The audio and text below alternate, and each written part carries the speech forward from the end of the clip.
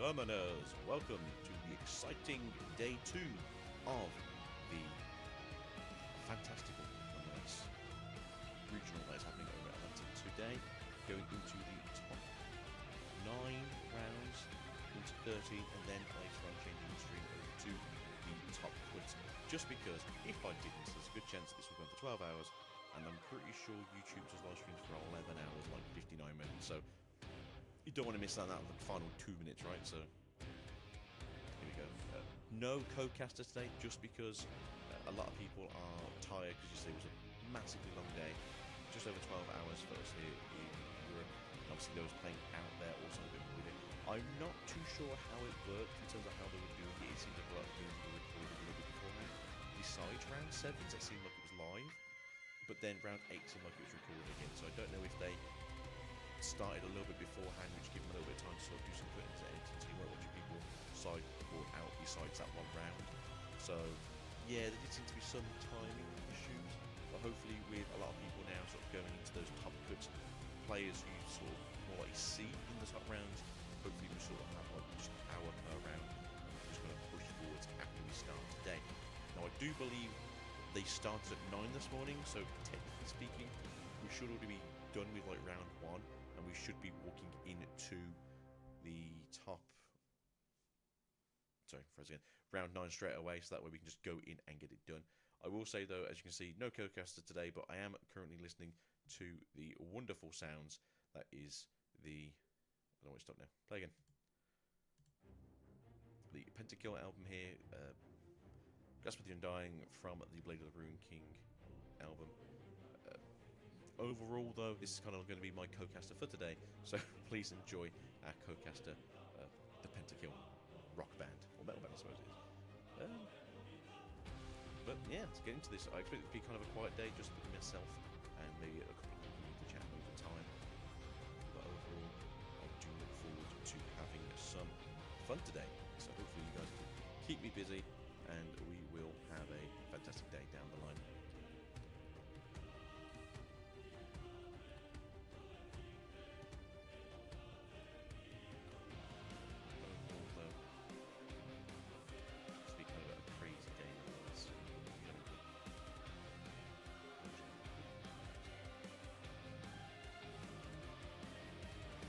Go over now to the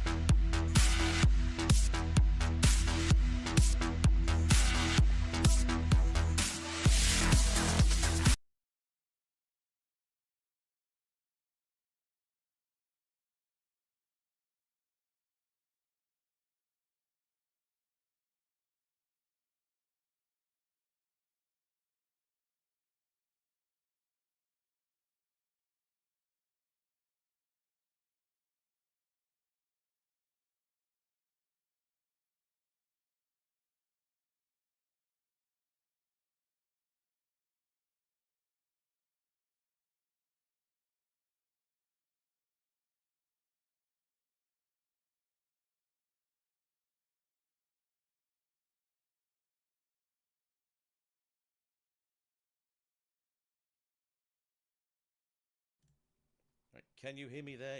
YouTube, I believe you can. Awesome to see here. I'm looking forward to seeing how this goes today, and I should probably get my back end stuff actually sorted out.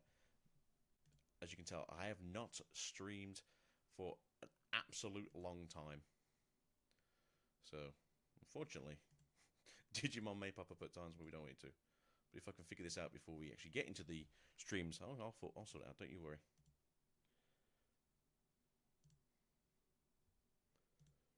But overall, though, I am super looking forward to today. Hopefully, we see an amazing top cut. But overall, we're going to see some amazing players. We're going to see some great players today. We always see some of the best over there in, I suppose, the States, really.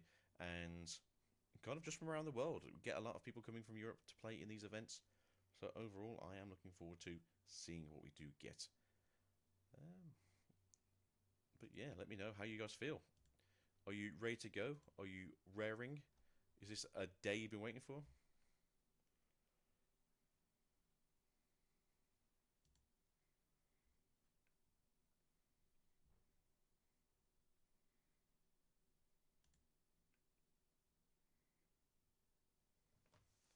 Although I am super looking forward to seeing something cool. We do know that there are 6 current unique champions available out there to see. If I can find it quickly, I will let you know. I'm pretty sure it's Annie is one of these. It's Annie, Draven. Who goes to Draven, Annie, Kaiser, Azia, Aurelia, and you saw our boy Colin take it to 8-0 in the final round yesterday with his set. So, overall, let's throw down those Fists of Fury.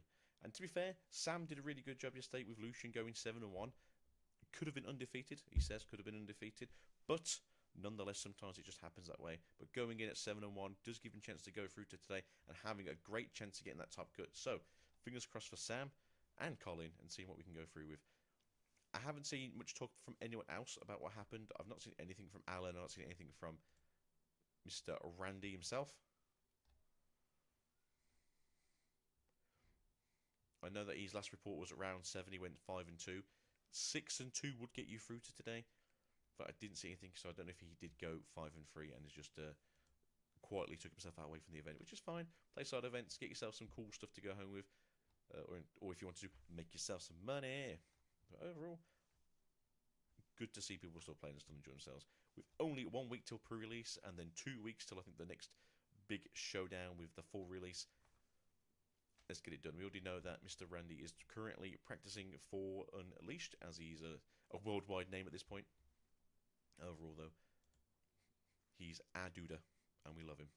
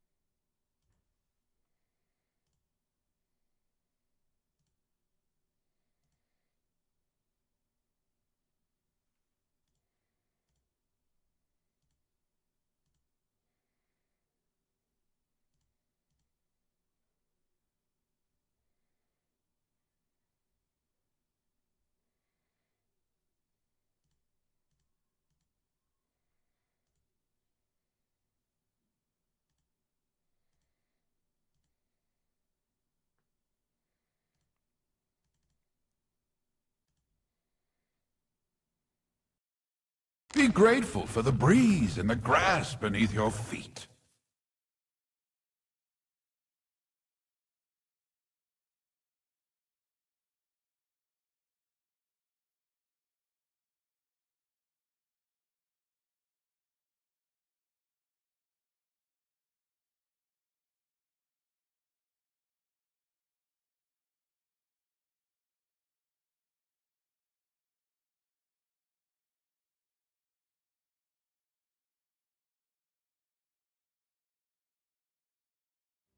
Be grateful for the breeze and the grass beneath your feet. But hopefully those 5 seconds will keep you guys interested and interactive with what's going on today. Hopefully, again, we just have a quick jump in, get like a quick 5-10 minute little sort of chat going with the presenters, with little statues to be fair, and we just start going into round 9 because I don't want to have a hour and a half of nothing listening on the end. It felt like an hour and a half of nothing. But again, I'm just hoping we can start pushing through, showing them that we want to, watch these and just have a great time. But yeah, here we are. So it's time really to get some education going, some fun stuff going, and as well as just having a good old time in the near future. That is the Riftbound finals. Oh, it's gonna be a long day. So then. Set would be fun. It's really awkward for me to sort of pick what I would like to see and who I would like to have in terms of what's going on in the background. Unfortunately, set would be really cool. Maybe get Lucian going to the finals next year really well. Just so that way Davatron can tell us, hey, I was right, you were wrong, and now you've got to deal with the fact that we do have a Lucian that's pretty darn good. Although when we do get to the next set with Red from the back, Lucian does become a little bit cooler, a little bit calmer in terms of how you want to get in and out. If you do have access to those fun things like the Skyfall and the Triforce, you are just holding and gaining on the Conquer 3 points. If you can somehow prevent this pursuit across to the other side, you can then get another 3 points, and then if you sit there and hope your opponent can't get you off the battlefield, you just win the game. So overall, I can see Lucian being a very fast and very accurate deck, like turn 3, turn 4, winning games. So overall, I'm down for it. Are you down for it? I'm down for it. You're down for it. But hopefully now with the final few minutes of this game, we shall have a grand time, great grand time, and showing off what we can do. Please do not be here for an hour and a half. I am already ready to open my first beverage of the day. Non-alcoholic, this is YouTube. We don't do drinking here. Not properly anyway.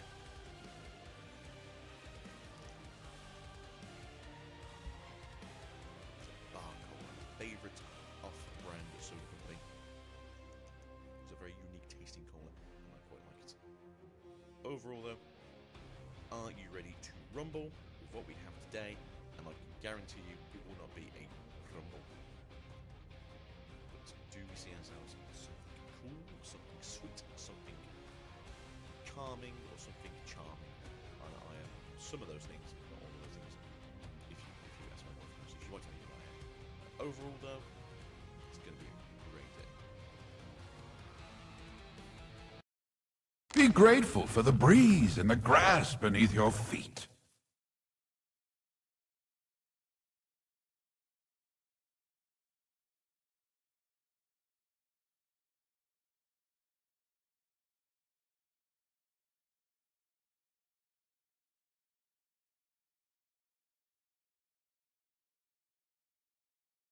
I promise I'm professional.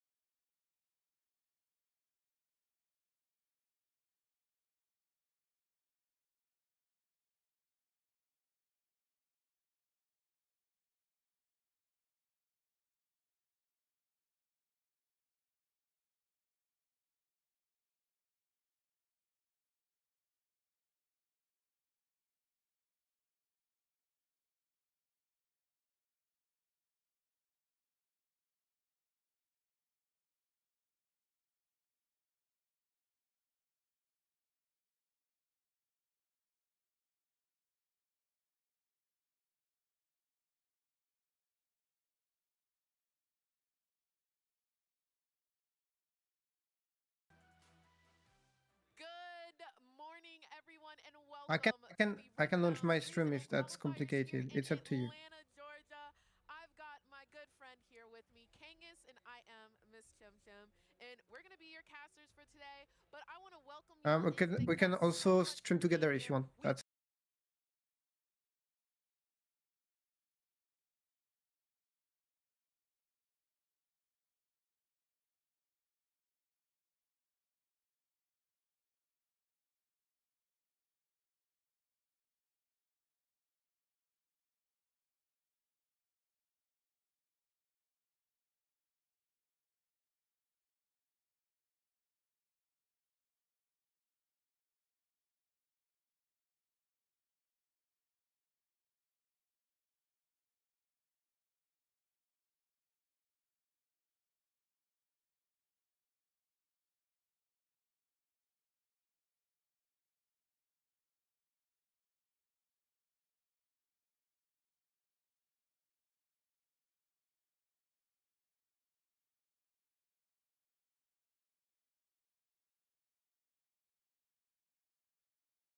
okay.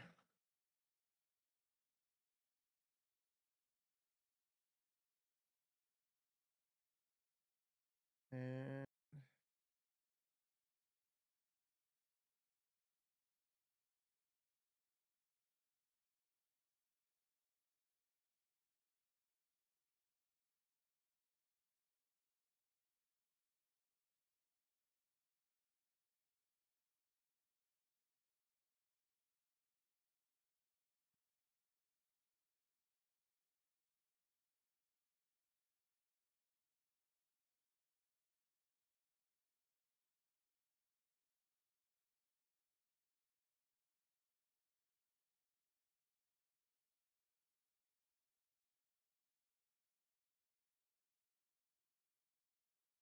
sent you the ninja link.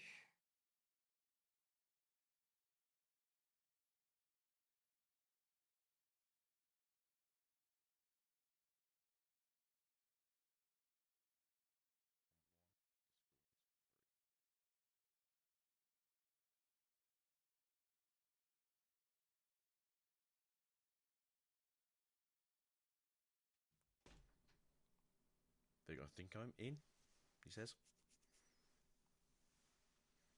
I go, do you have a ninja link? I am on YouTube.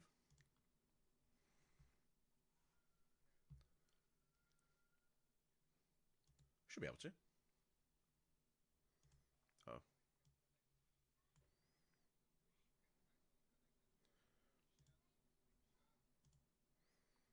Say if you want to do the Twitch stuff and I'll do the YouTube stuff, that's fine with me.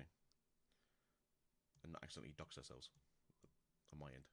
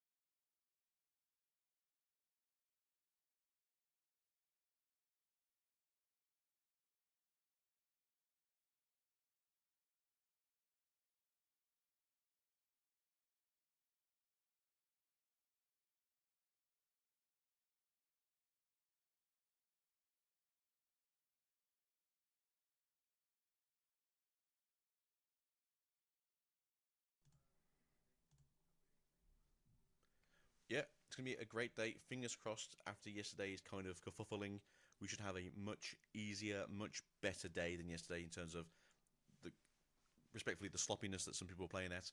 So we should hopefully be going in. That's not A plus, is it?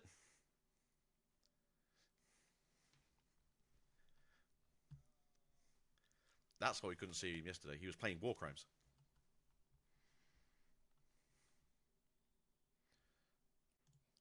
I don't know if he's Riftbound Plus, to be fair.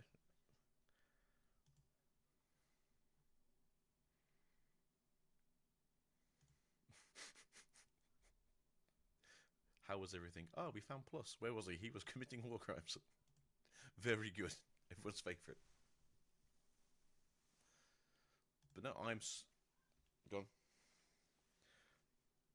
He doesn't talk about Victor. Normally he talks about Fiora, so I was expecting to see him playing Fiora at some point yesterday, or at least him saying something. He hasn't said anything today. He did pop up in the chat on the Runes and Rifts at like 20 to 4 this morning, just saying it's crazy what's going on with the Chinese regionals, so hopefully we'll come back with those in the coming weeks. But right here, right now, round 9, we've got 6 undefeated legends. We've got Draven, we've got Annie, we've got Azia, we've got Irelia, Kai'Sa, and you saw our man Colin yesterday taking it 8-0 with that set.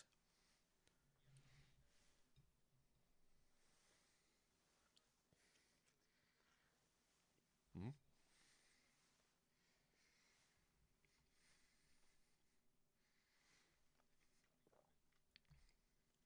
Oh, definitely a good chance.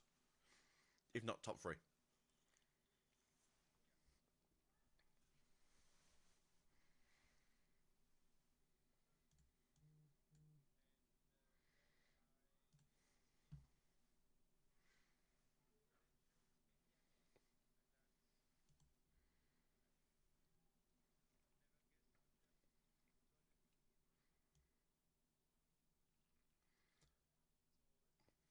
Yeah, and he's an odd one because obviously it's just very unique, and people have been messing around with the builds, and you've seen a lot more aggression coming from it with that Rek'Sai version we saw from Dany yesterday, which I hadn't heard about until yesterday.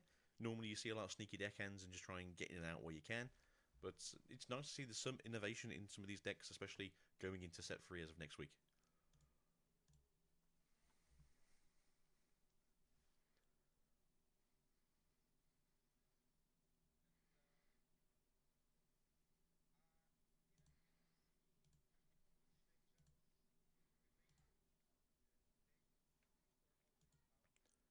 So I don't think they've been shown just yet. I think we're going to be talking to it soon. V's or VVs. So hopefully we'll find out very shortly what or who is still in the running for some contention. But overall, I'm looking forward to this day. Today's going to be a fantastic day. Everyone's going to be fighting for that right to party at the end of the day. Best not work.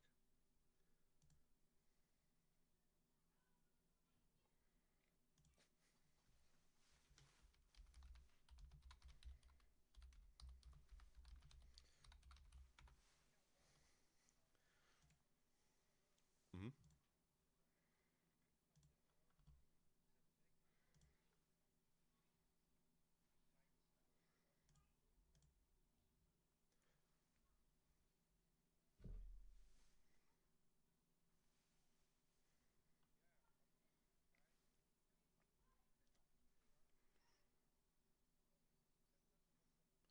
I'm seeing a lot more of this. This is what a lot of people have been talking to me about in the last couple of weeks, where people were saying like, "Hey, if you'll start playing Fiora, you're playing less of a equipment build." Free Karma, I dislike that. It's a bit of a weird one. Obviously, buffing and recycling makes sense in this deck, so in and out, in and out. Set Brawler, perfectly normal. Call of the Week, sorry, Call of Glory is one of those odd cards that you normally see like as a one of in this deck, but as a two of. Makes sense if you're going to be buffing and recycling things here. Matron is normal. The Unsung Hero is normal. The BS Swords are normal. The Pit Rookie is normal. The First Mate is normal. Everything here seems fairly normal, although they aren't playing the Mighty Fiora, which might be the odd thing out here.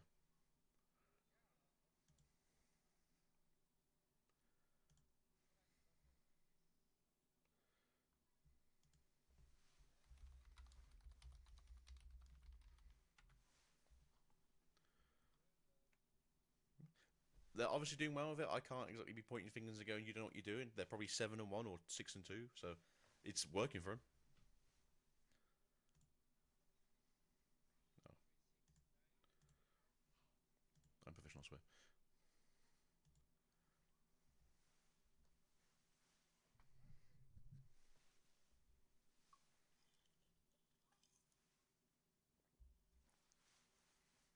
Yeah, I guess since they aren't playing the mighty thing, the equipment there might literally just be for the unsung hero, just to constantly get the draws going off.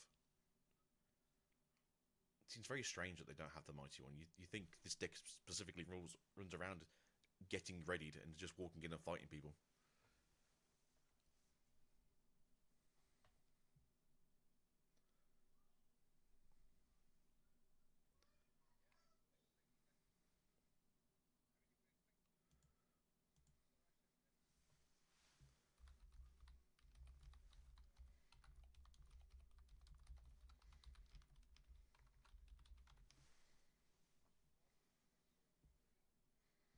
Mm-hmm.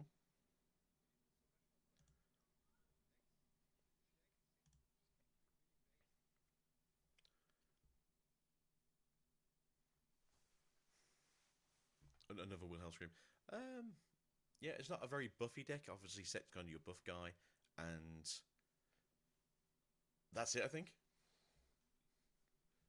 So you have your 5 might buffed set walking in, popping the buff to get a draw.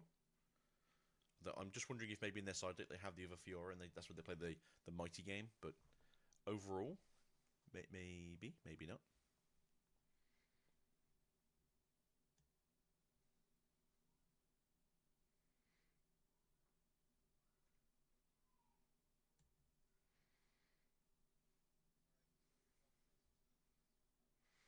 No, it's too blonde. Way too blonde. Yeah, he's just like his son down in Florida.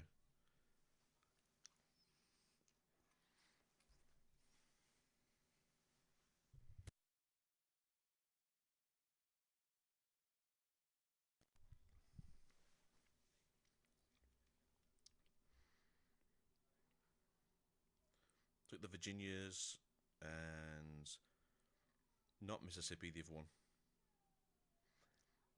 Wisconsin, I think, is also quite north. Whether Philadelphia is. We had this conversation yesterday, chat. If you're here wondering what's going on, we don't know America very well. Pyro time, getting that gold going.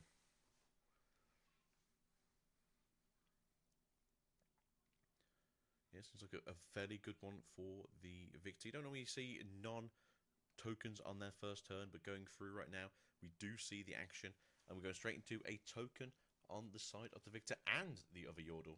Going deep now.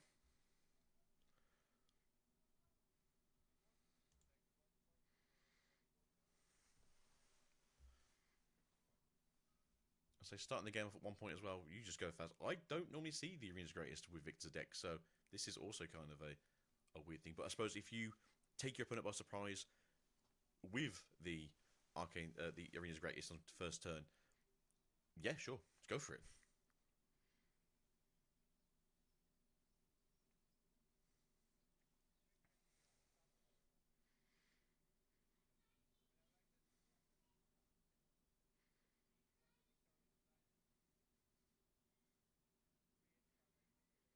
Yeah,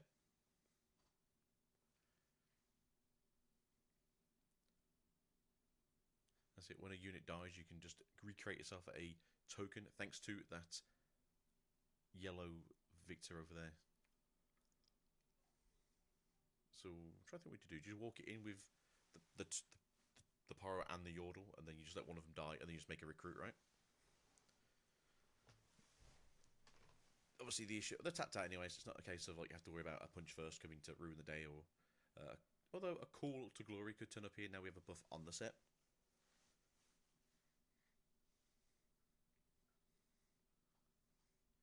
Okay, all right, guys.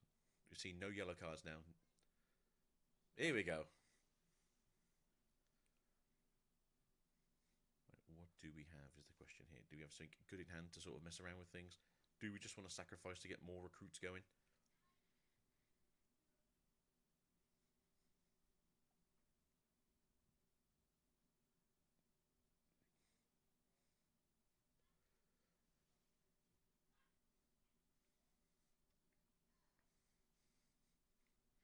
So do you just walk the recruit into the monastery and just get a point early? Oh, a gold's a goal, baby.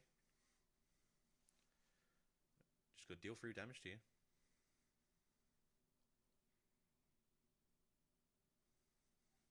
Okay.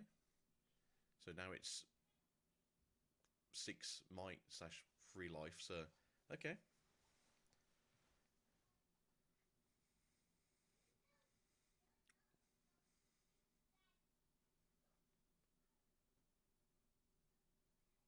Seems a little bit agitated now. I don't know if he was expecting someone to sort of pull that out. I've just noticed that these are both 7 and 1 players, so these aren't currently the top cut, but they are definitely some of the better players going into today.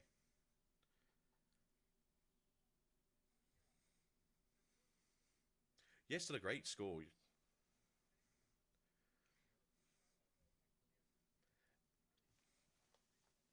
Yeah, 7-2 is also going to be good after this round, but again, like you said, 8-1, good into this. I think it is a case of 11-2 can still get you into top cut, depending on how many buys there are.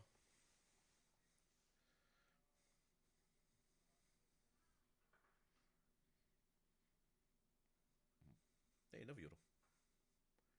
Right, I still feel like you should probably get another point, just get the points going. None of these decks really benefit from killing things, so it's not like you're giving things away. No extra draws, no golds. You know, take yourself into that battlefield, even with just a recruit.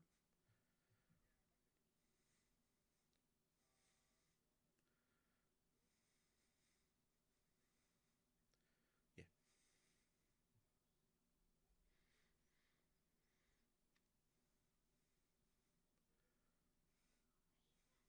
Okay. A gold's gold. Yeah. The other players that better than us, but overall, I do know Victor can be quite power hungry, especially with all those spells later on. So gold is key, to be fair, with Victor. Say now you walk. The issue I have here now is you're in a bit of a weird situation with the first mate, but overall we did get rid of that call of the week. We know it's only 2 of in this deck, so there's only 1 more to look out for, and there's no current bust available till Set takes over this monastery.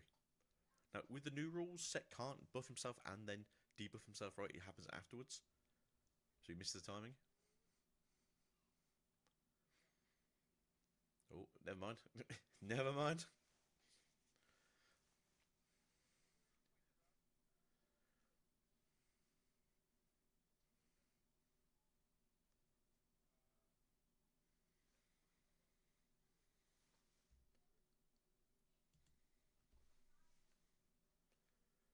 So, to be fair, that's probably why you're seeing a lot more pit rookies these days. You get the buff back, you can now spend it, you can then return the buff, and this is how it's meant to be played. May have just seen there, that was the deft grip in hand, and not a deft gripped hand. So, I might see some interesting stuff coming down in a minute.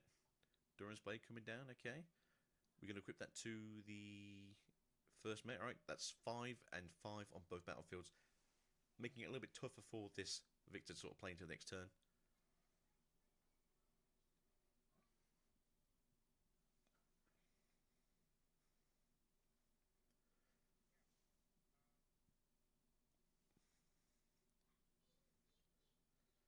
I say they're still quite early into this game. They could maybe have a singularity in hand. That's probably the only thing I can really see being an issue for Fiora right now, just because Victor's kind of game plan about this point is if he has units, just kill what's on the board and then walk out. You can walk out the Yordle and a recruit if you wanted to, just to have the tank first. And then your recruit is not trading at all.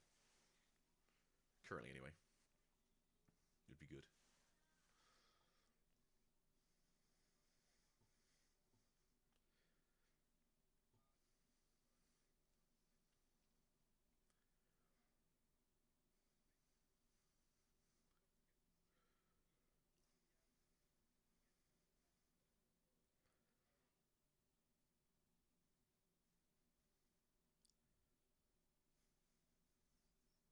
Or we could have a very, very early Imperial's Decree, maybe, and just walks things into the battlefields and kills things because you can't riposte that.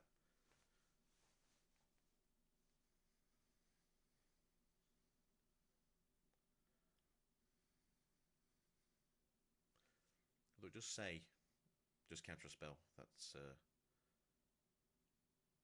oh, you can riposte it. I don't know why for some reason I thought that's a target, but no, there you go. Imperial's Decree. If they've got riposte now, they've got enough cards up, they can definitely counter that card. I think he hasn't got it. That's the problem. And then do we also just have everyone's favourite Bellows Breath just to get the combo going? Kill the Pit Rookie, kill the set, walk out the recruit into whatever battlefield's available, and then just start getting points.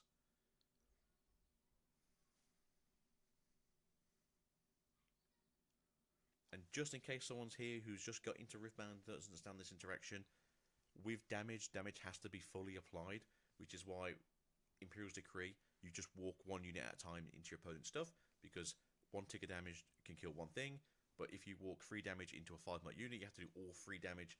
That will still kill the unit.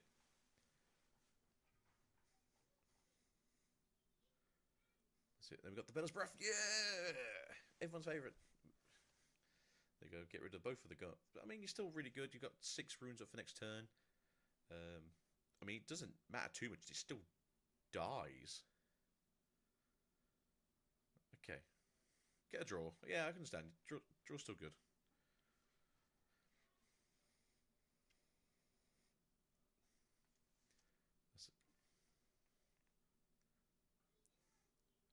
There. Oh. Going 6 point if you can hold, yeah.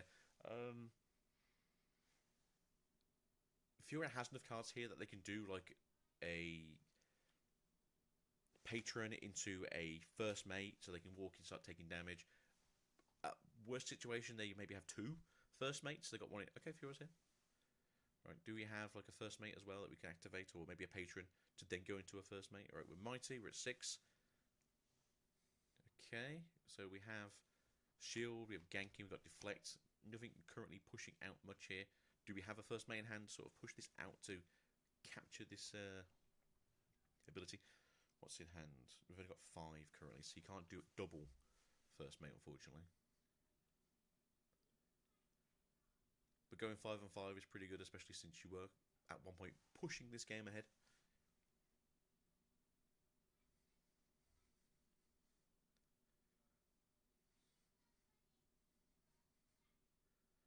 I was hoping today would be more of a hand cam day so we can kind of have a nosy what's going on.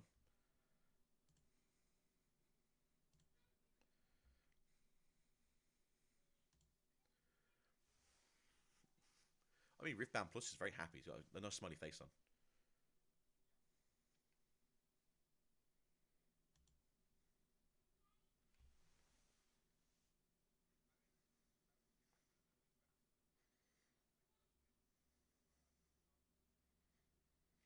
I mean, this is the situation now. Do you have another Bellows Breath in hand? My opponent is tapped out.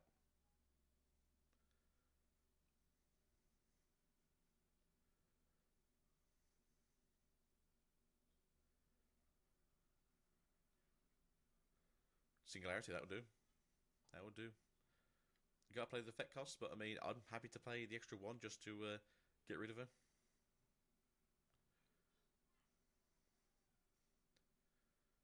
I'm gonna say that's pretty game, to be fair. Yeah, that's it. I think it is game. By the looks of it, they've agreed to it. Very good. I mean, that's why I call this deck a War Crimes deck. You just get in, you kill everything your opponent tries to do, and you just hope they haven't got an answer for it. Essentially, are you playing against green or purple? No, I have a very good chance of winning this game then. Yeah. Oh, they've already recorded this. Fantastic. We're going to have a great first round, everyone. If it goes super quick, which Victor can do, we might be getting both this and the backup match as well.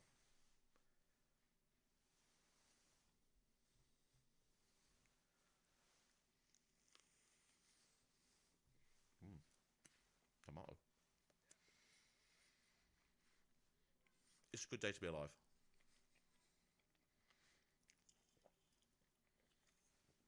I'm just gonna check the internet and see if they have actually posted what today's they have. So today's Draven at 70, Aurelia at 40, Master Yi at 24, Kaiser at 19, Victor at 17, Azir at 16, Lucian at 16, Annie at 13, Darius at 11, Ezreal at 8, Ezreal at 10, Fiora at 8, Rek'Sai at 7, which I'm surprised by, 7 Aries, 4 Teemos, 4 Jax, 4 Sivir, 4 Rumble, 3 Jinx, 3 Lee Sin, 3 Miss Fortune, 3 Ornn, 3 Set, 2 Lux, 2 Volibear, 2 Yasuo, no Renata, no Garen, no Leona. So those bests have already been given out. God damn, alright, we're throwing this down early.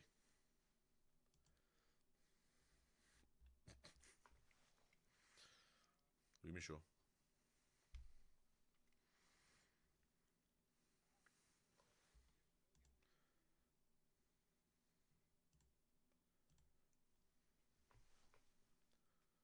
So, yeah, let's do Wages of Pain. We're just going to poke the...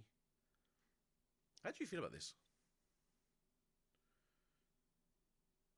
Because part of me's like, do I just poke the the Fiora, and then walk in with the recruit? I know, like, they're probably just thinking, hey, I'll just kill something, it's fine.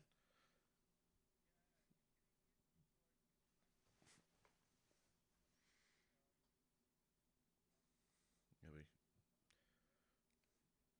Do they go Treasure Hoard, get the point, and then do they do the Colour of the Week that we can see there? So at least go, like, get your points in, go 1-1. You're going to be a turn down because you can't make a recruit this turn. Oh, he's passing. Okay, then. I feel that's a bit of a weird one because if there's any way to go Mighty, then Fiora's just going to get across and killing the recruit, which isn't, you know, like the worst thing in the world for the victor, but it does put you behind a turn. And obviously every turn then that Fiora is going to be taking the extra points.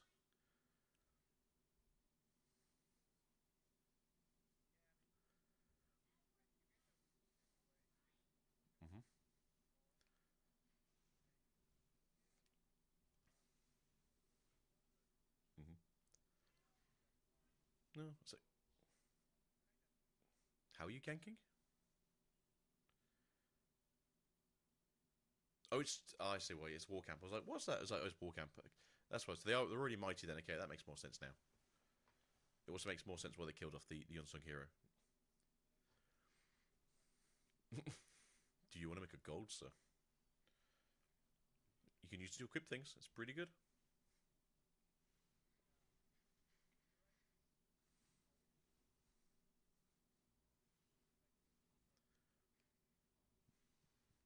Yeah, say I always love Fiora because Fiora's always a very good deck that basically whatever you spend, you normally gain back on the same turn.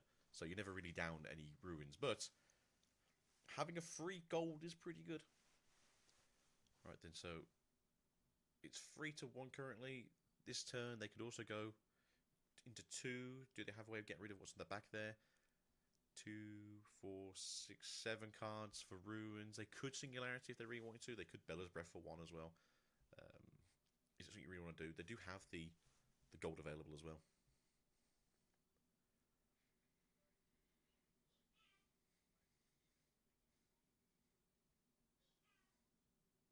I'll be down for that as well. So use those gold as early as you can, so that way later game you just got...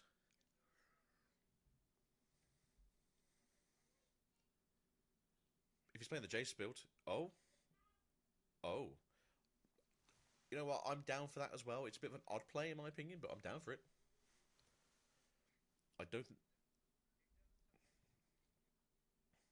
Yeah. But I mean... Yeah, do it. Activate it. It's free. I don't mind. I don't hate this because you're just gaining so much advantage in terms of tokens every turn now, so it does become more of a fight, especially on the war camp.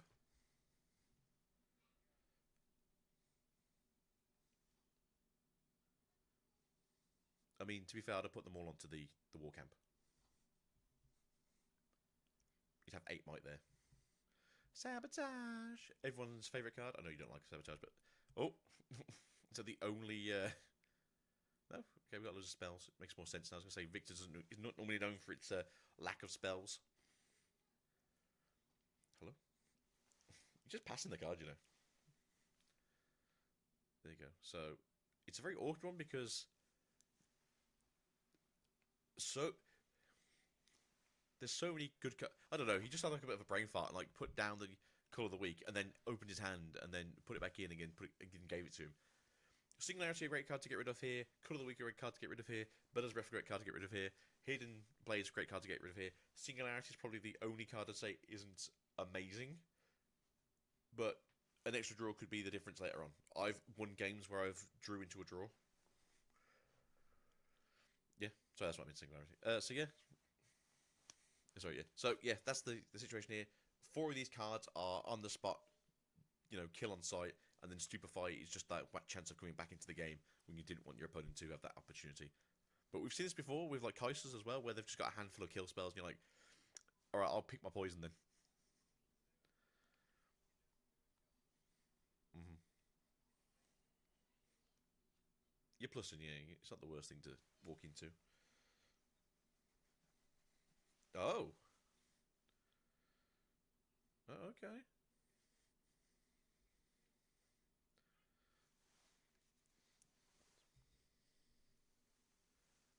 Mm-hmm.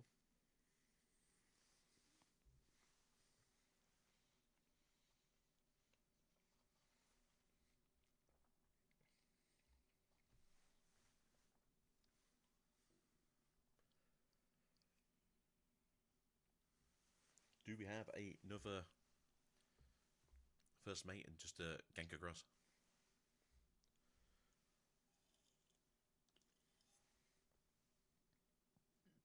Excuse me.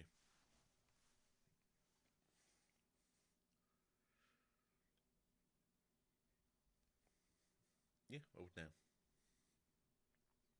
You gonna make another gold, sir? No, I'm gonna play this as a set though.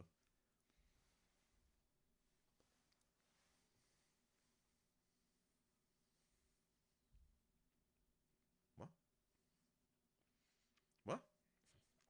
So I've got the casters in my ear, and it's just like, no, this is like the 4th turn, so no, there's not going to be the 3rd set you've seen currently this game.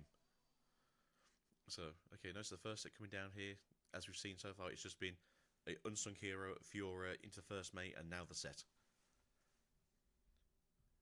I mean, you're in a good position here still. Singularity is just going to have a field day if he hasn't got a Riposte in hand. Never give blue a counter spell, that's all I'm going to say.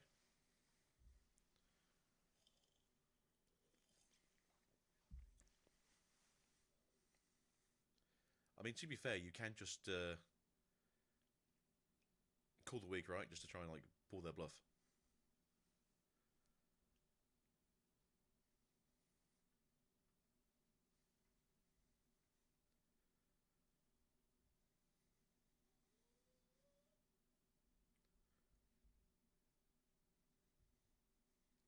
Victor is as fun to play against as it is to play, to be fair. It's not the coolest deck to play. It's just a very efficient deck.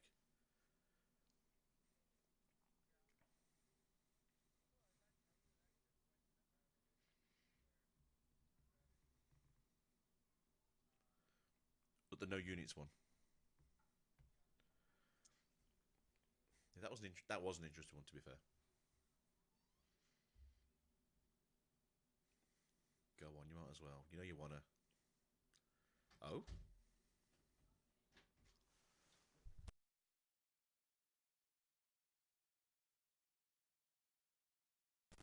So unfortunately, they didn't bait out the answer here, I believe.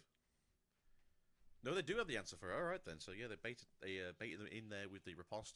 Riposte is now saying, not this turn. We've got one more chance next turn if they can draw another one. But it's good though, because you got to get rid of the Prost at some point. You do still have the Call of the Week.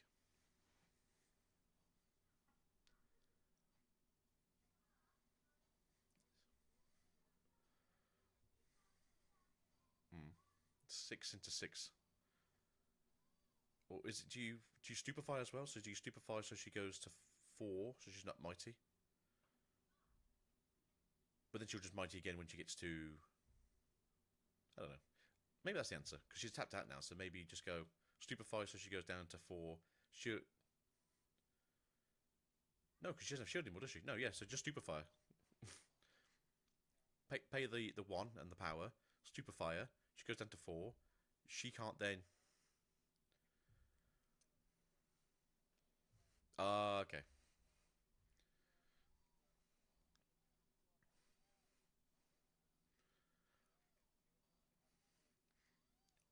See, that probably would have been the plan first, right? Stupefy the Fiora. No? Yes? Oh! Oh! No.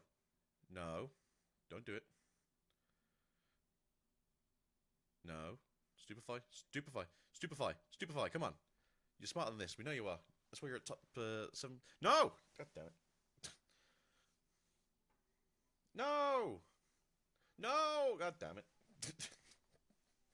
You're smarter than this. They're tapped out. Just stupefy them. Stupefy. Pay the power. Pay the 1. Get a draw. They go down to 4. They no longer have the ability to shield. You send 3 in. It kills 2 of them. You take the battlefield. Super simple. I mean, this is going to be an interesting one now, to be fair, and you could have still done it on the follow-up, where you just basically get rid of their battlefields.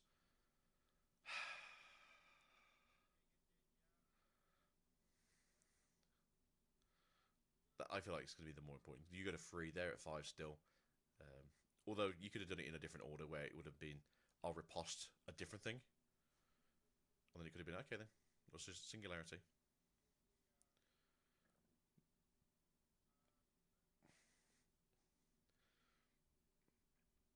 I'm hoping it's more of a brain fart than anything else.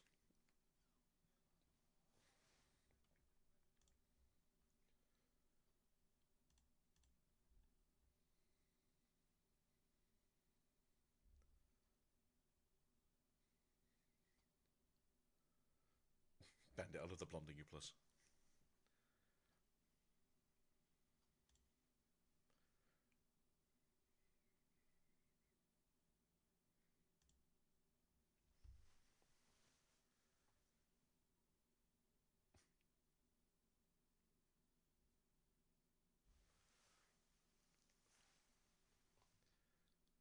So you're in a good position right now, as the victor, just to go to 4 points this turn. It's kind of all now on set / what's in the hand of Fiora to kind of like push around these decks. If they have a matron, they can just play that, get the first mate back out, ready the matron, and they can go to 7. And then you can play protect the set, I guess.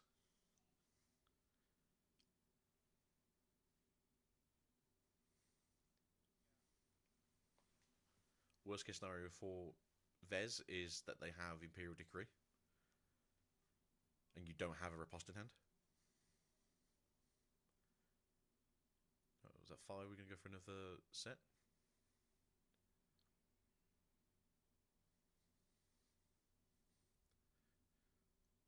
Popping it to go to 8. Okay, okay. Not sure, but okay. So go to there. Spend the 1. Get the gold. Okay. Not sure why you wanted to pop the buff, though. Good 9. I suppose it was just to get the extra rune, right?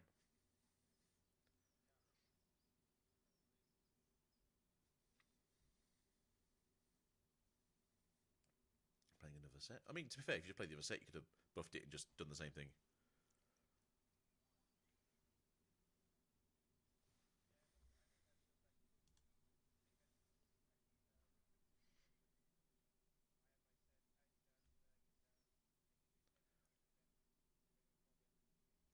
I mean, it makes sense. I don't disagree with that.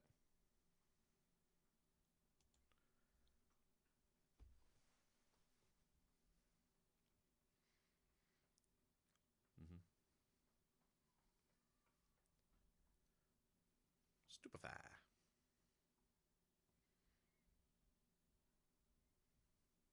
You go into 4. Okay.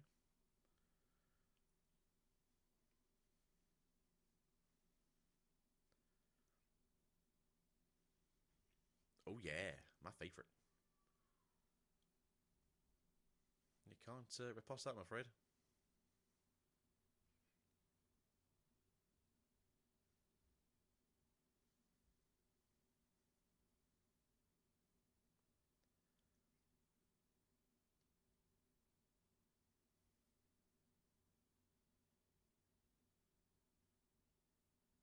Oh, okay. I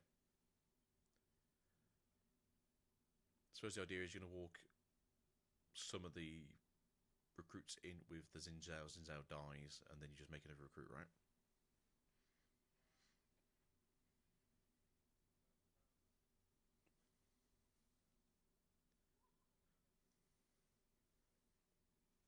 Well, right now, I think you're hoping that they don't either have a Call the Weak in hand, sorry, Call of Glory, or a Punch First. Because they've got the body rune still available to use. They've got 2 up. So you have to go in at like 8. You have to put everything in basically. So 4, 6, cool goes to 7. Punch First goes to 9, unfortunately. He's tapped out. I was going to say he does have access to the Bella's Breath, but he's tapped out now. What does he? Oh, the upside down yellow. I suppose he could do that. Gives it 1 extra damage. That would go 8 for 8 then if he puts everything in. If they do Punch First.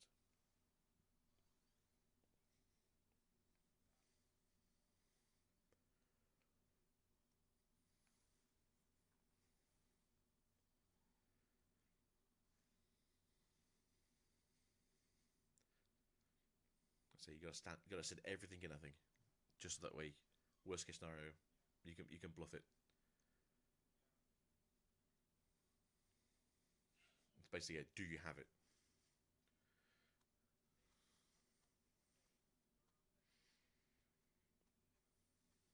Yeah. At this point in the game, you're playing against someone else who was good. Oh, hello.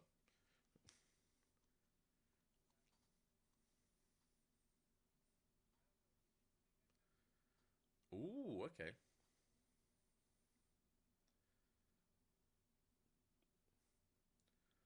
I mean, to be fair, as I said, if you'd have put everything in and then still Bella's Breath, you could have traded at least.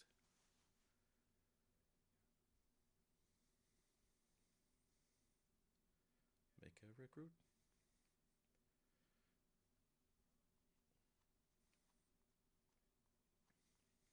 Yeah.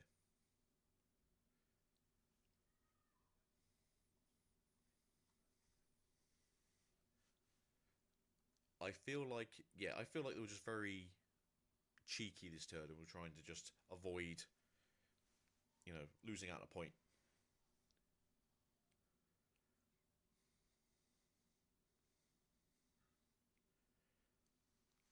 So with the armory, unless there's no raster I don't know about, you can just put the free recruits on to the war camp. And then it's 4 into 9. You've got access to the... Yep, and then do the armory, put all 5 there. Oh. I mean, yeah, 12 is pretty good. You're going to go 10, leave 1. No, one's already in the back with the Victor. Okay, alright.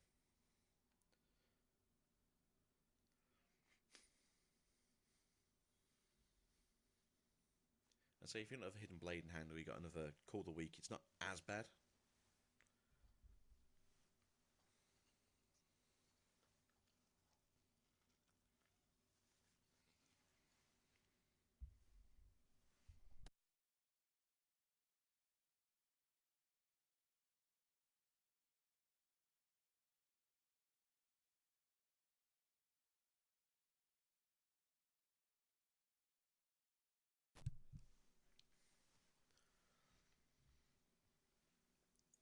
It didn't go on the Fury, yeah. There you go. Do we have a second in hand? No?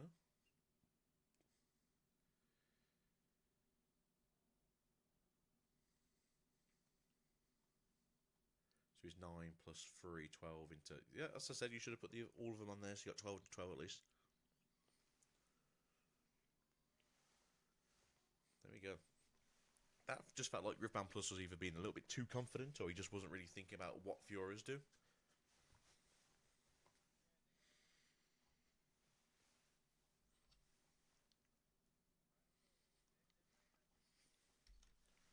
it did seem very like, oh, they've got nothing to sort of counter this. If your opponent has any runes available, always presume they've got something for you. A Gita's life lesson. Life, we made lemons. They will beat you.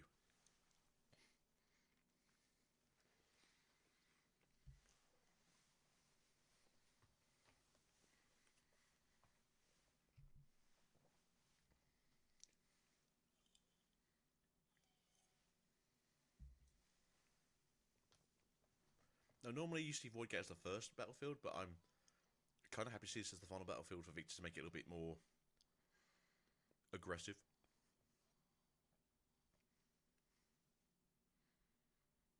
Well, hey.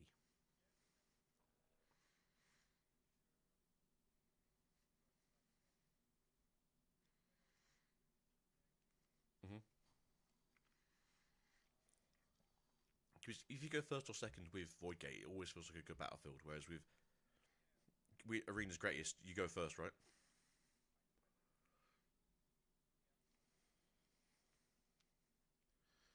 Maybe. But even seeing the Sunken Temple seems like a very weird one as the third one. You think that'd be your second one. Because you don't really want to be fighting a Victor with a War Camp normally. Hey, make some recruits.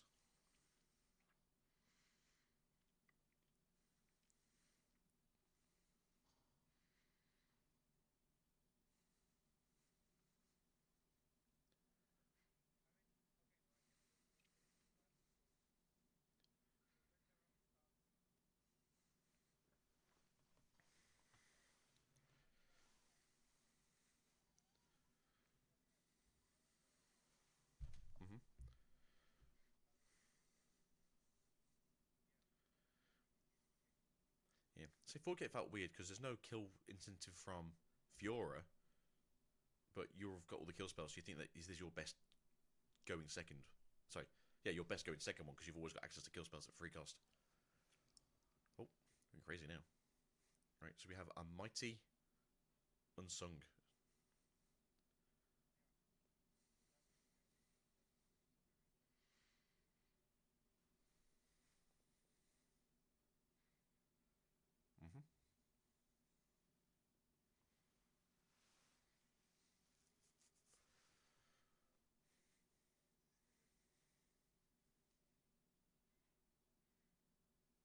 Of Sea and Imperial Decree in hand. Good for next turn.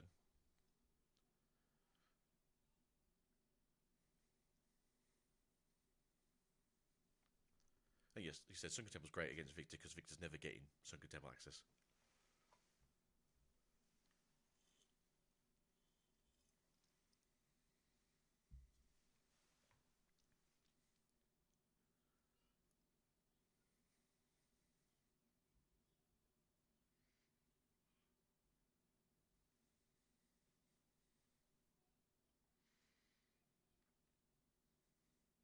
Sassy.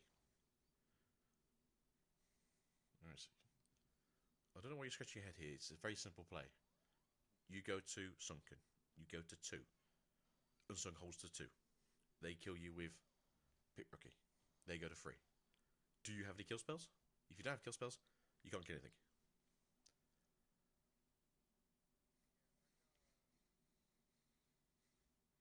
Yeah, which would be really good. Singularity, though, if you really just want to get everything off the board, which I don't think is a terrible thing. The issue, obviously, was if they have access to a Call to Glory. What was it called in Runeterra? Troll Call? Troll Chain. So, yeah. Do you have Riposte? You can't because you've only got 1 up. Do you have... Nope, everyone's dead. Alright, very good. Troll Gift.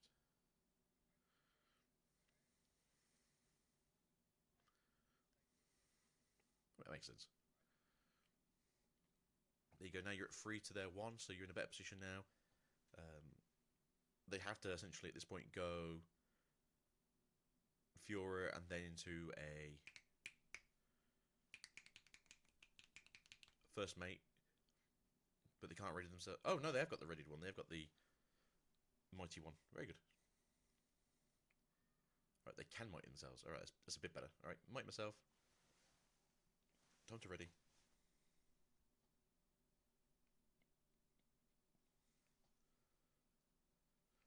I still like this. You're at 2 to 3. You know, you're still in the driver's seat. You're going to go to 4 in a second. They can only go to 4 if they can take both battlefields the following turn. You're in a fairly good position right now. You should...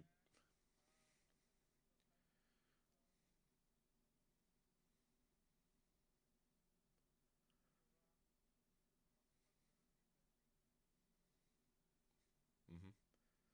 He's got Imperial Decree in hand. If he wants to, he can just walk in and kill it. Doesn't really matter too much in terms of aggression, but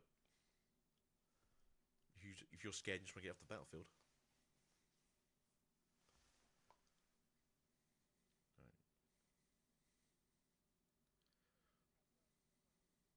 I say we see Call of the Week there. You can just pop the thing in the back because they're not going to kill the Fiora. Fiora can't really. Well, Fiora doesn't have ganking for one, so she can't just pop across. So she has to leave the battle area. So she's going to be down a turn. So make a token. Call of the Week. Kill the token. There's also another factory manufacturer there to...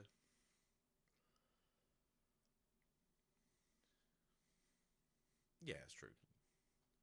Okay, that's 3. Okay.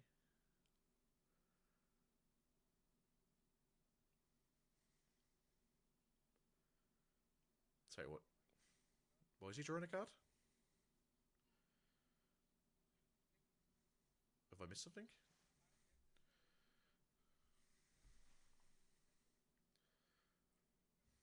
Yeah, he's got Watcher now. Why did he draw?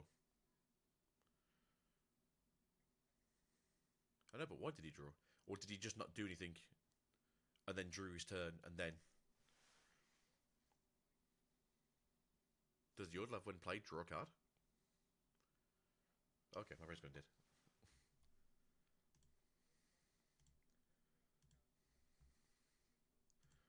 Oh, that was a tanking one. Oh, he has a draw as well? Whoa, that's way too good. Just shows how much attention I play when people play this Yordle.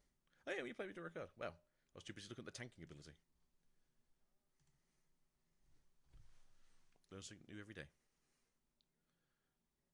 I play Victor, but I don't really play. I don't play with that Yordle for whatever reason. Now I should play with that Yordle. I play like the gold variant of Mr. Victor. But otherwise, no, I'm not a blue player.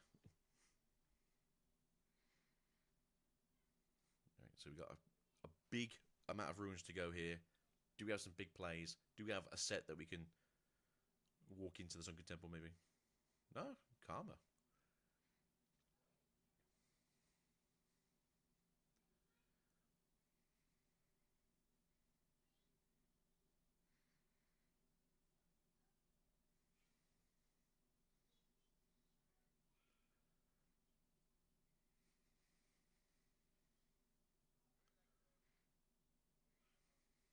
Mm-hmm.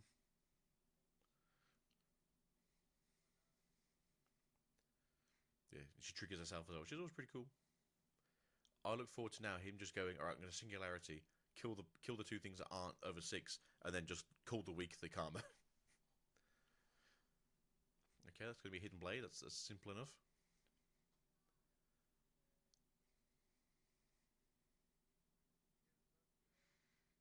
You buff the Karma. No. Oh. No, she's not. Uh-oh. Alright, we have... Well, I know you can't do it multiple times, like, it has to fully resolve, because we had that issue before when we was doing one of the skirmishes, where she can't do multiple buffs per multiple recycles. Yeah, I don't know. Alright, what's the plan?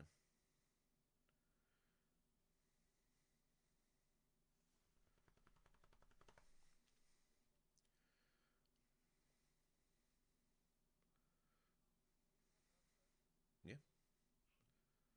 Alright, so it's 5 to 4. I'm just going to go 6 to 4. Did you pass? Don't pass. Jesus Christ.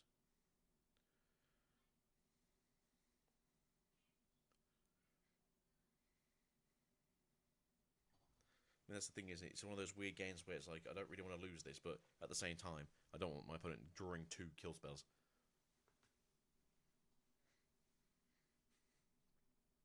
Right, what we have in here? Anything good? Anything live? Do we have... I'll just do Bella's Breath into Imperial. Just bait it.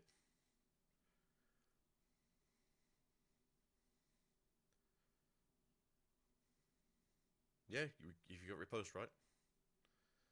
If you've got it, you've got it.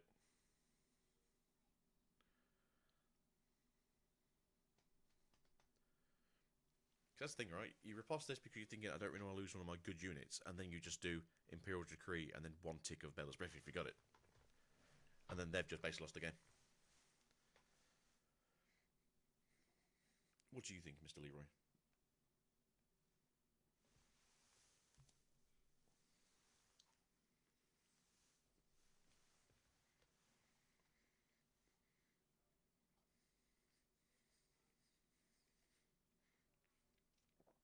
Mm-hmm. Mm-hmm.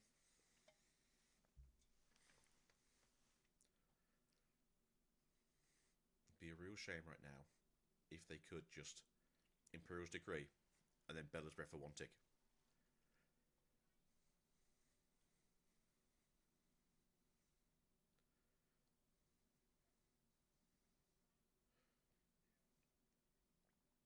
Okay, I guess they don't have it then. Alright.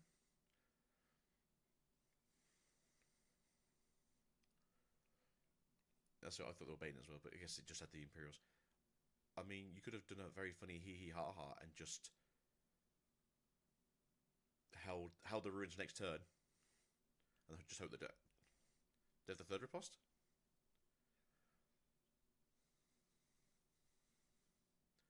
Uh-oh.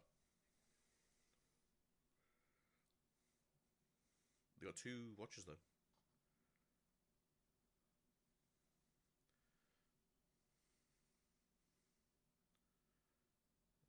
Let's look at the Stupefy. No, you look at the Stupefy.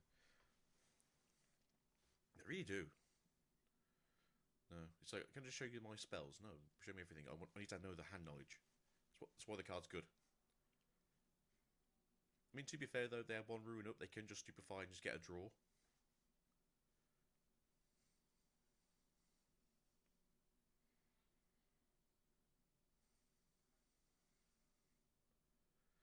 Yeah, it's got to be Imperial Decree. Because you don't really care about the shield next turn. Stupefies, does whatever it wants to do, and then you can't really stop the 2 watches anyway because you can't get rid of them. So,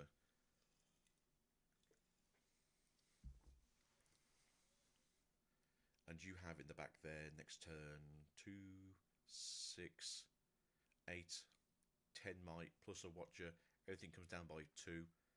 I mean, you've got the game if they can't power over you.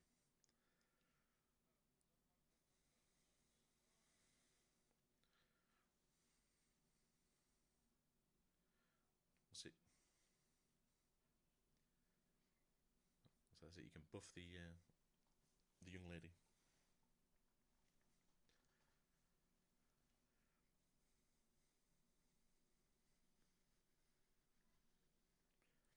He knows he's got the Stupefy, so maybe he's wondering, if I walk the Fiora in, can I then recycle again to buff to go to 5 to get the trigger off, maybe? I'm playing 17-dimensional chess here just for the sake of it.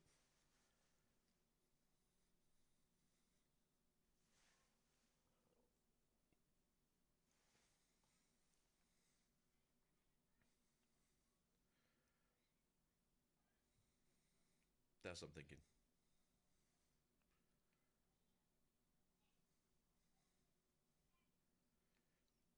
That's what I'm thinking. If you just walk the Fiora into Sunken Temple, they will Stupefy to get the draw. You go to 4. If you've got anything in there that causes you to recycle a ruin, you can then buff it.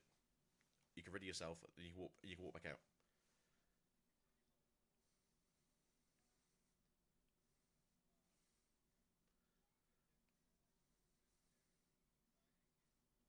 That's it. You're spending the superfire on a turn when it doesn't really matter, and you can also get yourself back out safely if you can recycle.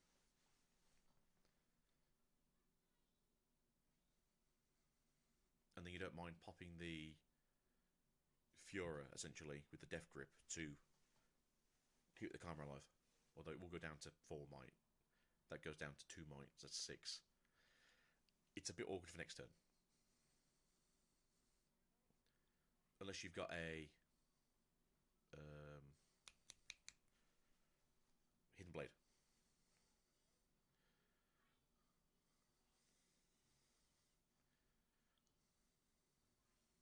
Maybe. Oh yeah, if his buff goes down to 3. That's now 9. That's now 7.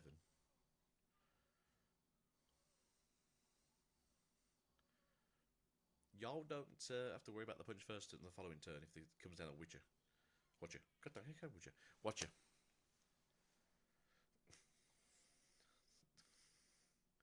Stay back, foul beast.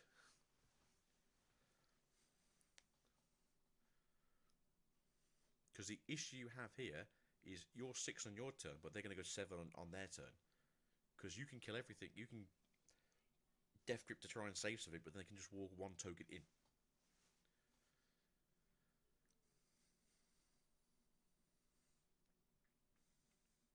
I mean, to some degree, you can just Hidden Blade if you got it in hand and hide it, and then just wait for your opponent to walk in next turn. Alright. Accelerate that Watcher. Accelerate that Watcher. Scare your opponent. Remember, your opponent can have anything available with 4 runes up.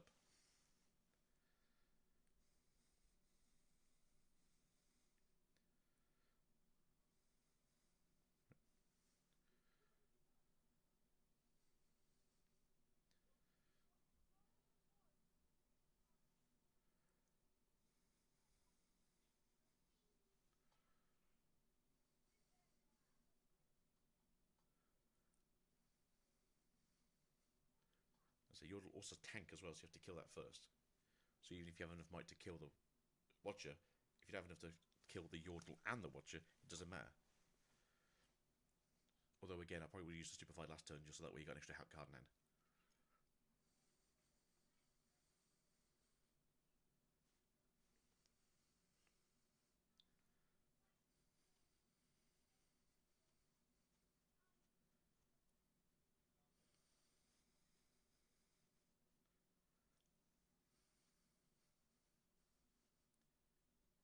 I say the only thing I can think of right now is they've either got a Call of Glory in hand, and they've got a Punch First in hand, and they've also got the Death Grip, so they can just essentially go all might in.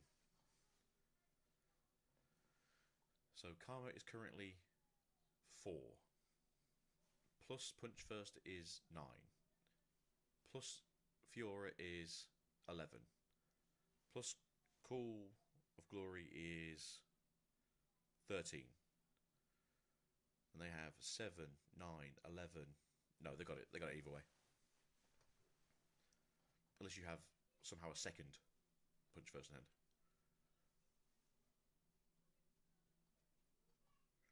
So you got 3.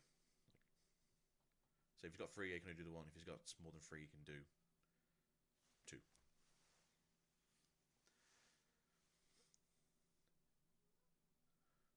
Alright, son.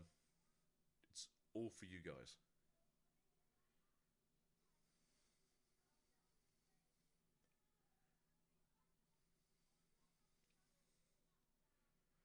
All you have to do is be bigger than your opponent.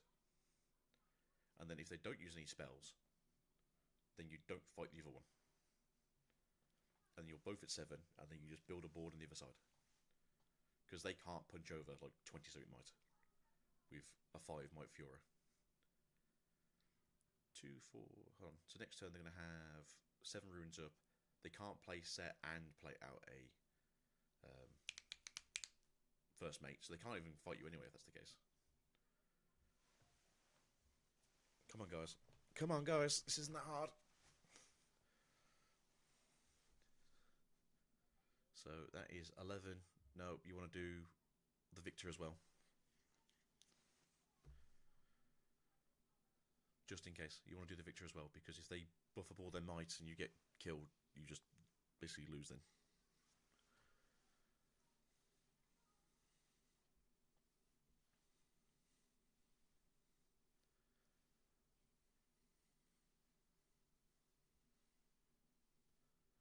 What's a triumph?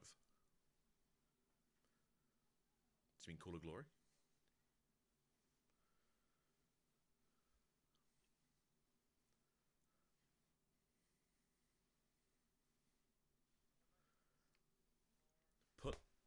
Put the victor in, because they cannot do enough buffing to keep them alive if you put the victor in as well. No, god damn it.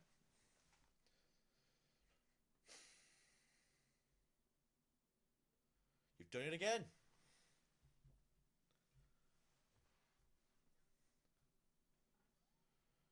Put the victor in.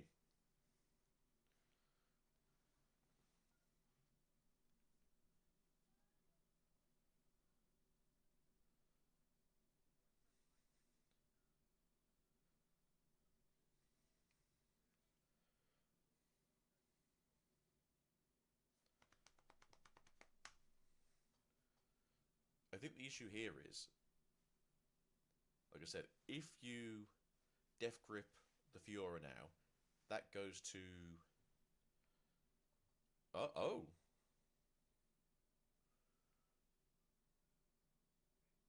Okay.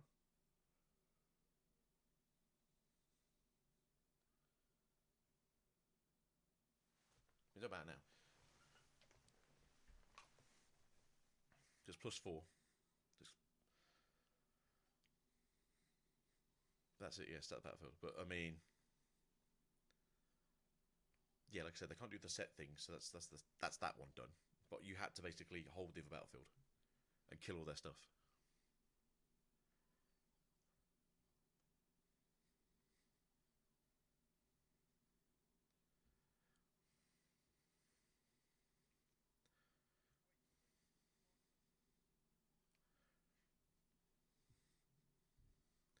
So now they do have access to 2 punch firsts.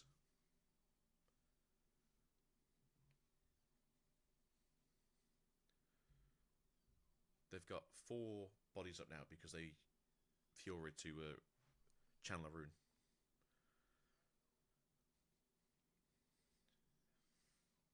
Yep, there you go. That's what you gotta do. Yeah.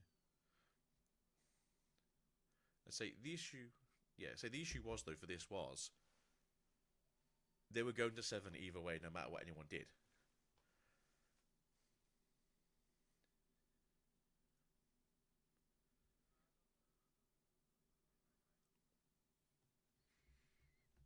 It's an awkward one. So currently on the battlefield is 11, 13,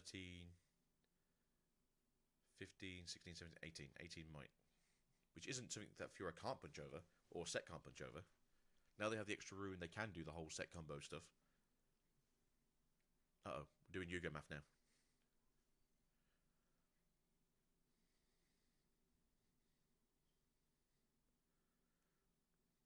We got a Set, we got a Set. Set becomes mighty, you can then ready it. So okay, he comes in at 5, buff it to 8.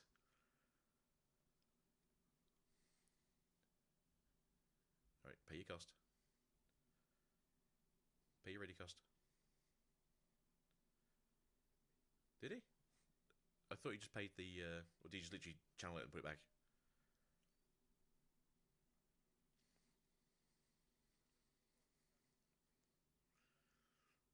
He's paid the cost for Set himself, but he hasn't paid the cost for readying him.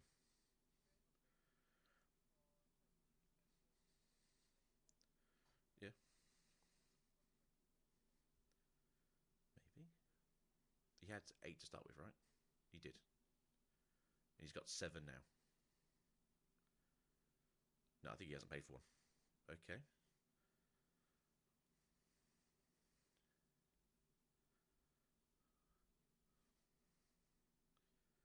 He's got a punch first in hand. But I don't think he paid the recycle cost for the thing. It doesn't matter in terms of like the gameplay currently. Alright, so he's currently big. So 4, 9.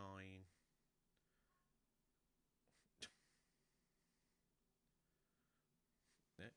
Can you punch him? You can punch him. Woo!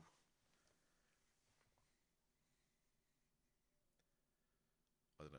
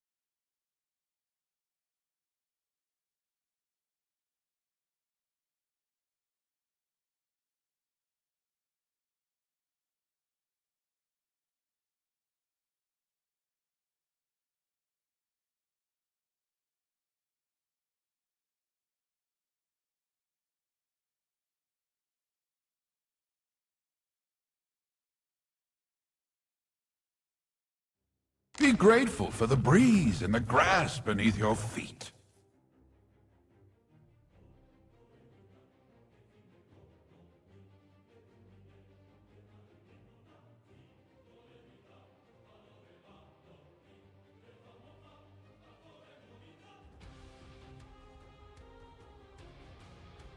I'll just turn myself up. There we go. So, yeah, that was a fairly good, and I've really got bread on my face. Dragon. So, that was a fairly interesting round 9. The victor did kind of feel his own oats a bit there. Didn't really respect the fact that there was multiple ruins up on the side of the Euro in a deck that has multiple ways of just going like, no, I'm bigger than you, or I'm going to ignore what you want to do. First games of the day, I understand people just woke up and they're not really thinking straight, but it does seem really weird that they just weren't trying to sort of push through for like a different plan. But you know, best player wins at the end of the day. He's now 8-1 going into round 10. 7-2 for the victor. Is still a fairly good position to be in, as he can still go up into the final top 8 with a 11-2 record, I believe. Although you got to be careful people with ties. So 10 was to be 11-1-1 would obviously be better than 11-2. Overall, it is what it is, but it's good to see. Should we go see the interview now?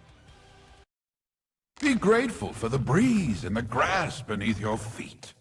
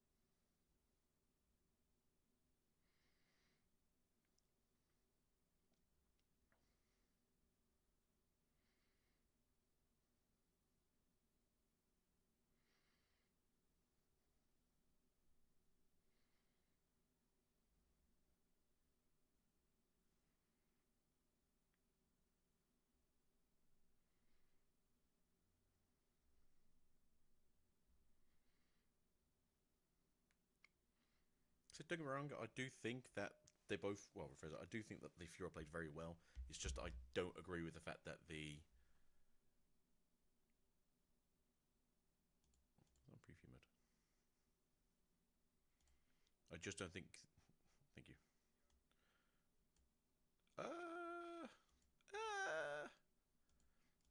I think they could have played better. Try to figure out, am I on here? Do do do do do do. We get echo.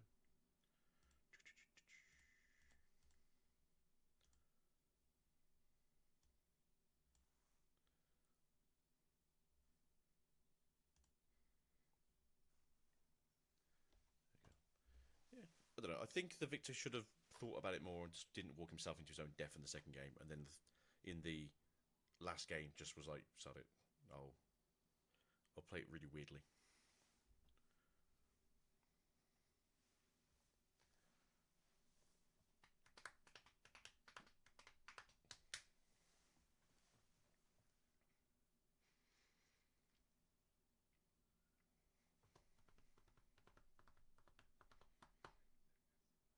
Yeah.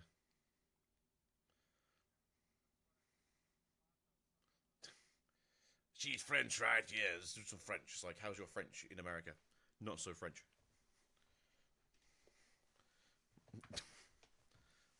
Monsieur, monsieur. What you do? Bonjour. Well, ça va? No, my French is not good enough to have a conversation.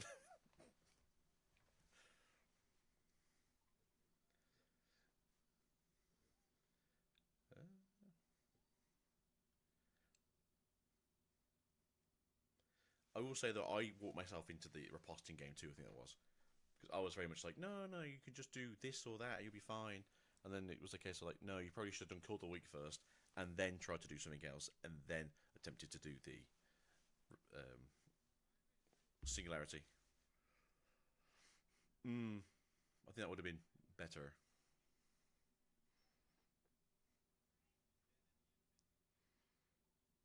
Yeah, because it was Stupefy, Call the Week, and Singularity. Because what was it? No, yeah, it was the yes. Do the Stupefy, get her down to 4. She's no longer mighty. They're tapped out now because they just used the last card to riposte. You then walking with 3 units, you kill that Fiora, and then that was it. That's one of the weird things that they decided to do in that game.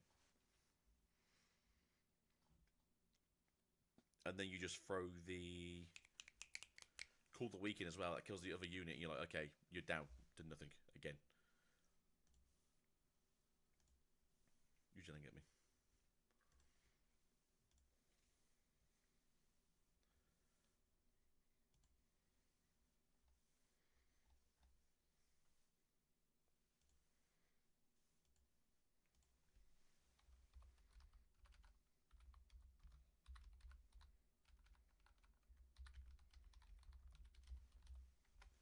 Although I'm very hopeful today because we're having a good early round, that we might actually have a very consistent day today.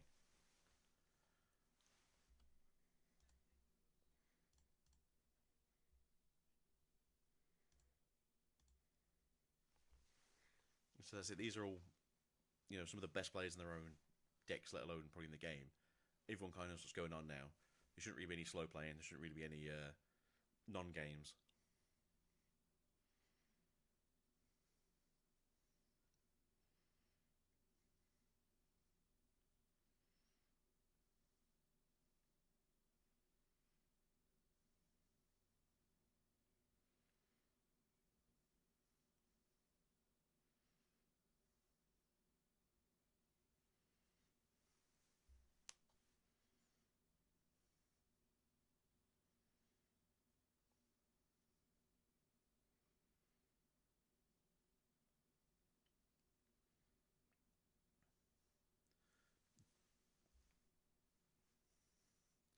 To be fair, this was a very weird next turn, to be fair, after this one.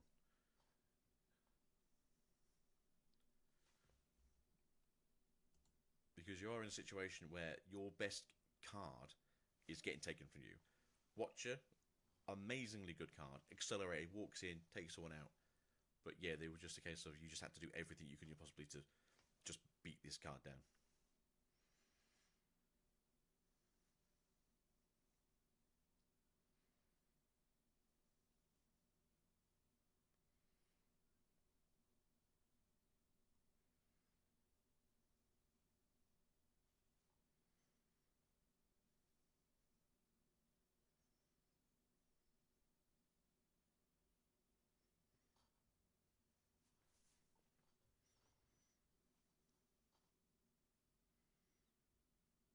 Well, here's the thing as well. So, me, my big small brain,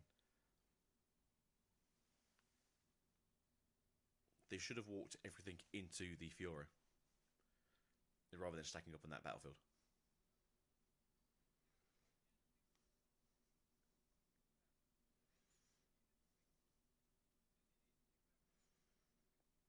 But with this one, it's more a case of Fiora is currently at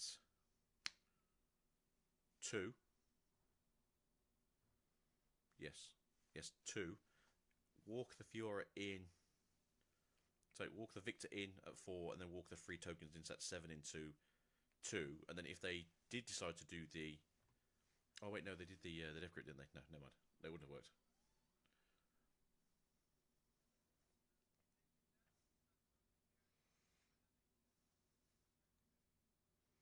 I think it was more a case of they didn't have access to the punch first or something else. Actually, I don't know why they didn't just use punch first.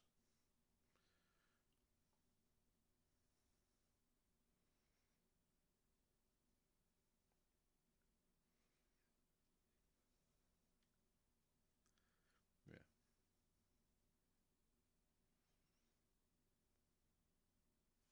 So I just feel like not doing the stupefy the turn before, getting the extra draw, and then seeing what you actually got would have been maybe the difference maker.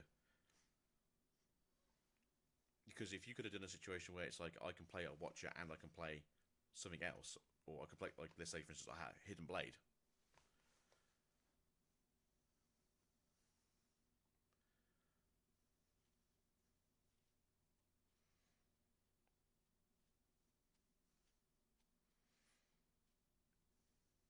Oh.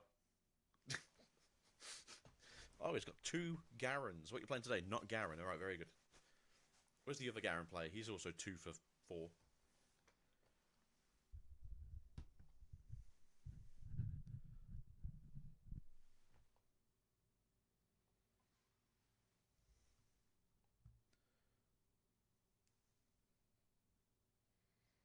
Oh, that kickoff.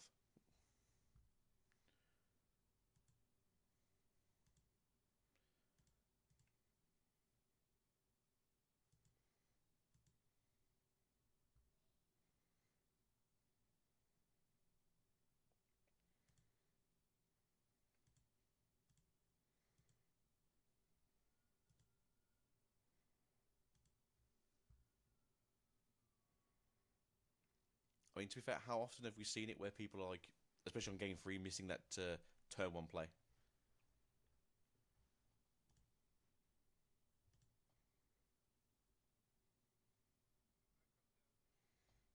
I think yesterday we saw at least 2 game 3s where the person who, actually I think they won in the end, didn't have a first turn play.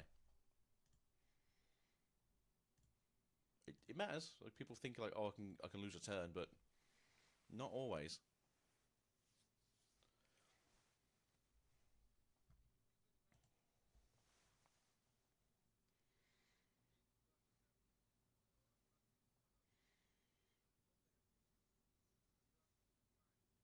Yeah.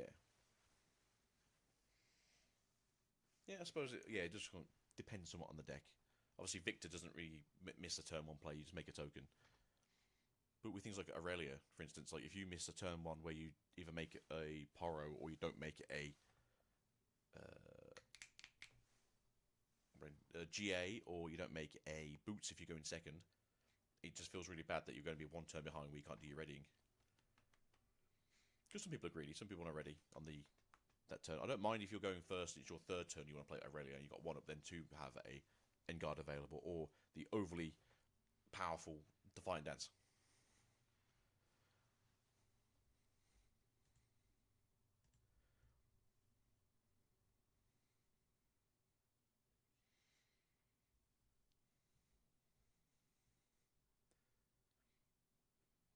play a game of how many people are currently fighting for that position of Best of Yi today. Best of Yi is currently with 24 people, so it's a bit of a fight still.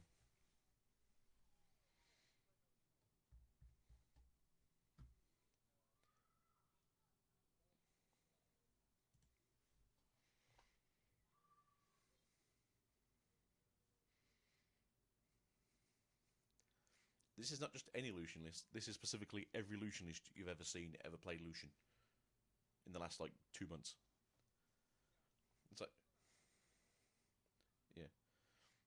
I think the issue is with people is they don't know what other decks really do, and they'll just go, oh, this is a certain somebody's deck. It's like, no, this is like the cookie cutter, copy cutter. Well, where's that word today?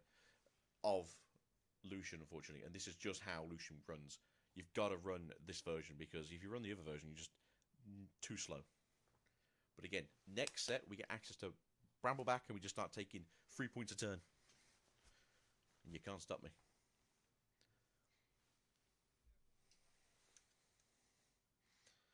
I think somebody worked out the other day that you can get turn 4 is going to be where you just win games.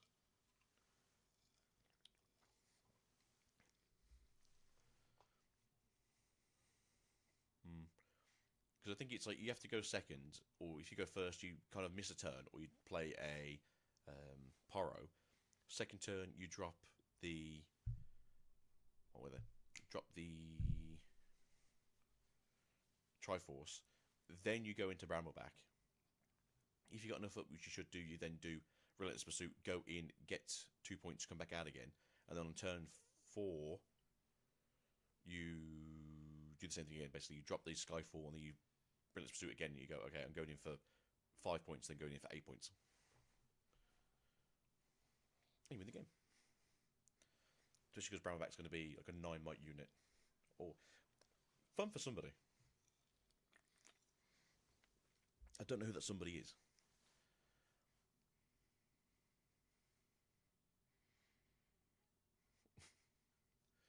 I played the ganking version. I also play sometimes the gem jammer as well, as like 1 or 2 of as a gemming option, ganking option.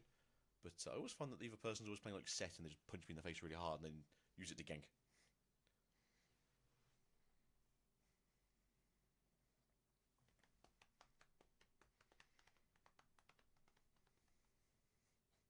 Like Kaiser.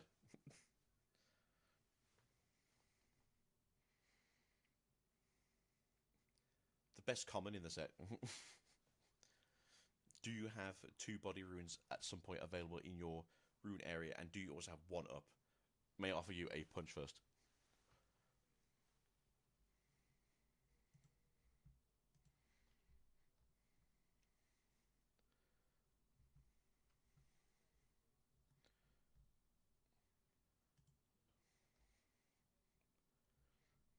Yeah. I agree with what a lot of people said, though. It's if conquering only worked when you beat a combat and not just taking a open battlefield, it would feel a lot more fair.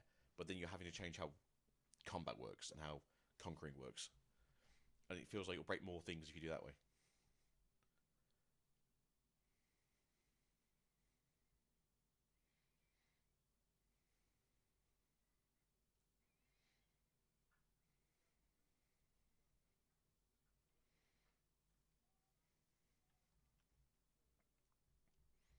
Yeah. But next set, as I said, we get the Brambleback. You can change him out for maybe. I'm trying to think. Who would you take it out for? Probably the Saboteurs, maybe.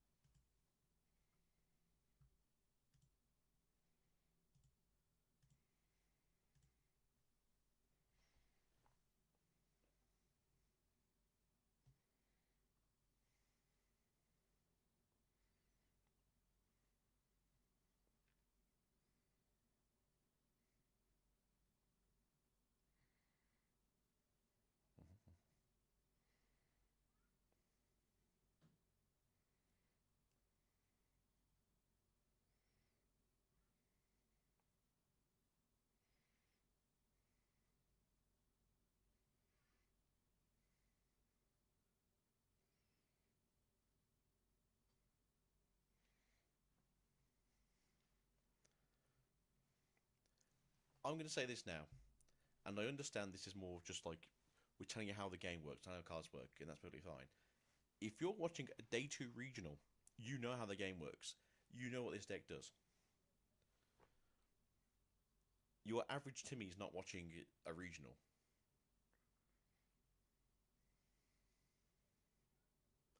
In my opinion. Well, go on. I feel like you've got people who might be more casuals, but I do feel like people understand like the combo evolution.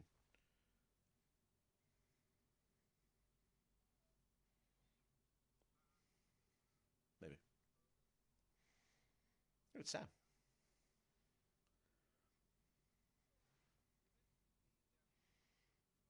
Mm-hmm.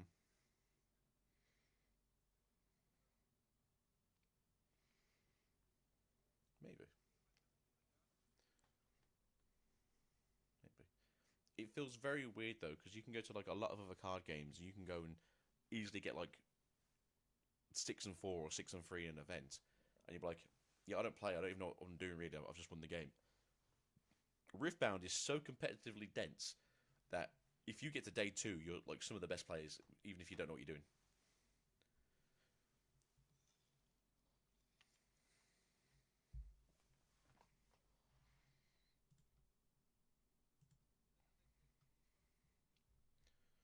Yeah, it's meant to be for the viewers at home.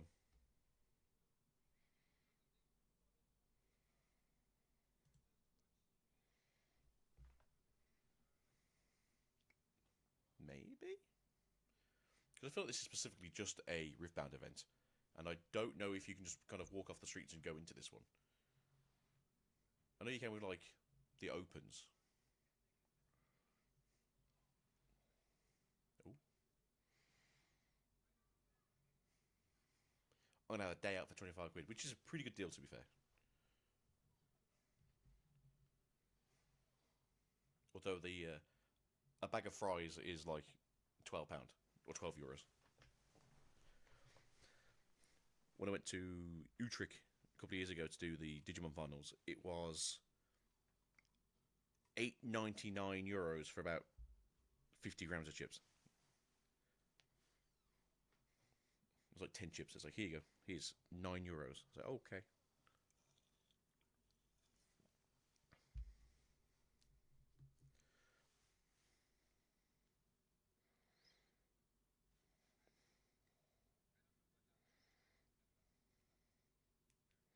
I feel like it's just like what the vendor would do. So I presume the other it's always the same price no matter where or who they're vending for. It's just like a local chip guy. And a bottle of water was €5.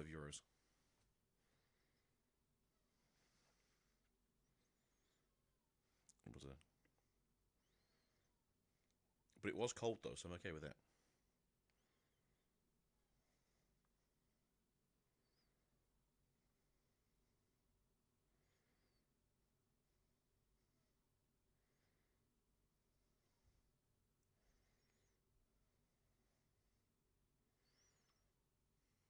Yeah, makes sense.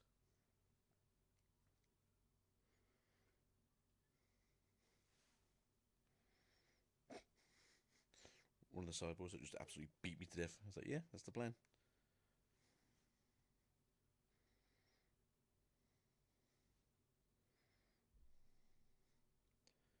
Could you imagine though? You just had like a 7-1 day. It's like 9 o'clock at night. You've been there since like 7 in the morning or half 7. You're tired. You want to go home. Like, no, can we just do an interview? Can you stand there for like half an hour for us? I just want to go home.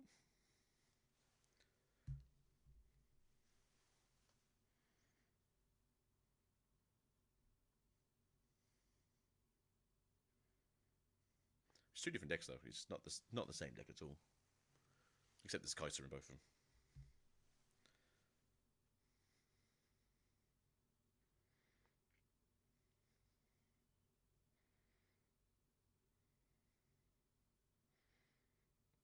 And as chat will hear me say constantly, it's Davatron's favourite deck.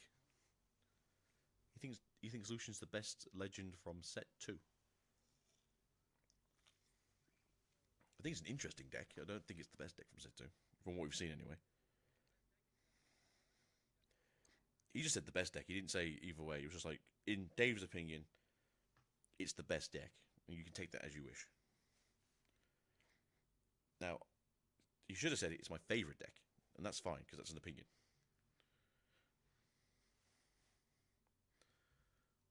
All right, here we go. Do we see people know? We know Priz. Priz is doing well. We know of the children's TCG card games, Mr. the Challengers. Boulevard, I know of.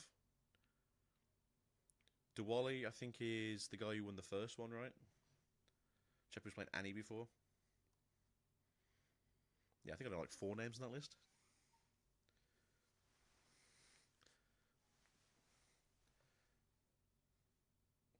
Did he just draw in the last round then? There's only one draw there, which means that there's somebody who's 7-1 and 1. Colin lost the last round. Still good though. Set's not exactly like the best deck in the format. It's a very good deck still, so fairly good. Vez we just saw there, it's 8 and 1 again. Riftbound T. I'm trying to think if I know. I think I know Perk.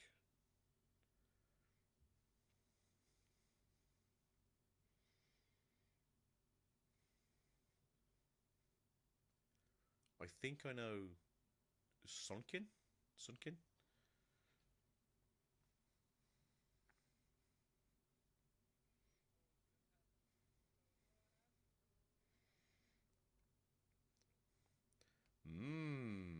But they could be like top 64 rather than. Oh, Frosted. Okay, let's see. This is our first Kaiser of the event because we didn't see one yesterday. Not one, so. Do we have an interesting second deck to go with it, though?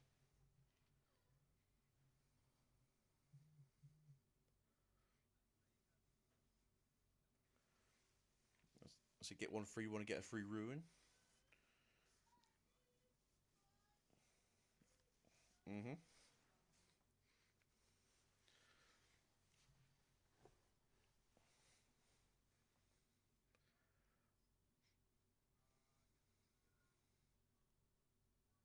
There isn't, is there? There's only one Kaiser, the champion. There's no singularity. There's 2. That seems weird. Would you really want to do 2 cleaves over 2 singularities? The one off Smokescreen you see, to be fair, quite a lot because they draw so much.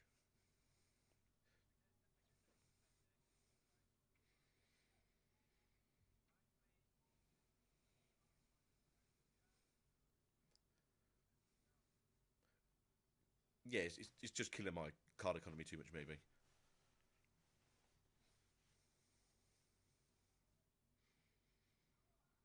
Two-time warps, that seems fairly normal. Unless it's a third in the... It's a Draven! It's an ADC war again.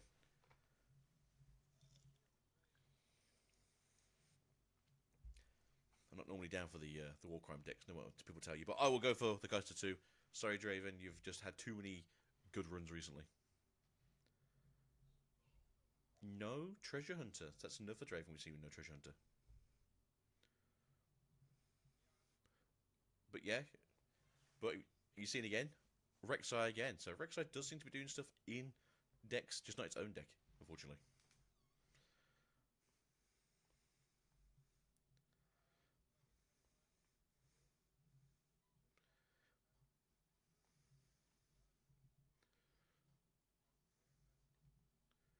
I say normally I've been seeing like 2 rebukes, then 2 ride the winds, and then like you have the second or third one in the back. And then generally have like 1 hard bargain as well in the sideboard, so you have 2.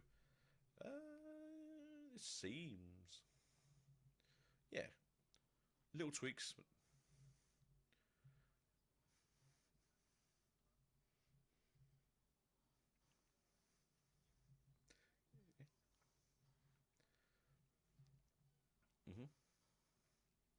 So yeah, Kaiser apparently has a worse win rate into Draven.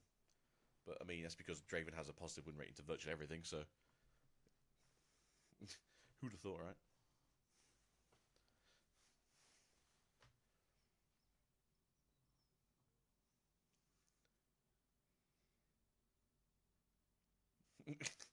think Draven's easy because you just walk at people and kill them. It's like, okay. Not a hot take, it's just how the deck works. It's a fairly cheap deck, it doesn't use a lot of power. You can just walk in, take names, chew some bubblegum. Or like Kai'Sa, where you have to spend like 3 power a turn and just hope for the best.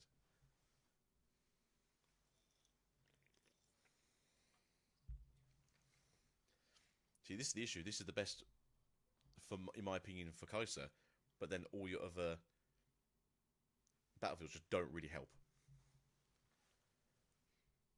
But no, what we at now? We're just over 2 hours into the stream. We're already on to game 2. I'm happy with that. Much better than yesterday, because I think it was like 3 hours in before we got to the second round.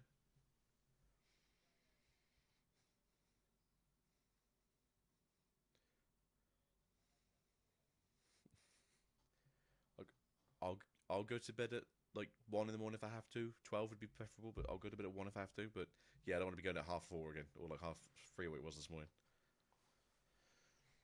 And then get kicked in the head by a small child at 6 going, Dad, I'm hungry. Right, good luck, have fun.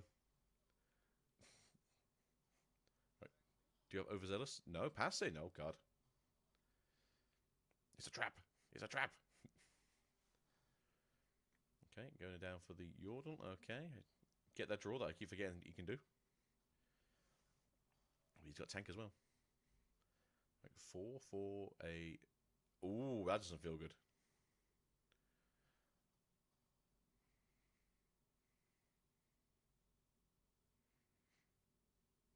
No.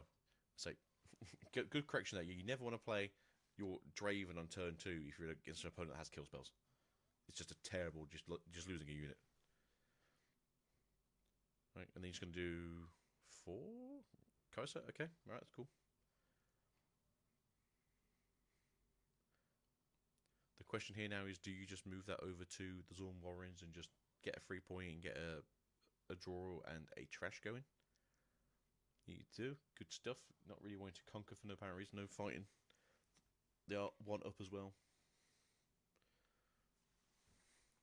Oh. Oh. Get rid of that rebuke. I mean, this deck runs Forerunners.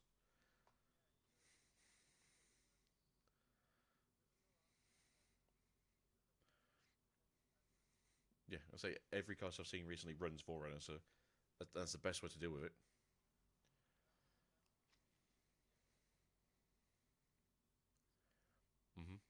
That's what I'm saying. I don't understand why he's got rid of the rebuke. Yeah, no fizz in this deck. Can't get it back. It's gone forever. Unless we somehow go for the whole deck.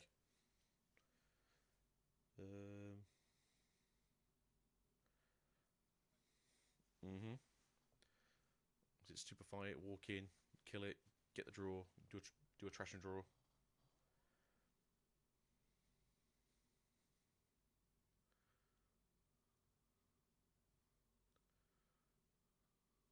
That's what you got to do, right? There you go. So, you're going to do the trash first in double draw, you're going to draw and then trash, then draw.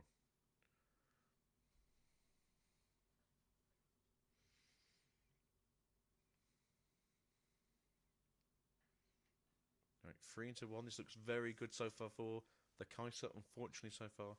That oh, hello. Oh, this is a weird one, right? Trading feels bad here, so you just go to the void gate, and then all of a sudden you just get killed then with Bella's Breath and the Yordle walking at you. It's in the trash. How did it get there? I thought I discarded something else.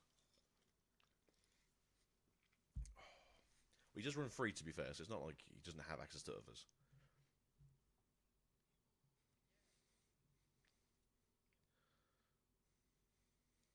It's not great, yeah, I agree. Because this is where you should rebuke the Forerunner and then walk in and kill the Kai'Sa. Because they're tapped out, they can't stop you from doing it. I don't like this. I don't like this.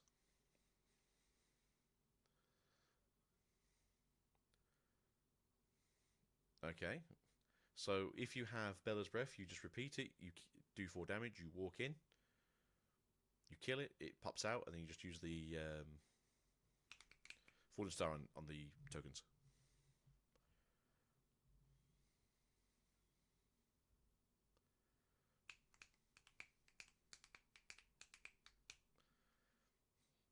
He's got a handful of good stuff, to be fair.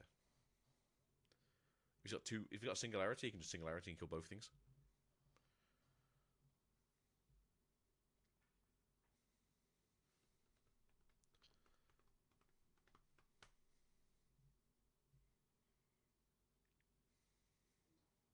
Yeah, I think that's a pretty good idea.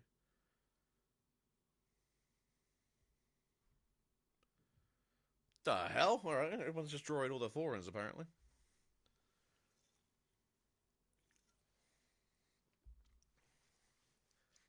Do you put the Yordle in there to make it awkward so you can only kill the Yordle?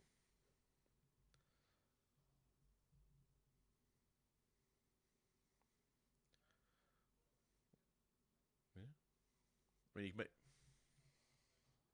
there's at least one. He drew. I think he opened with the first one.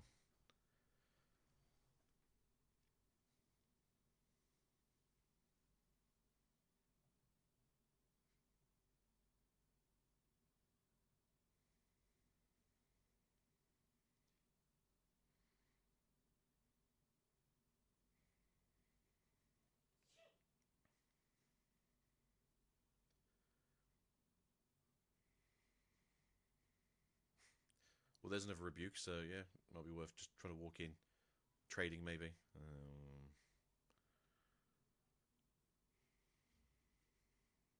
No, don't do it.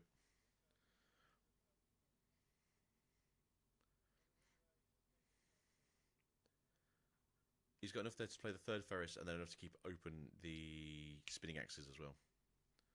I think he's got 8 currently available. 2, 4, 6. Yeah, he's got 8 available. So yeah, you can just do that. You can pop the Ferris down and have 2 left up then for the spinning. It'd be great if we have a hand cams.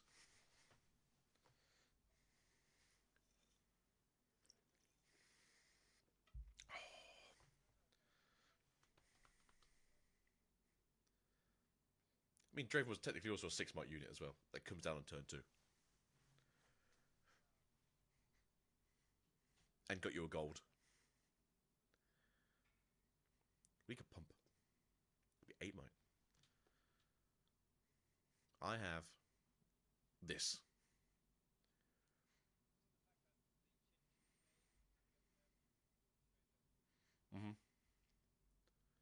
Yeah, you have to pay the cost. You can't just go, oh, think about it.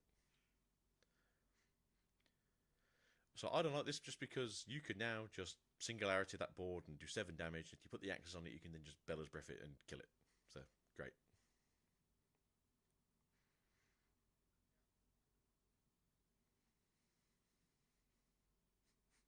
I see why, because there's now 6 on the battlefield.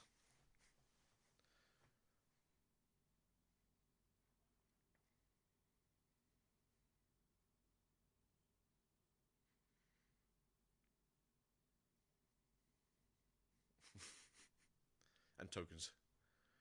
Yeah. God damn it. No, just do something else.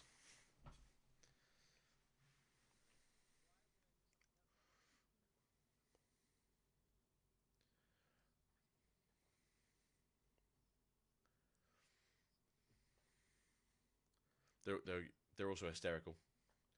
We now have 6 Ferris Forerunners on the board. 2 on the Void Gate that could easily explode now. 1 in the back. And then 3 sitting here. To be fair, though, if you can somehow get 3 spinning axes out this turn, you can just do some damage as well.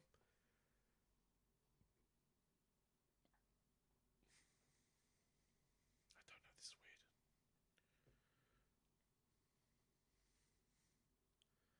weird. As I said, the issue I have with this match now is the fact that Draven is technically not being affected by the best battlefield in Kaiser's arsenal. And if they can win this game somehow, then Kaiser now just has a high chance of losing for the rest of the games. Also, if this is the best card in the game now, can we get an alt art?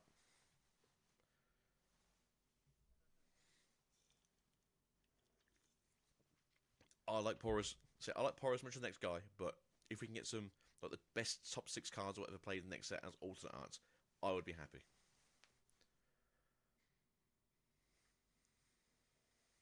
Okay. Took a time.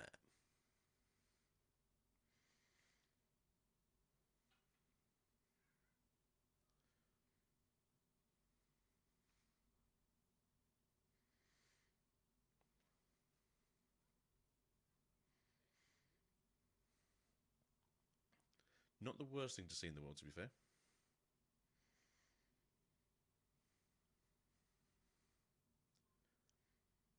Do we just do something fun, is the question. Do you have a stupefy? Or a smokescreen?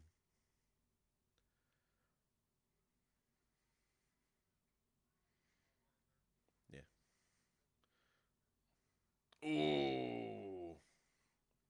Let's trade, baby.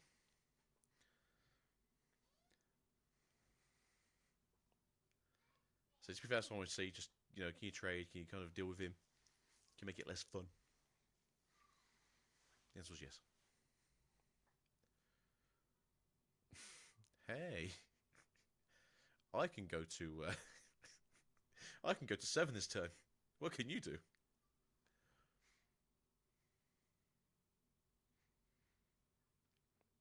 And there's a 4 in hand, correct? So you can just put a 4 down on a different battlefield and just hold it, right? They've also just got the falling stars in the back as well, so they can just kill the tokens.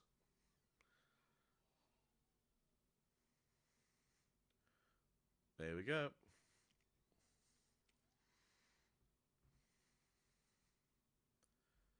Does he have any cards? Sorry, does he have any runes available on the side of the Draven? It's got 2 up, so you could do a spinning X maybe. Oh? Oh?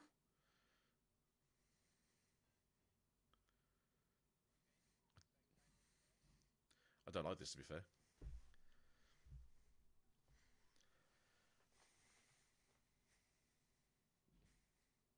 I don't know why we keep saying Singularity, by the way, because there's none in the deck. Just remembered.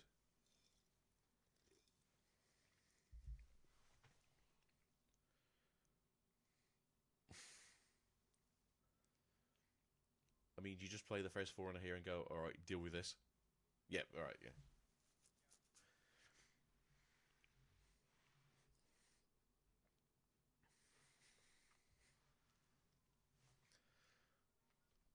I'll take it. If it keeps Draven off winning, I'll take any boring game. No, I would like to have more fun, entertaining games, but at the same time, this is someone playing Kaiser's not playing Singularity with Voidgate as their first battlefield.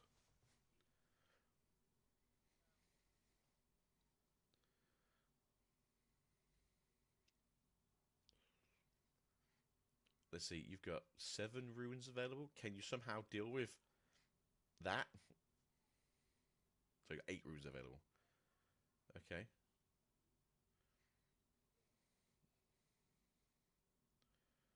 Okay, doesn't really answer any questions though.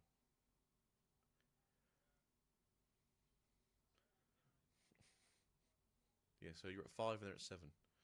Can you tell us what your game plan is right now? What's damage there? He's got 6, 12, 18, 24 might on that battlefield. Like, I don't know what he could do, to be fair. I know that Draven's now an 8 might unit. And then we just deal damage, right? So he's now 7. If you can just do... Yeah, save Bella's Breath it and then just do another Falling Star, you kill it, right? Oh, or just do 5 would work too. Get down to 6. We've only got 1 up as well, so we can't... There you go.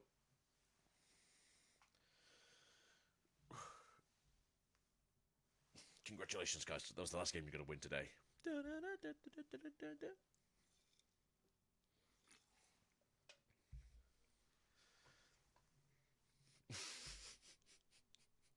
Well, I'm going to sit on your battlefield, and you can sit on my battlefield, and I'm ahead now, so good luck. Oh, we're straight into game 2, though. All right, so I'm glad these have been pre-recorded, and we're still an hour ahead of yesterday. I'll take it. What I would like them to do is they could also tell you what's been sided in and out, if possible.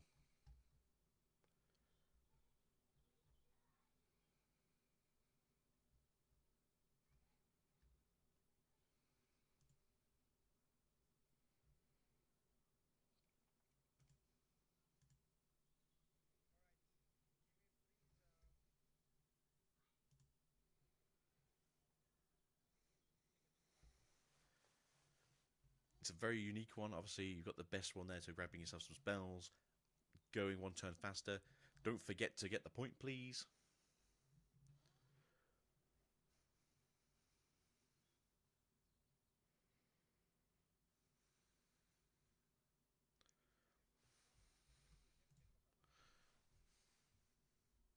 Get your point. Don't you forget. Get your point. Right, they're both just playing a regular 8-match point game now.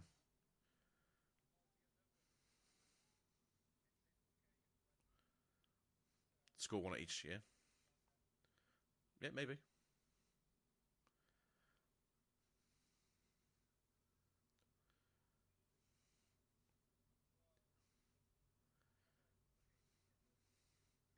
Yeah. That or just production didn't put the 1 point in.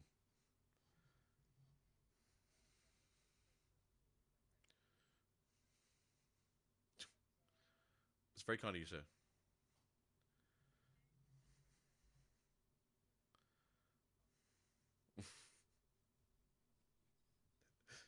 Now watch me murder this man.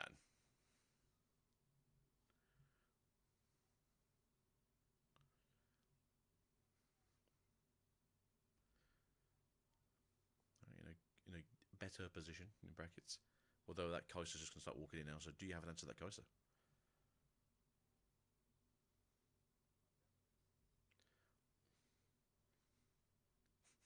We're going to find out. Right, that's how we deal with the Kaiser.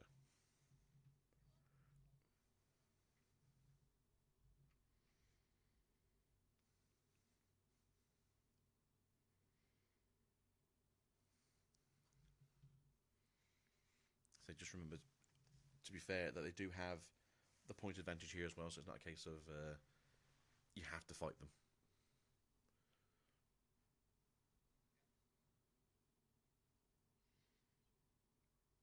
Actually, I think he did forget. He's just like, oh yeah, I'm at 3 points. Is that, are you? Yeah, I got the trigger. Uh-oh. God damn it! I just want a game where Ferris Foreign is not just the first card going down.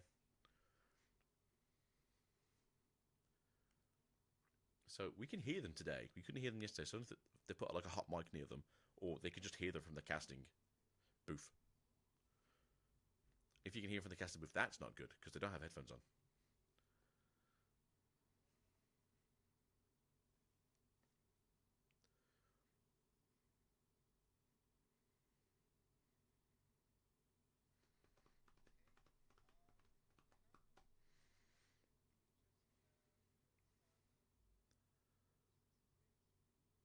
So I don't know. I feel like you just get rid of the coaster, right?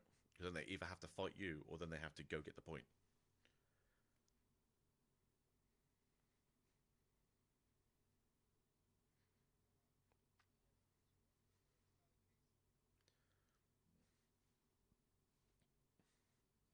Okay, moving out. This doesn't feel like the right play.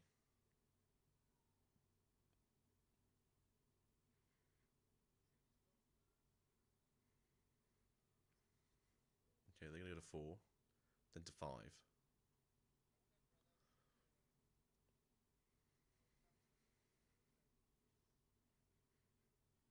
You just get 6 might, though.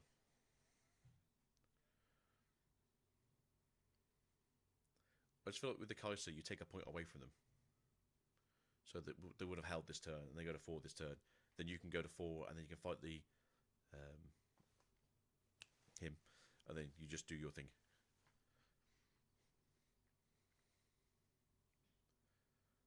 Mr. Ferris Forerunner. Right, does Draven come out now? Is the question. Because if he goes into battlefield, he's just holding the battlefield forever.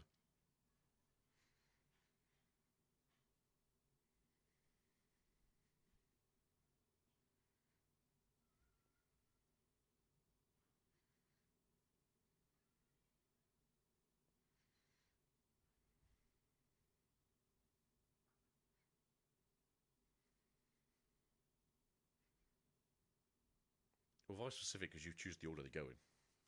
That's why that matters. Because you have to do them individually. That's why Vi is different. Because Vi's like, I'm putting 10 to the bottom. It's I'm going to put 10 individually at the bottom. And then you can actually counter it. Vi is a special case. Because occasionally we have special cases. Alright, there's nothing there for a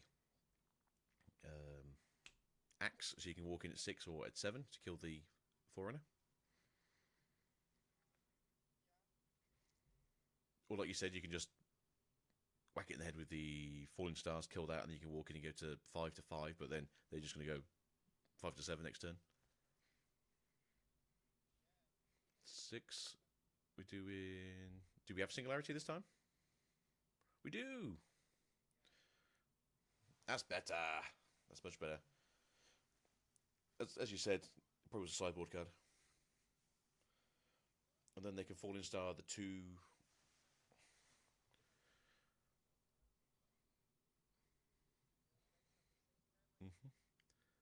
Because what you can do now is you can Falling Star the 2 mechs, right? Kill those off. Then you can walk a Might into the Forerunner, which then makes 2 more tokens. But you'll have 1 4-Might 1 up. And then you can walk the other thing into the other place. You go to 5, they don't hold, and then they have to choose, are they taking a battlefield, or are they just killing 1? Nope. Don't do that. A blue? Ah, okay, that's better. I don't like this one so much.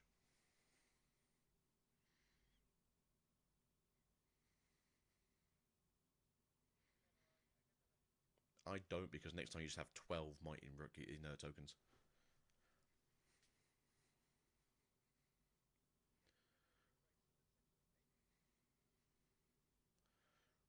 And then you're going to walk the Yodeling the other one, so you get a 5.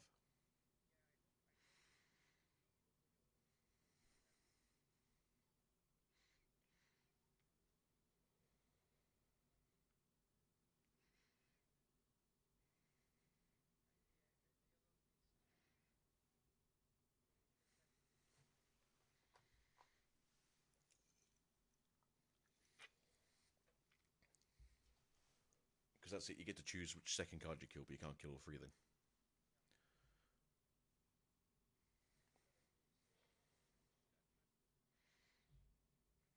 So they've got at least 1 Fallen Star in hand, they've got a Singularity in hand, so depending on what's in the hand of the Draven, you've killed 2 Ferris Forerunners, there could be a 3rd in hand still. The issue is here, you have to put all 4 in if you want to take the battlefield back, or you can just go to 6 and play the Draven. And then you have a 9 Might Draven. Okay. Because you have the Ray, okay, it kills 1. Kills the Yordle, but then you can't take them both off the battlefield still.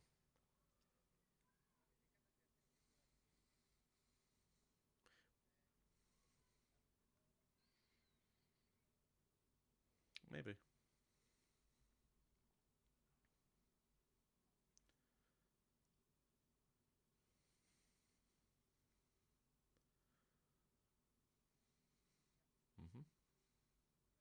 No. Oh, okay. So I originally touched the hopeful, I was confused.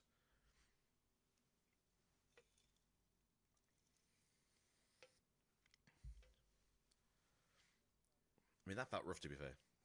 That felt real rough.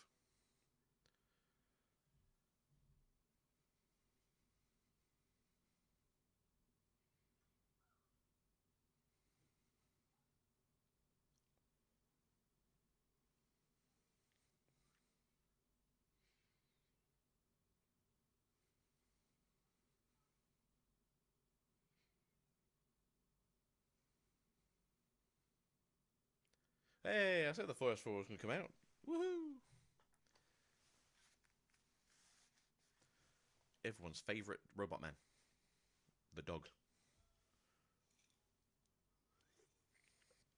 Fantastic card.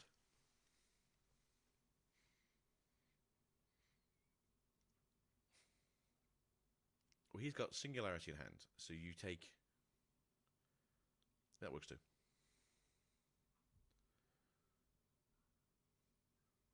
Now you're stuck. Because you just hope that he doesn't have any way to accelerate the next unit in hand.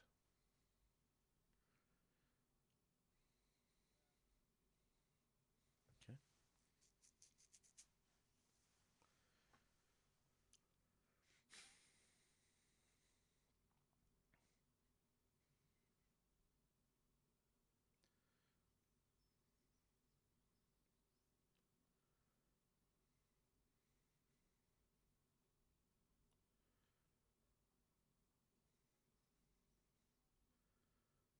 How is it for Void Seeker?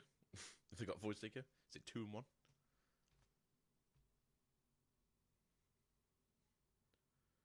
Is it? They say they'll pay the cost still. Okay, now it is. Okay, now they go. Yeah, there you go. Yeah, that was a very weird game there.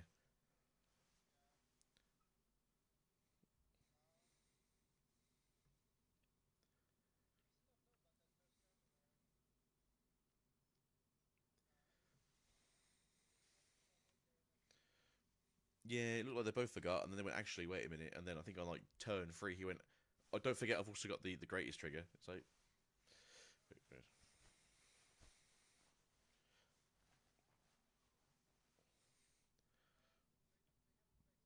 straight into game 3 though. Very good. I don't know either. It's always really weird when it comes to people, because obviously you can only kind of half hear what they're saying, and then professional players don't really point or target things with their fingers. They just obviously communicate verbally, which is very hard, obviously, if you go to a language that don't speak your language. So Randy, when he's in China, he's just like, that thing. Right. Ooh. Gonna get ourselves a free draw. Very nice. Say, treasure's also pretty good. Like, miss some gold. Alright, wrong.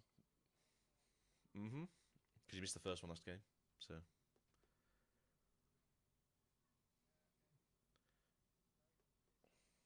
So is there a first... Sorry, is there another 1 cost, or is there a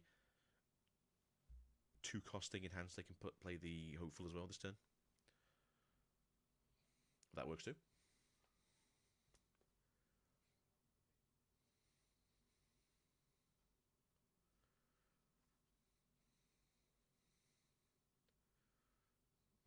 But okay, if you think that's the best play, I don't think it's the best play personally, but...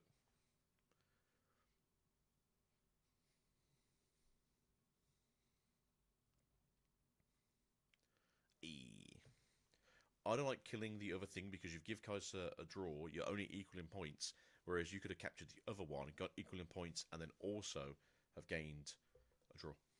Gained a gold.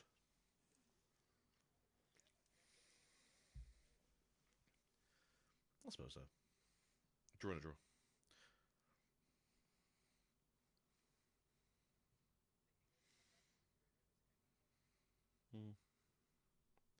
I just think giving your opponent a draw at the same time is just a bit of a weird one.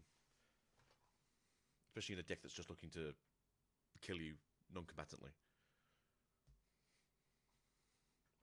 Right, 2 cards in hand. I can't see if there's a spinning axe, but there's definitely a cleave in hand on the side of KR. Kira? There is a spinning axe. Very nice. Right, do you have anything? Yeah, he had 6. No, he would have had 5. So he hasn't paid for the spinning axe. There you go. There you go. There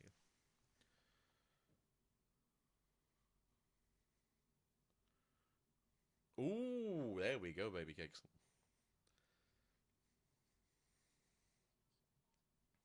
That's a really good timed one there. Has shifted, yeah, just gone. hoping they've got a. Yeah, that works too. Let's say I hope they've got a stupefying hand. Or... Jesus! All right, we got 12 might in that battlefield. Someone take the other one.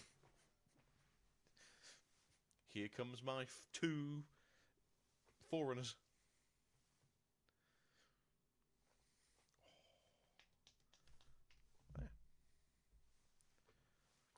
I have to agree with what the cast just said. It's a very different list than what you normally see. Normally, Singularity is very consistent here. You normally see Watchers. I don't think we saw any Watchers in this deck. Yeah, so 3 to 3 right now, going back to 4. Hey, it's a Forerunner! Woo! Everyone's favourite.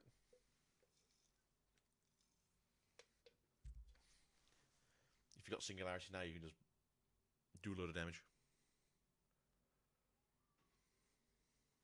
Because you got 8, right? So you go to 8. Spend the 1 from Kaiser, keep 1 blue up, and then if you got Falling Star, kill the tokens off, and then you just put Draven behind for 2 turns. Yeah, that works too.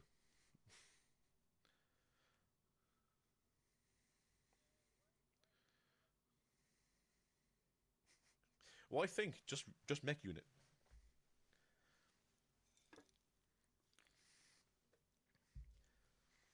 This is the game where they should be playing with the chess clock. Forerunner, your turn. Forerunner, your turn.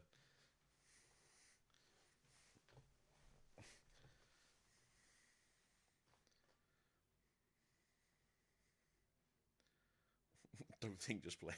Do I have the gems for it? Alright, I'm going to play it now.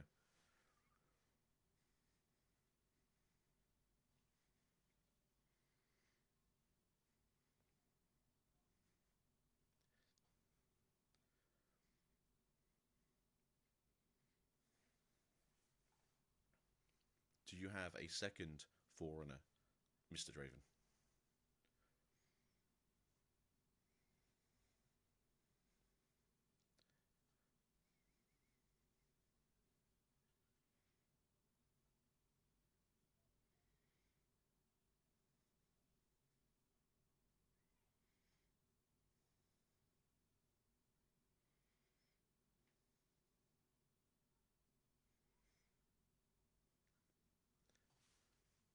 Come on, Mr. Draven.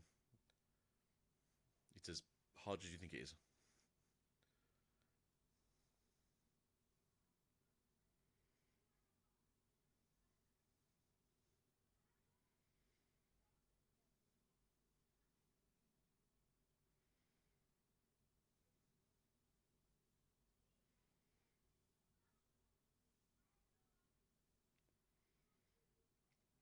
If Mr.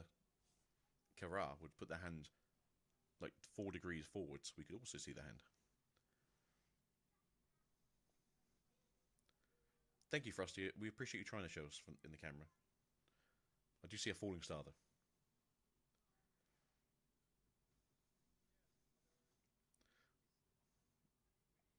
That helps, especially if he does have the... yeah, really helps.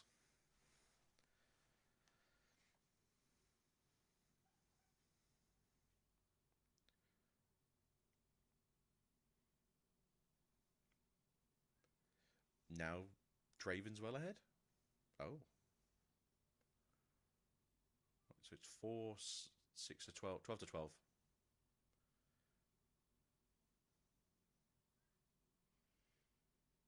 I don't hate that, because it's just an even trade. There's no real loss. Obviously, next turn there will be a hold. So that's the awkward part. And then taking with the things, but you don't really lose too much of a turn.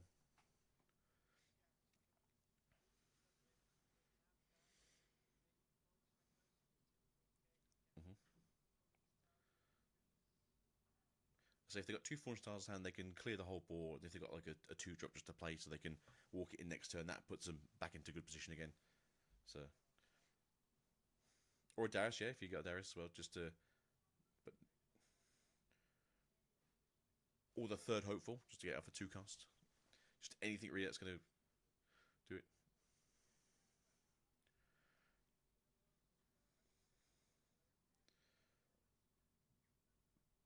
Yeah, we're down for that. So that's the 4 star, right? Yep. Get rid of these. It does miss Chim Chim, you're right. The mech tokens do die to 3 damage each. Yordle, okay. Do we have access to a 4? No, another 3 cost. Another Yordle, get those draws going. Okay then, alright then.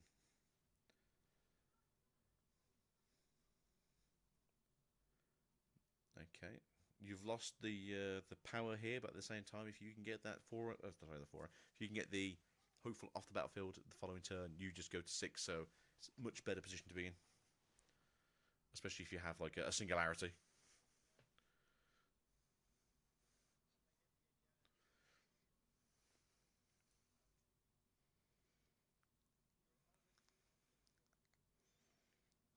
Mm-hmm.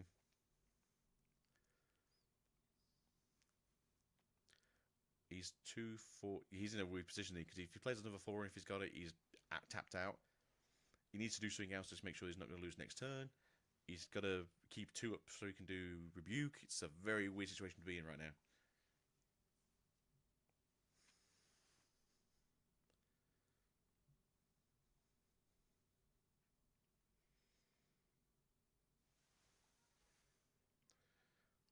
I think that's the issue. He needs to keep the Rebuke available, but he's also got Lift to play.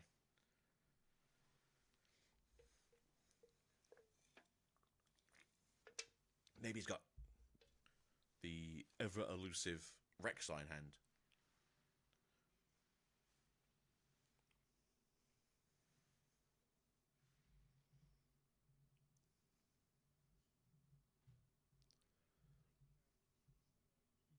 Mm-hmm.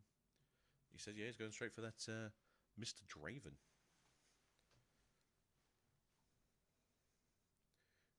Draven. You gotta say it all sexy like. So he is now a 8 Might Draven, which is not nothing, but at the same time it's not a lot either. Because worst case scenario here, Singularity, and if you've got any more damaging spells in the back, you pop them out. And then you go to... Oh, we see Mr. Darius there.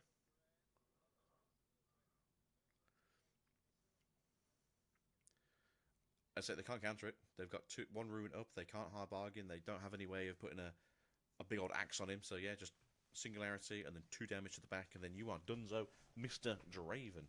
And then you go to 6 with the 2 Yordles, and then they just have to hope and pray. Do the Singularity if he's got it. So just trying to tap 6. He's trying to do the Ferris Forerunner. No, don't do Ferris Forerunner. If you got Sing, you got to do the Sing. Hello? I don't like this. There you go, Singularity. I was going to say, that seems really weird if it's the Ferris Forerunner. So 6 there, that dies, and then bellow him. There you go. Nope, this don't matter how much it costs because you just put him back 2 turns.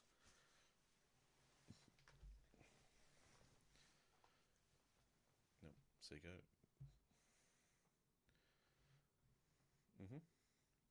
It depends what's in hand. It might be worth just keeping 2 up in case it's just for Stupid Fight or for maybe a Void Ray, whichever the small one is. And that as well.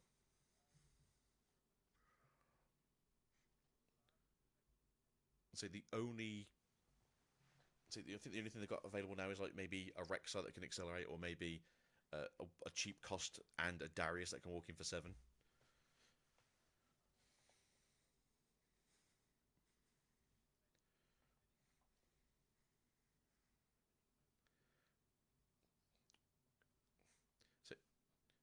So to be fair though, it's a case of if they can't kill me, I win next turn.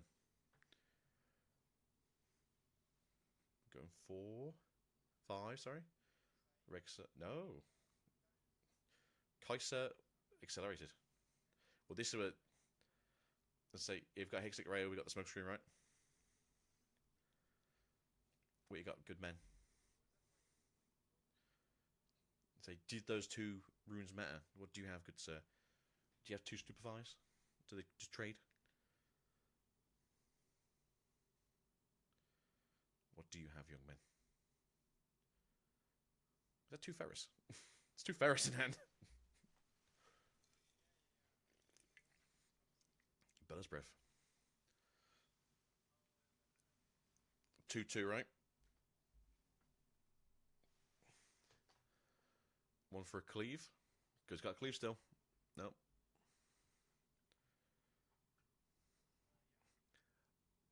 Next turn, you just put down a Ferris right on top of the order you go, I'm holding.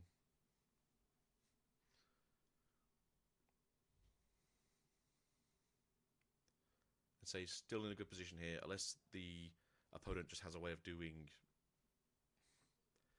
like 12, 13 damage next turn. I think they're okay. Oh. Oh, yeah, that works. That also works. Boom. What'd you play? Yeah, right. Frosty, good job. That was really good.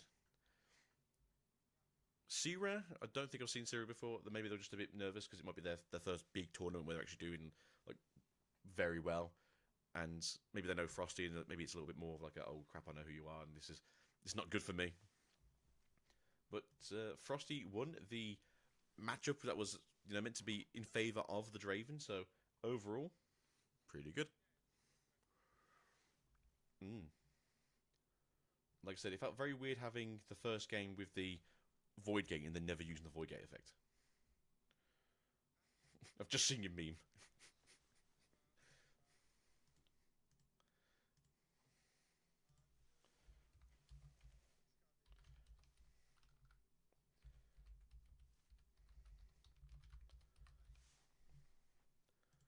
Yeah, I don't know why they were thinking, I'll just get rid of that. It seems a bit like probably one of the worst cards to get rid of when you're going against a deck that has also forerunners that you need to get rid of by just going, no thank you.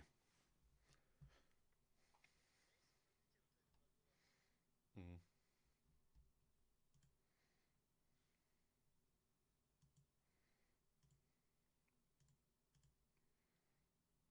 That ain't good.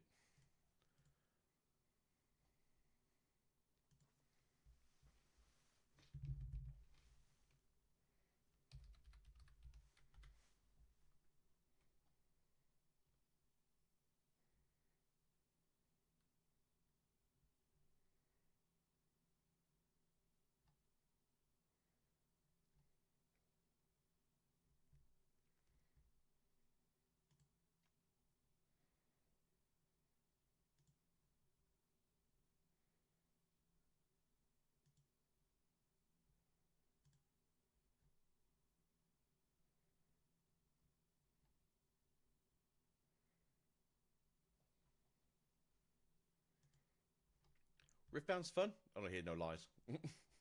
It's stressful. It's very stressful.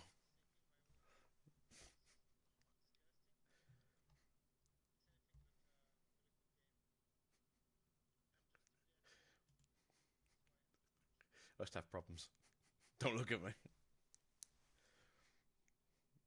I have to say, it's a very interesting game. I think it's a lot more intricate than it should be.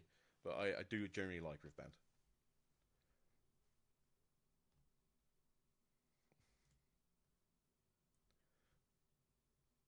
No, no.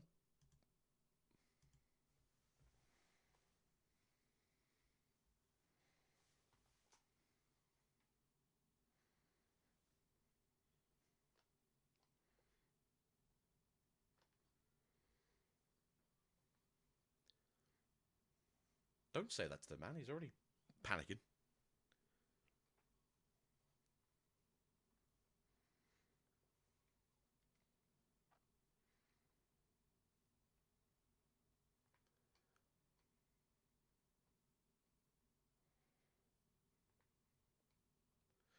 Okay, yeah, that makes sense where you're feeling a bit rough then. Yeah.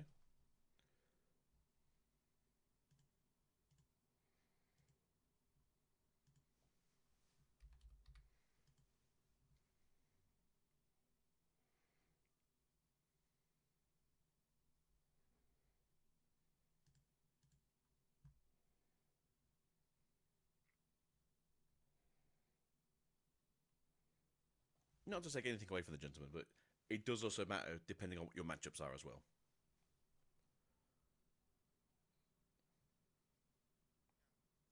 Like a lot of people be like, "Oh no, I had a really hard run," and you hear like what they fought against. Like, "Oh, you went into against all your best matchups." Okay, but Draven, obviously not one of your best matchups, and you just showed a really good free games, to be fair.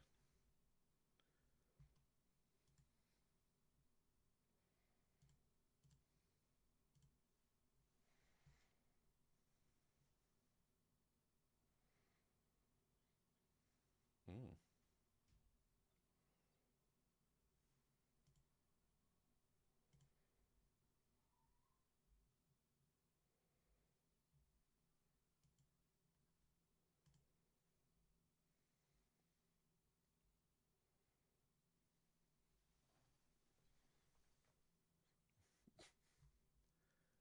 So I'd like to see what the difference was, though, between 2.5 and 2.0, and seeing, like, does that make it more like a 30% into like a 70%? Because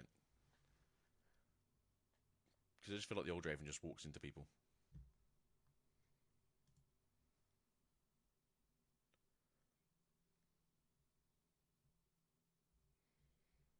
I played 2 Dravens. I'm winning.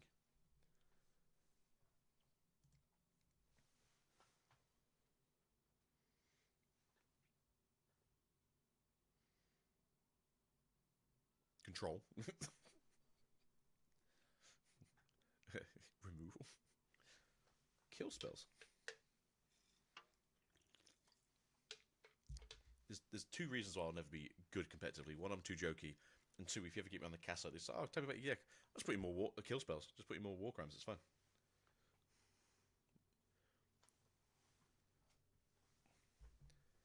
More action. Are we going for backup game?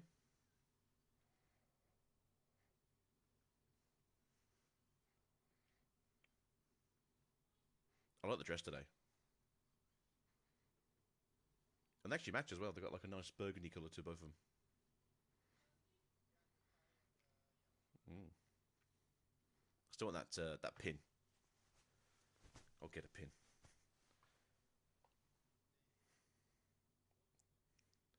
They do. They're both nicely dressed. They both look very smart. I'm going to steal that pin off him. I'll find him, don't worry. I'll find Kangas.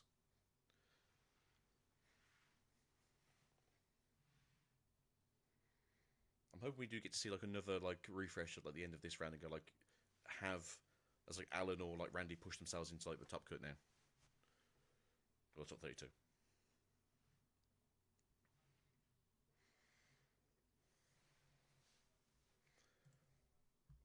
Yeah, because he just stopped talking after round 7, so it's all about those metal cards now.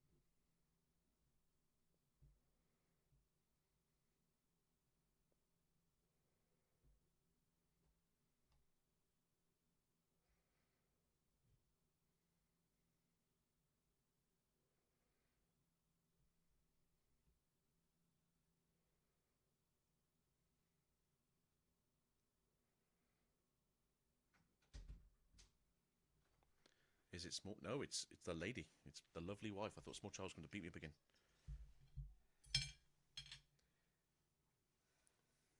Oh.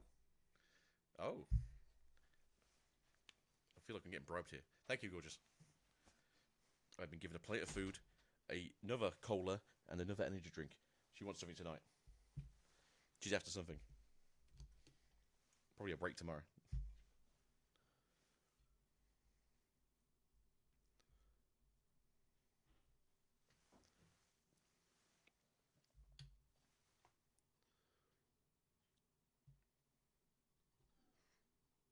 And I will say this to anyone. Like this is what you hear people say. It's like the reason why people make modifications is because they don't feel comfortable with that build. Like Alan will do a build that's like the most precise build possible, and you just don't feel comfortable playing it. So you'll add like maybe 2 of something instead of having a 1 of, and then you'll change like a 6-drop to a different 6-drop, and you know that's your version of the build because you feel comfortable with that build.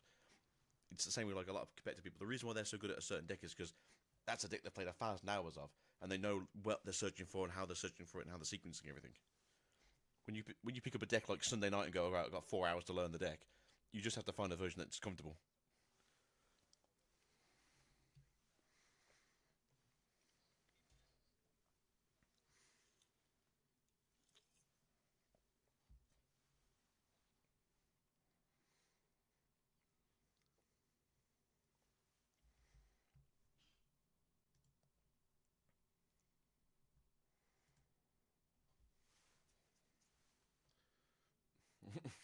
Hey, look, it's your favourite meme. 6 machines. What is this, a Yu-Gi-Oh game?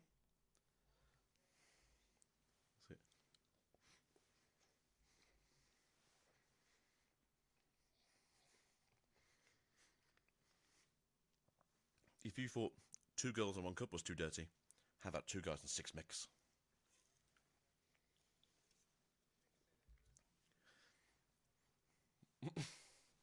I haven't either, to be fair. I was told it's disgusting, and I'll agree with everyone that said it was disgusting.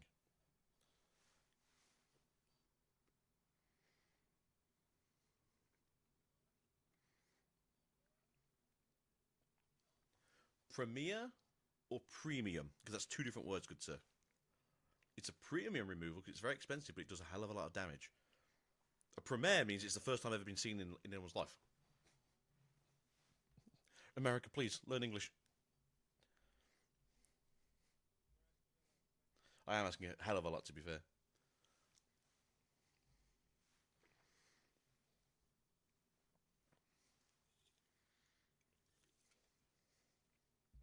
Is it going to be a premier mech token as well?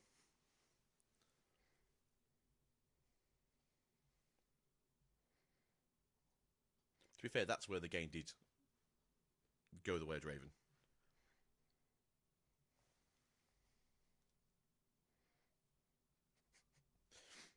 I do wonder if people don't understand how like tempo works in card games. It's only a temporary option that gives your opponent 2 turns behind, so you can go from 5 to winning the game. It's only a temporary option.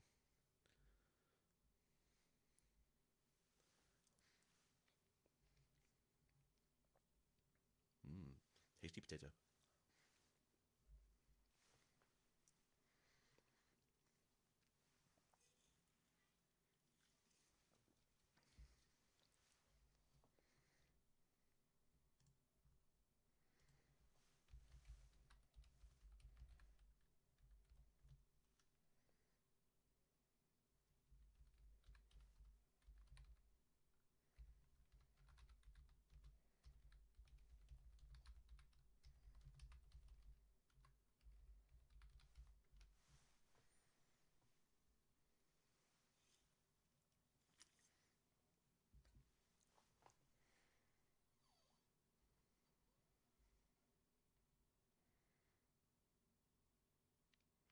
You don't seem very happy to be here today. He's very tired.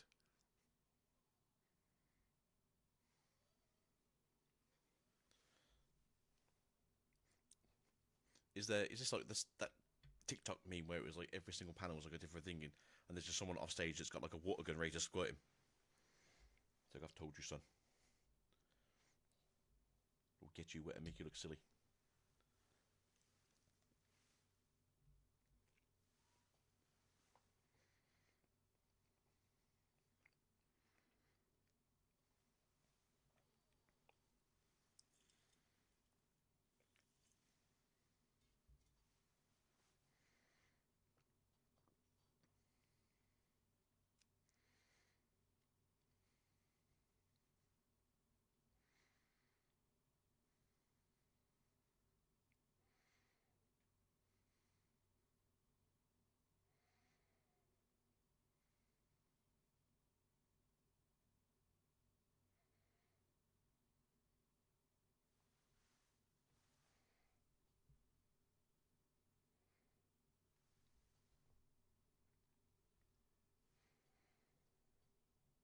Are we going straight into round 11 is the question.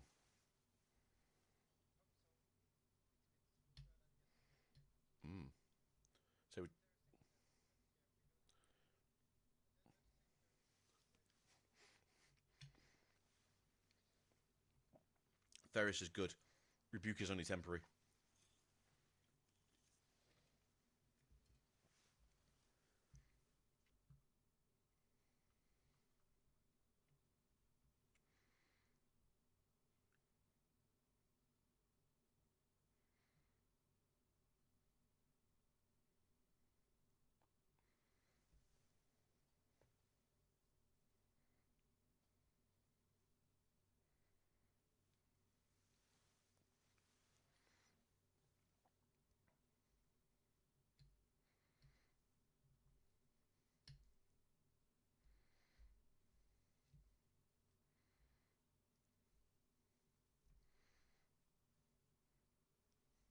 Now, unfortunately, having a legend that gives you an extra power is quite busted in decks that need the extra power at all times, and Rumble just doesn't do that. Rumble is a holding deck that only works if you're fighting it.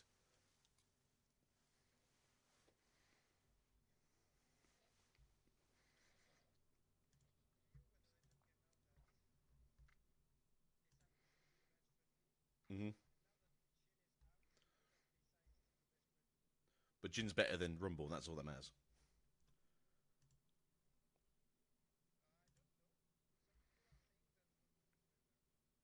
Than Jin?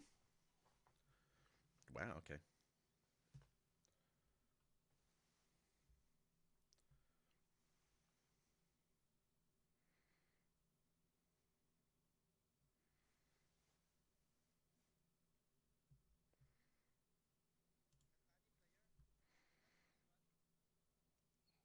Deshaun? Maybe?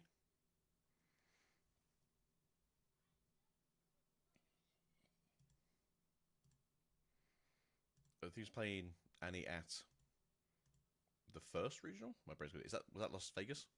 No, that was the other week. We had two Las Vegases maybe. Anaheim? I don't know. I'm terrible.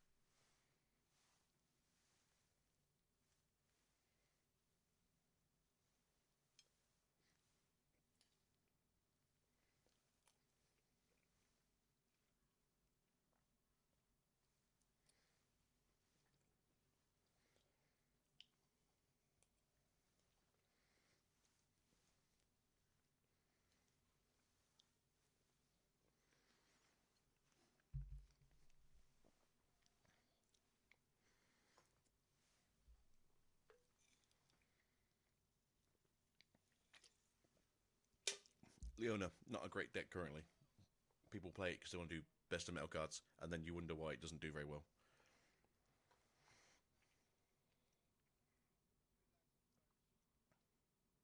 It's trying. It's trying its best, unfortunately, but that's the problem. Its best just doesn't keep up with aggro decks. It's not a really control deck, so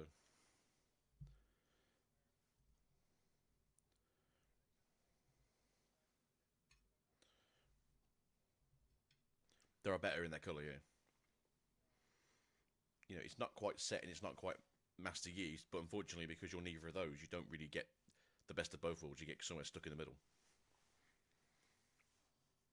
It's like, don't get me wrong, I think Lee Sin's a very fun deck and a very interesting deck, but yeah, Calm and Body's got two other very good decks.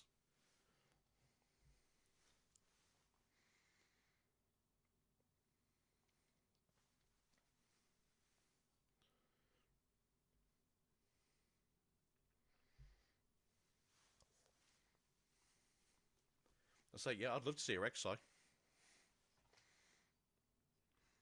But there was a lot of Master User things. I think about 50%, was it? This is a percentage. I think it was like 60 was starting, so nearly half of them have gone through. I'm going to say random things so I can find it. It'd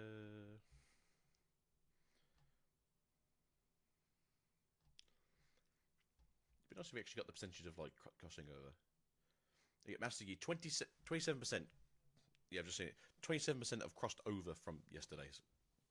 So that's not bad. But that just means there's a lot of Master Yis.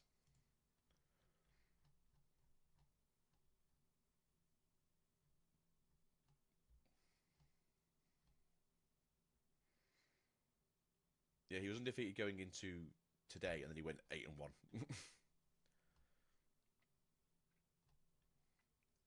Yeah, it was 89 yesterday. Damn.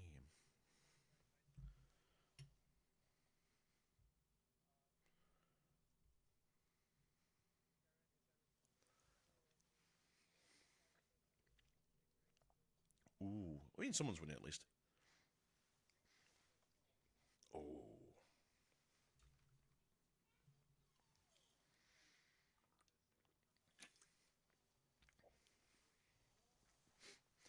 I like that. Jinx is such a bad win rate. Yeah, because her best card got banned. She wants to trash things. Unfortunately, the best trashing card got banned because it was too good in other decks. Apparently, the whole team got through to day 2 on Challenger TCG.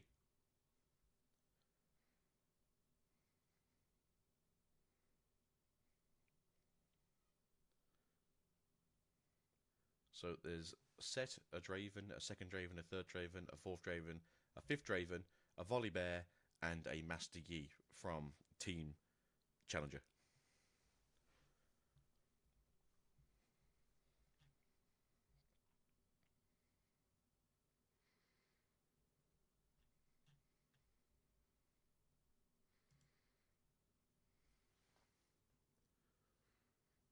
So this is going to be a weird day today because we're doing 5 and 3. So are we going to have these for 5 matches and then we get the other casters in for the last 3?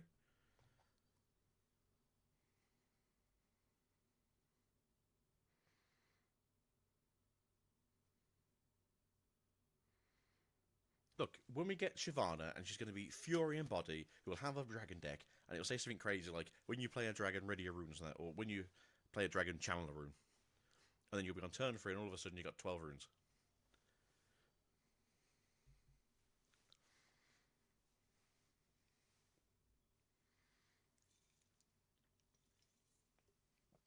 So does Fury get anything next set that makes it stronger? I don't think so. Although you do get the death kill robot thing that just goes, oh no, I died, he's a recruit. Mini Forerunner.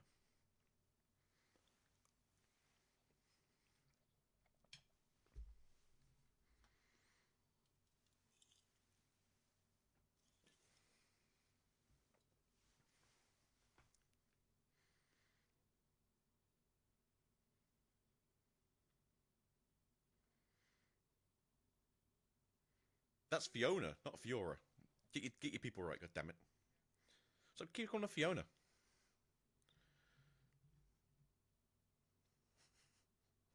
You're meant to be a League of Legends content creator. You're meant to be representing the company that's paying you for this weekend.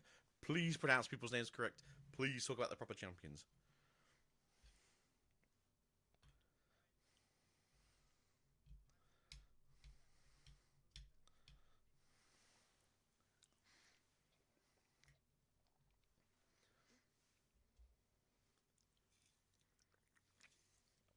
So I don't know. I don't think it's cute. If I thought, oh, it's a bit cute, it's fine. But it's fact like, no, you're meant to know what you're on about, and you're a paid content creator by the company. I would like you to talk about these champions correctly. I mean, we spoke about yesterday for like a good half an hour how many amazing female casters, content creators, people part of esports, you know, and this is the kind of thing you give someone like this a seat in this situation, and she's being silly about it. And I understand, like, you know, a bit ha he he, but it's like every single time it's like, oh, I'm just going to be silly. It's like I'd rather have a professional person in the space that's showing you I can be professional.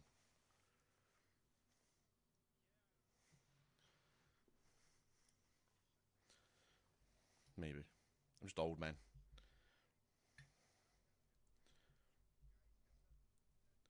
But I'm the same way. If it's a male caster who's doing the same thing, I'd prefer a different male caster who's going to be more serious and more knowledgeable about the game, telling me more about the game. So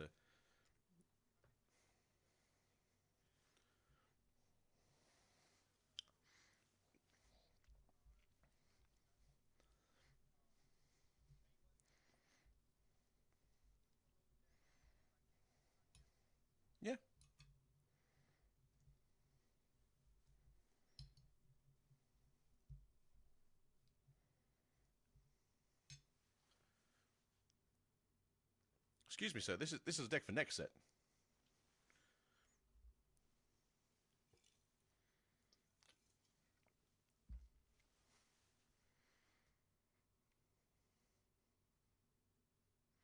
I like Honeyfruit. I think Honeyfruit's a great card.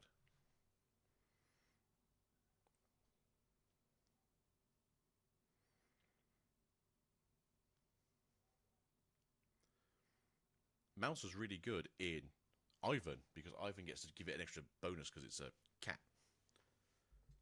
So it's going to be like a 4. Just...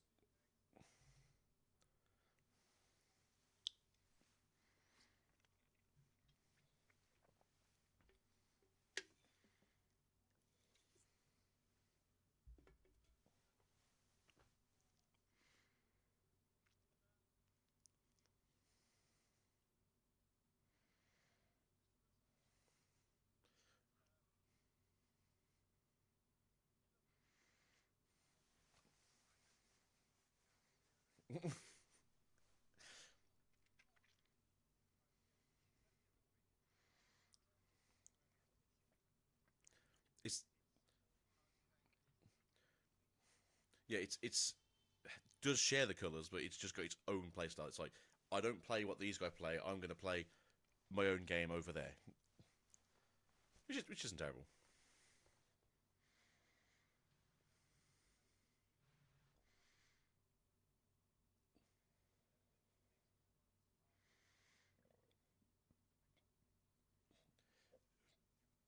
Well, I'll also argue that one and say I think that all blue-green decks are their own decks. Like, Ari wants to do this, like, hold and sort of like wither effect. Mr. Orn wants to play Voltron, which is Orn for you. And then Miss Lilia, thank you. I'll get there somehow.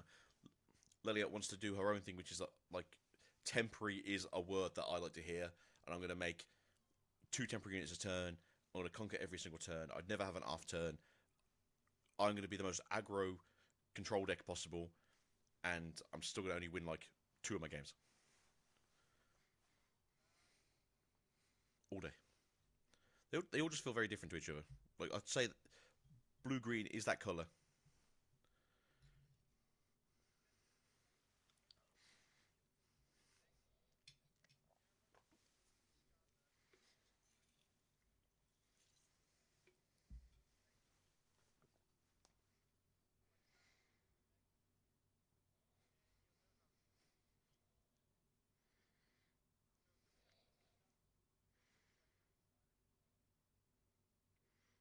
I'd say currently, of the 2 we have, she's the better one.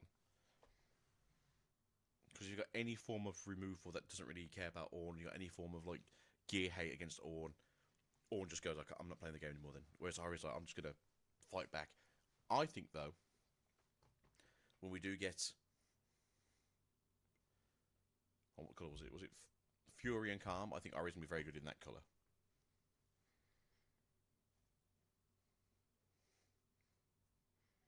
Because you just have the effect of Skyfall, right? So it's just when I hold, I get a point. Do a hold effects as triggers. Ari just gets 2 points for conquering. That's the green one, right? Yeah, alright, good. I know some of my cards. Not all of them, but some of them. Didn't know the goddamn Yordle, but I know Ari. Don't forget her trigger. I bet we will.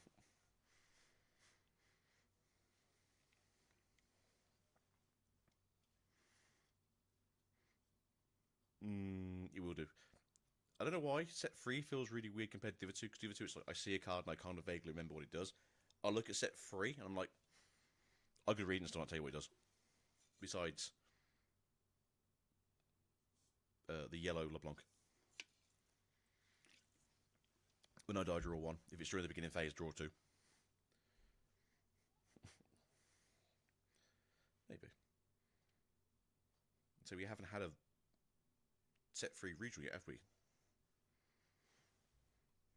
Regional for China yet, have we? Good. May 16th to 17th, May 23rd to May 24th, June 6th to June 7th, and then June 13th to June 14th. So yeah, we got a little bit of time to learn.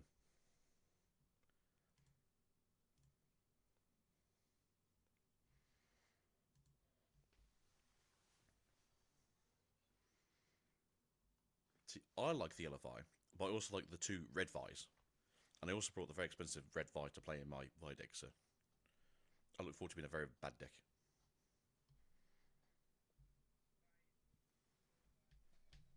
No, I want to be good.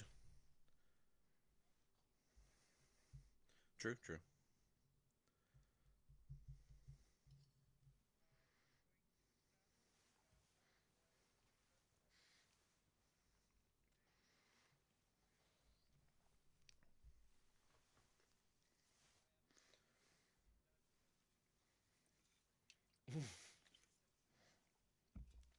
Spins it first week, it's Ivern. You're like, God damn it. No, a fire's not too bad. I think it depends what you're walking into, to be fair.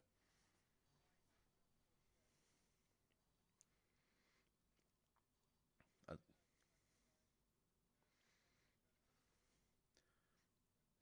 Ivern and Poppy are both very weird decks. I agree with that one. Vi is just an aggro deck. Compared more so than Darius. I wouldn't say that, because it just gets to ready itself, and you have ganking. So it's just, alright, I'm going to walk across and get 2 points. As I said before, if yellow gets a flash or a movement spell, or red gets a flash and a movement spell, then there's so many red and yellow decks just become amazing in comparison. But obviously now that we've seen that Fight or Flight is too powerful, I don't think we're going to get that.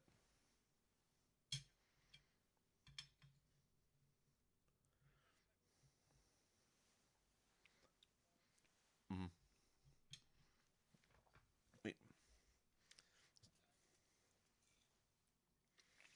Mm-hmm. So I don't mind having a flash in every colour, because then every colour has flash. And I'm okay with that. Because obviously we've got flash itself, which is purple, and then we have, I'm going to say Emperor's Divide, which I think might be the other one, but we have the green flash, which is the all of your units can move. And then if we can just have like a red one, which could just be Fort Breaker, to be fair, just dash it, or just dashes you in.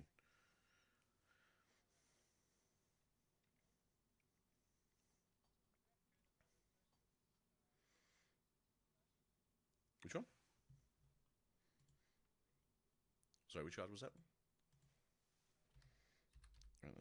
Yeah. Alright, let me phrase that. We can have a flash in every colour that isn't a signature card.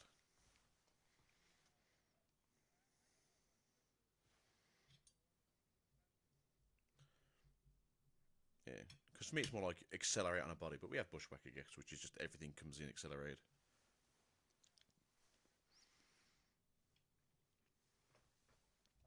Everything comes in aggro. And I make a gold. I'm having a funny feeling we might be losing this round 3. Oh, come on.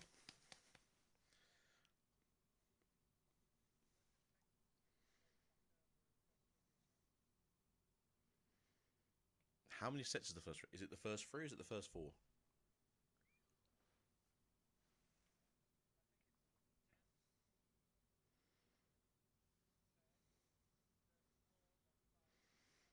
That seems really weird to me, because you'll have a set that basically, if 4 and 5 are like a lower power level set and they never really do very well, they rotate out with the powerful sets, and it's like, well, they never had a chance to play. Looking at you, Kamigawa.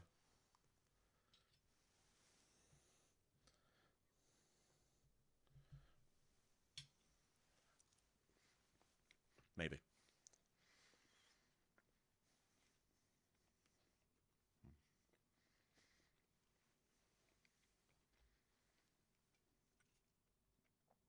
This isn't the cast.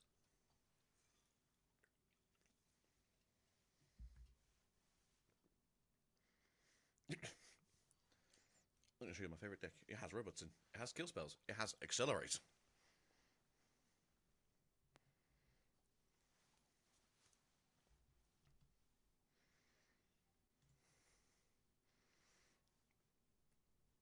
I like Shakedown because it comes up occasionally. Let me murder a thing, but let me draw 2 cards. It's very situational, but it does come up.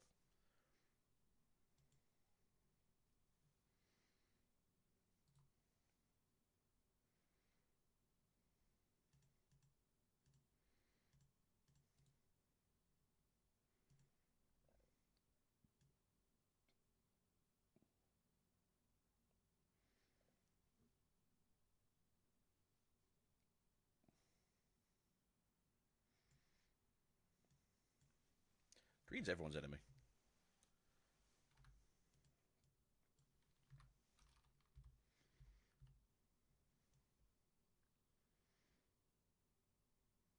The best red unit now.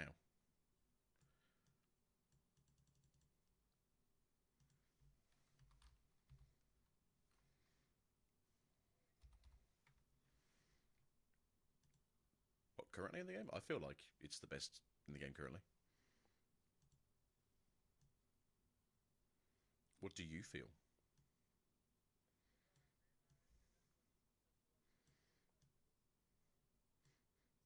Oh, okay. Okay, now. I was like, huh? It's like, I feel like it's the best one currently. I just said it was Red Draven until it got banned.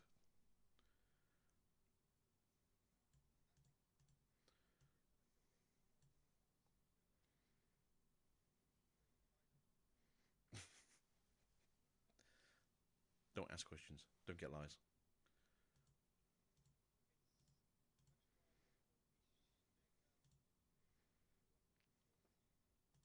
Yeah. Well, this is like the old version, like in original 2.0, what we saw was winning stuff.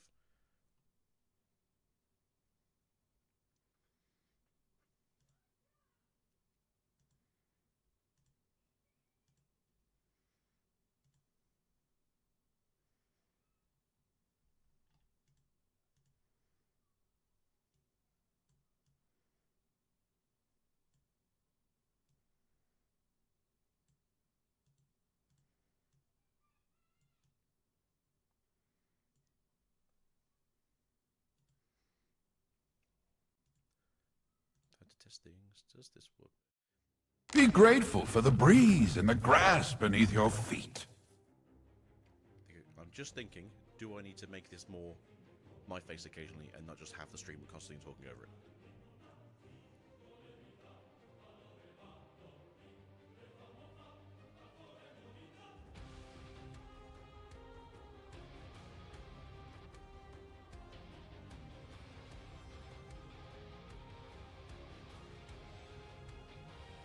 This is the issue I have. My brain's like, Farmore's really good into Draven and Draven only, because he's the only deck that doesn't really have ganking.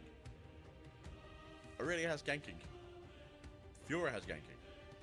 And with the boots, Fiora has it on naturally with her original champion. Next step, we're going to have more ganking champions, so Farmore's going to be less cool. But yeah, I don't think I've ever really heard anyone go like, Varmore stops Aurelia. It's like, no, she's ganking. The boots are always in hand.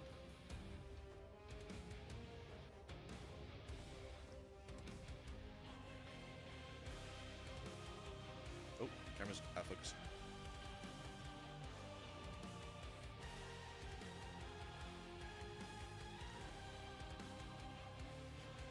Oh. No. For whatever reason, just when the camera was looking at me, Jim just like went out of focus.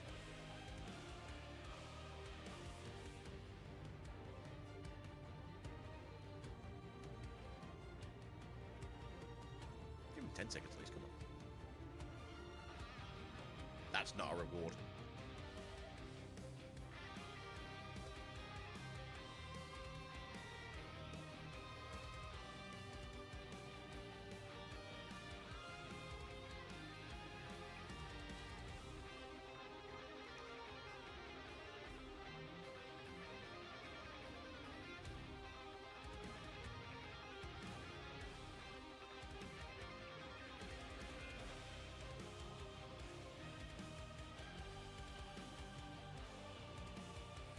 You've earned yourself about £4 worth of plastic. Enjoy your cardboard. Seems Origins, on the other hand. Yeah. Alphys.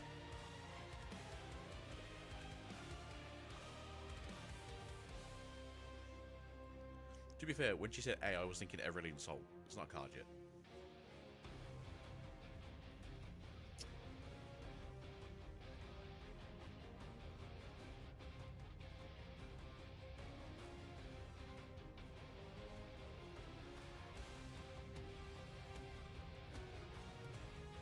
Do we have Hecarim yet? Is Hecarim in the game yet? H. H is good, actually.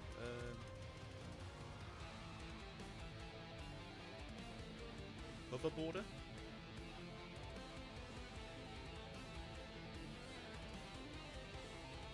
me check now. I've said that.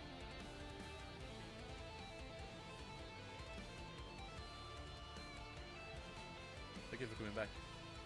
Oh. Thank you.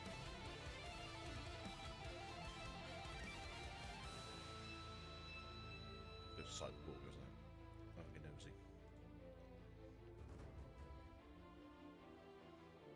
Already is thinking. Helia. Oh, the big snaky thing.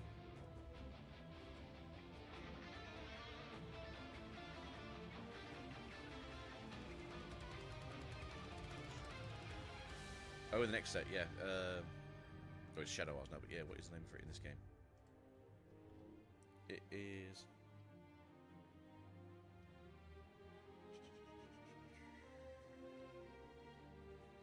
Vault of Helia. V. Yeah. If it's Helia's Vault, so that'd be fine. They lied to us today. But no, good thinking.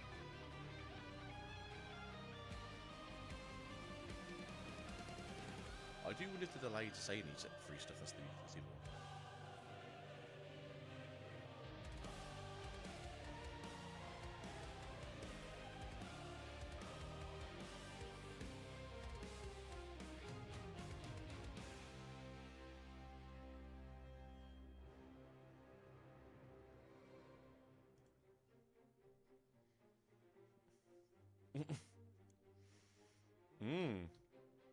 Was he 4th last week? At least top 4, right?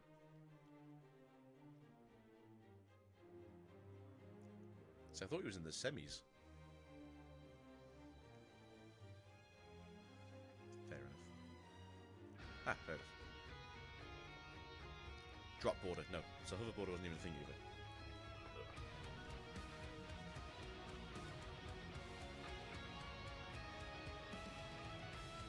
Zero at 11th, okay. Jinx is 9 and 10.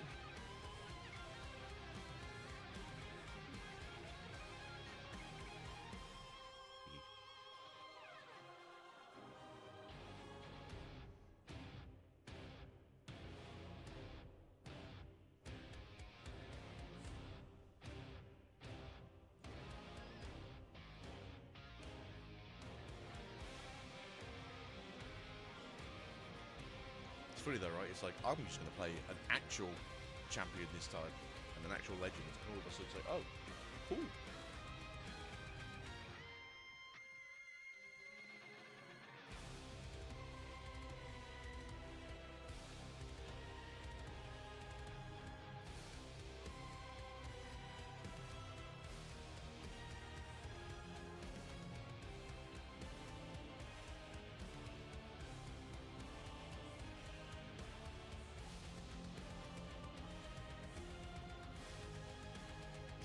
See something we haven't seen yet. I'd be happy with watching the Jinx game. I'd be happy with the Azir game. We did watch just 7 and 1 for this first round. You know, we can shuffle it through. Jinx is a weird deck now, but it's obviously doing something.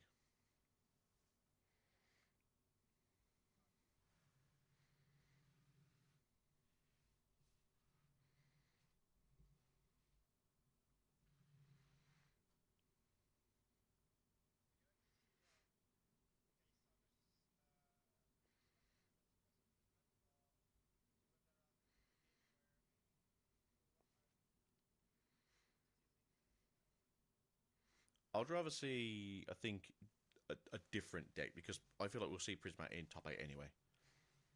He's only got to win one more game, he's in top 8. So we'll see him later, so there's no issue with that one. Well, let's get back into stream, everyone. Proper stream mode. Be grateful for the breeze and the grass beneath your feet.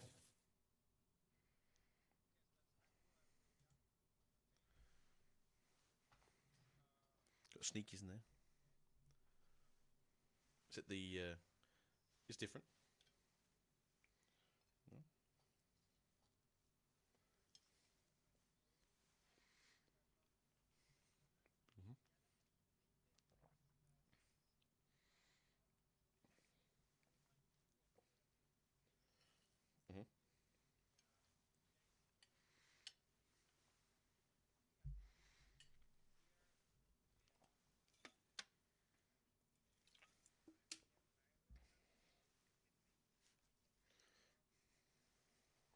And it isn't you may trigger rather than a you have to trigger. So if the only person with gear is yourself, you don't lose. But they are actually doing free of the equipment. So free boots and free Guardian Angels. That's kind of rare.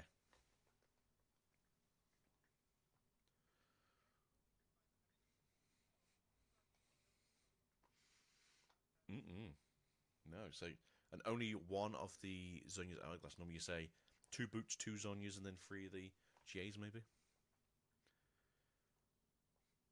Alright, I'm happy now. I'm getting the Azir gameplay. I know you hate Azir. But I'm happy.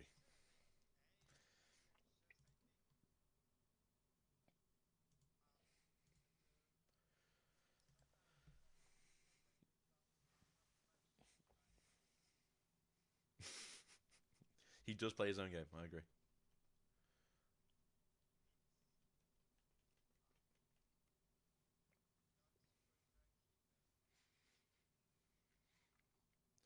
I'd say his biggest strength is also his biggest weakness. He's not very interactive, but if you have any form of removal for gear, you just go, okay, I'm winning then.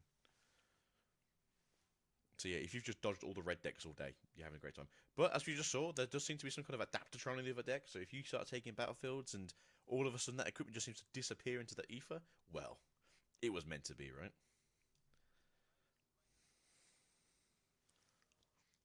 Mm-hmm.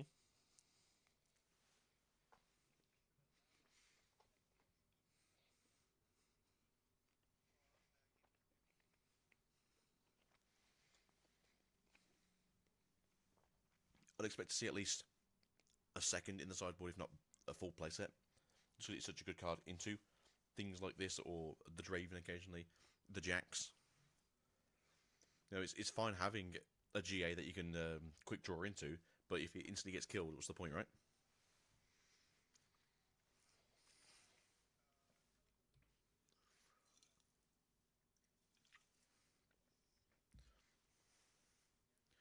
Say either some Call of the Weeks, maybe you'll see Imperial Decrees. You do see that occasionally, so I wouldn't say no to nothing. They are running the Eye of the Herald, right? So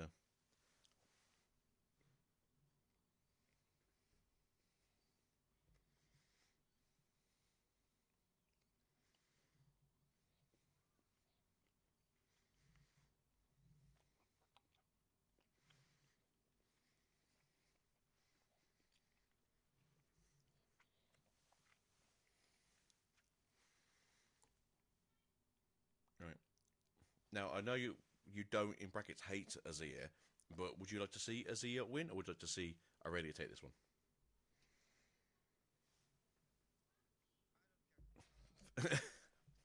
Either champion. All right, Azir it isn't for me. All right, good luck, Azir.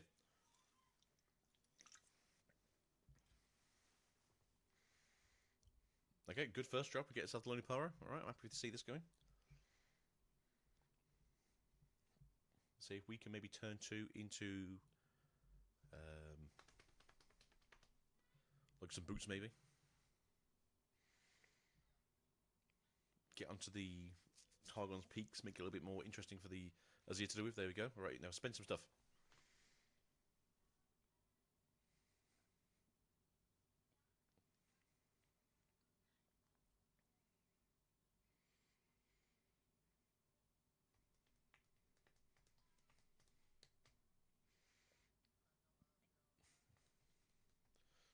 Very interesting. Stellacorn's fine with me. Yeah, I'd for Stellacorn.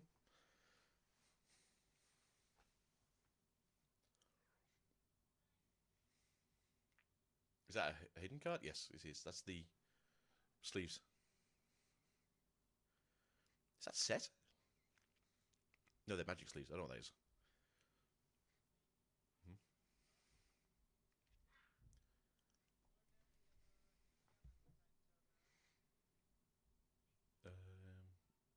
Maybe Azonia's.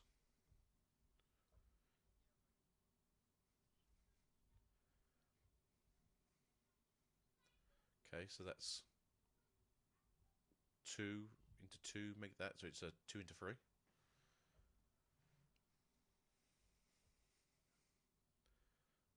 Okay. I hope you also have yourself a Engard, or is it just sort of like trade? Do you have discipline, sir?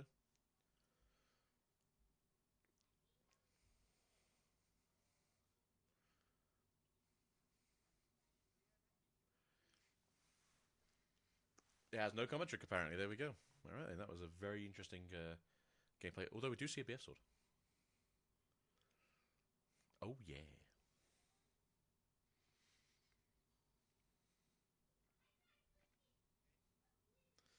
I don't know about you, but would you not play the BF sword, then tap to make a Sand Soldier, then equip maybe the eye, and then maybe just pay the power cost to put the BF sword on the Sand Soldier that can move? So you got a 5 might Sand Soldier.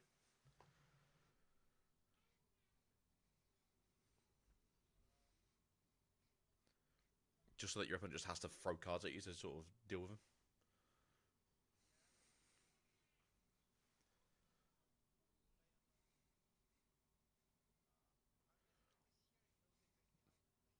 There's, I would say so too, but we just saw a very weird turn too, so.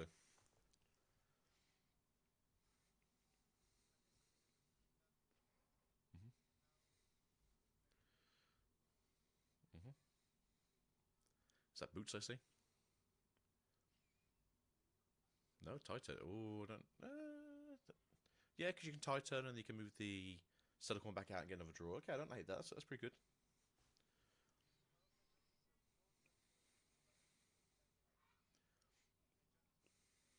Mm-hmm.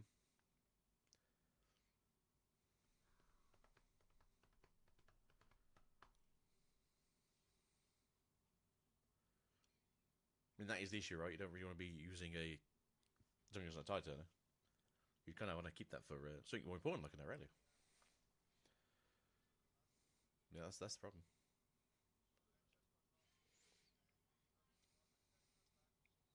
No, you're like a turn ahead now, technically, with the extra draw powers you've had. You've had 2 extra draws. You're at 3 points compared to 0. Do we have another piece of equipment, sir? Is that another BF sword?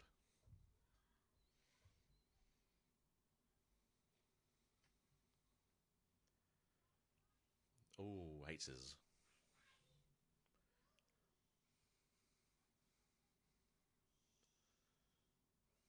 You gonna?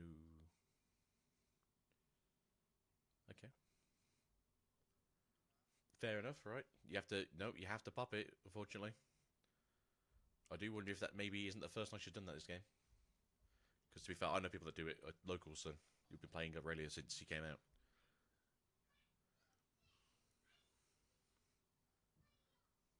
Well, hey,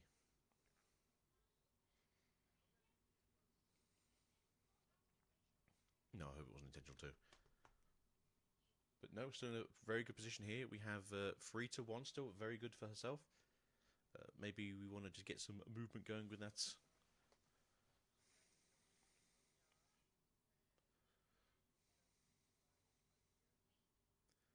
Stacked deck.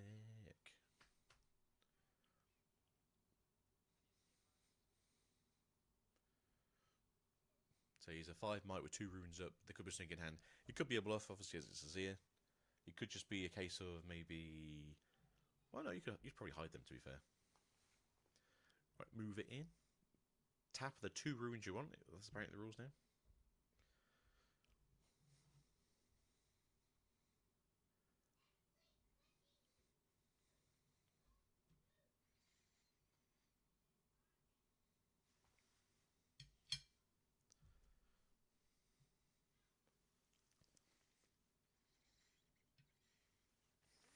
Timmies are out. Look at those Tims.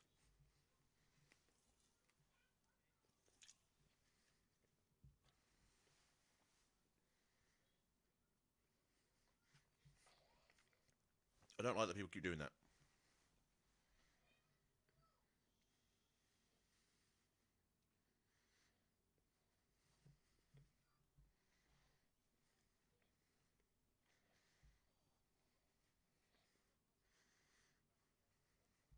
Mm-hmm.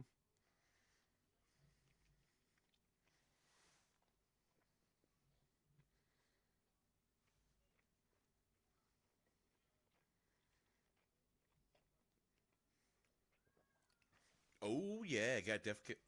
No, get a death kill. Get the draw. You're at 3 extra might now, so you're 8 into 4, 6, 7. Yeah, because it's 1 for the 2 for the boots, 1 for the armor. I think they have an end guard, so it'd be 8 to 8. But is it you obviously come back to life because you have the guardian angel.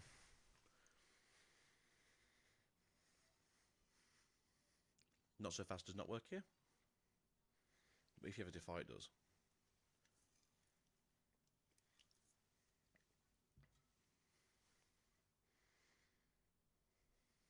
Yep, there you go.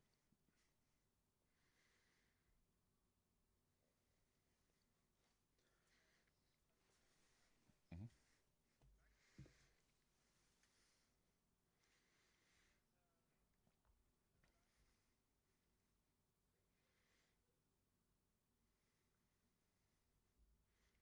That's it, yeah. If there's a rise, there is a not so fast in hand, but again, doesn't target you. So it's not going to help you much here.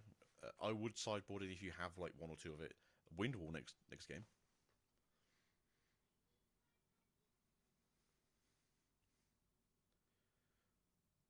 So again, it's 6. They have 1 green up. If you have anything interesting to shank into your opponent, I definitely would. I'd also try and conquer the other battlefield as well, so you can get 2 runes at the end of the turn.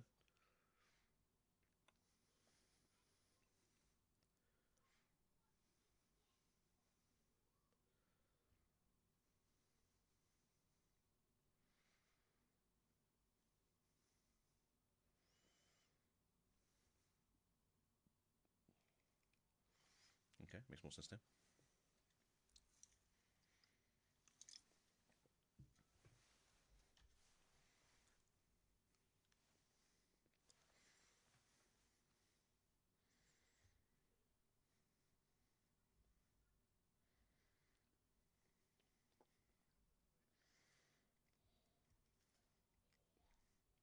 We'll find out later.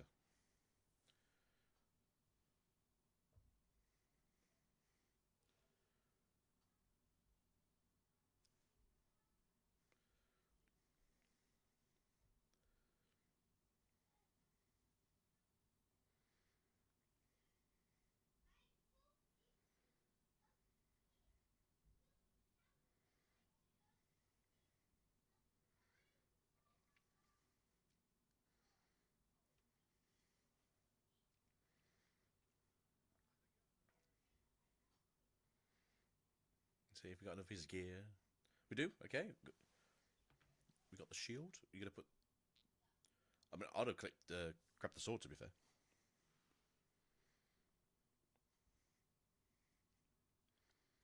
But we do have 6 available, so we could always arise if we really, really wanted to.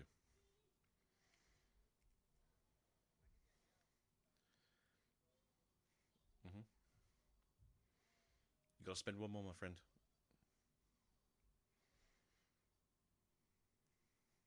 Yeah, that's good for me. You can spend 2, right? Sorry, repeat it and get yourself 2 Sun Soldiers, and that way you got everything equipped.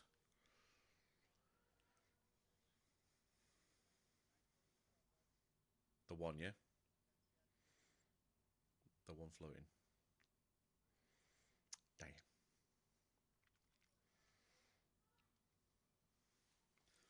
I mean, I don't blame Arya not to say anything, but obviously you don't really tell your opponent, hey, by the way, you got 1 floating.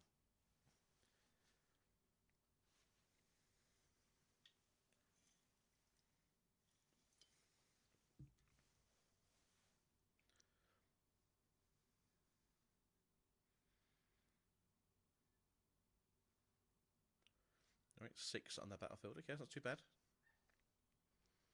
You are very far behind compared to your opponent, though.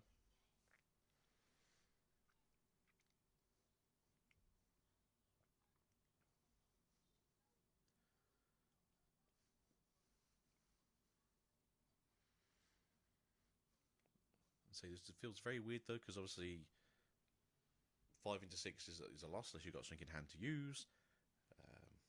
That feels obviously weird to go to that battlefield. But you can always give a pair of Tims to one of those Lonely Porros.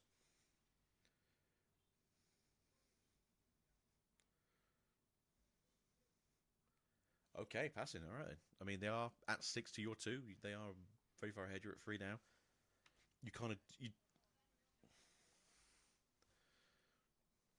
Well, next turn, Aurelia's just coming out.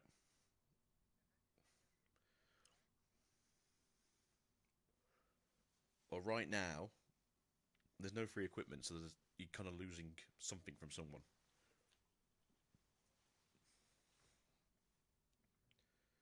Because you just grabbed the BF sword, right? So you got an Arise token that's now a 5. You don't necessarily have to grab anything else.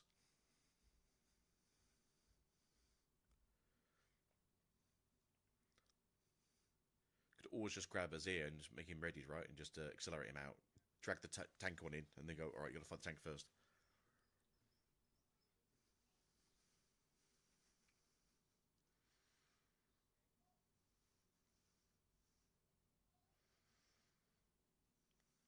You gotta tell me what you're doing here.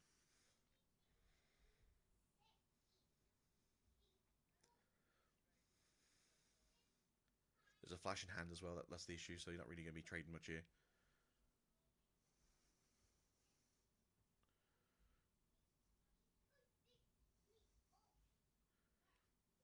Why do you keep saying Premier? It's Premier.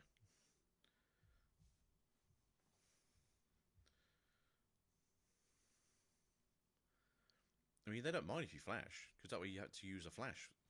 The one flash that you have. I know next turn, obviously, everything's just going to go onto a battlefield, but you're only going to 7.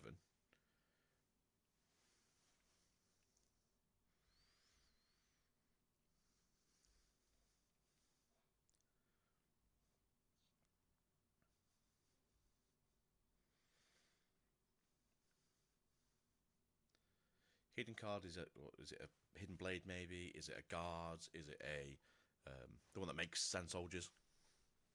Well, it's Guards.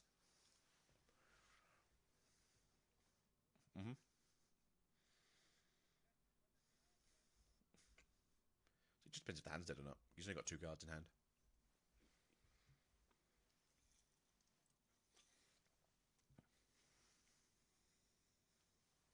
Yeah, if he has Grand Strategy, that'll be it. This game's donezo.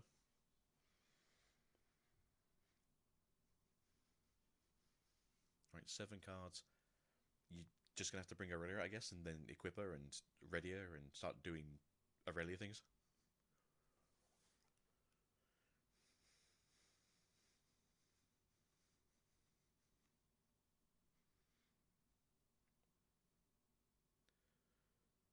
We just equipping the Stellacorn to... It's got 2 boots! Got a full set of kicks. There we got our 7 mites Stellacorn. Where are we going?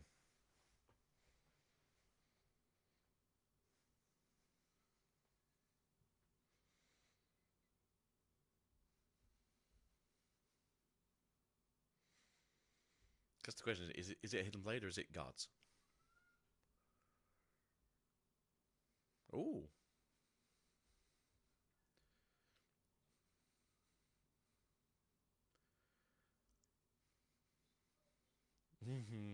I like that one.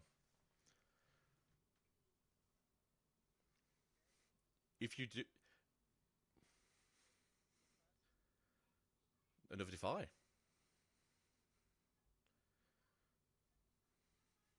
So unfortunately you're out of greens now. So if that's if another Facebreaker face down or a Hidden Blade, you just lost your Stellacorn. You lost all your greens. What you got? Hey! I think there's 2 not so fast in hand as well.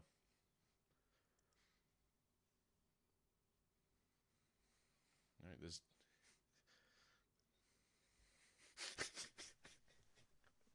Yeah, you can equip the boots. You have those lonely porros with those boots.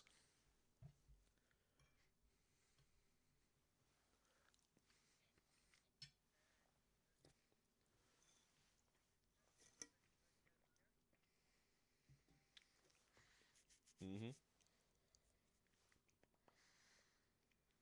Oh, this thing. Do you move the one poro into die alone, and then you put the other one at 6, so it kills the other Sand Soldier?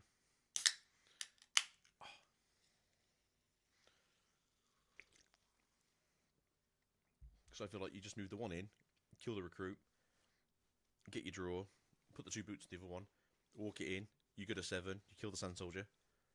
Obviously, the issue is, though, is if they have anything else in hand, because they got 1 card in hand, you've just lost this game.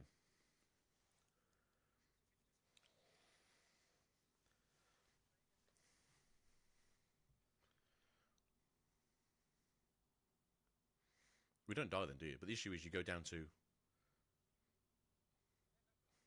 Was that for free?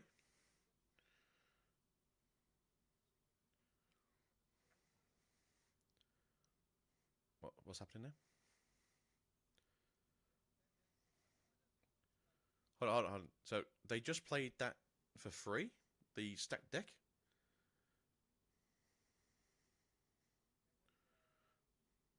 Was the one floating? Okay, that's fine. I was like, what the? Hold on. Okay, this makes some sense. Also, did he just return it to the base and not rebuke it? I'm going crazy. It's been a long day. No, there's a naked BF sword there.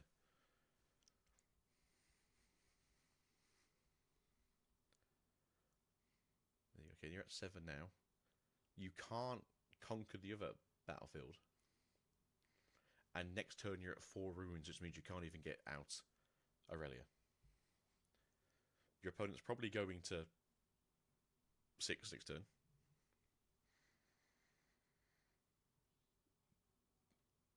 Because you can always play out the GA and then hope you get a green next turn.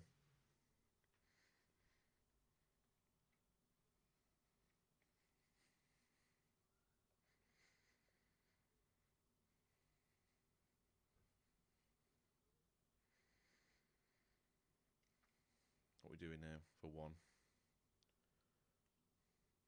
Is that Defiant Dance?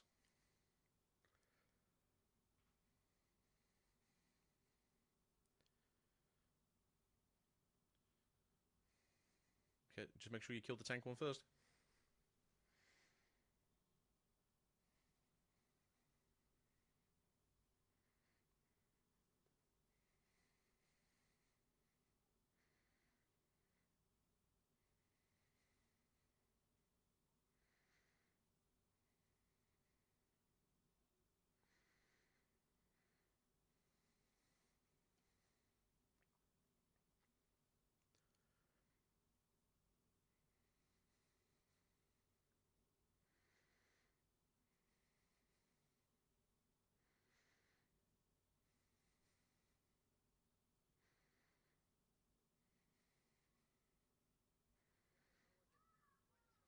Yeah.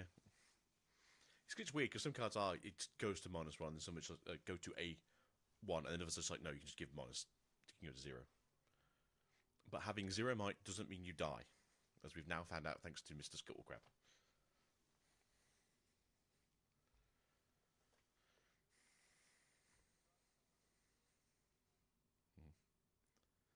It's just he's the first one that has 0 at the start of the summoning.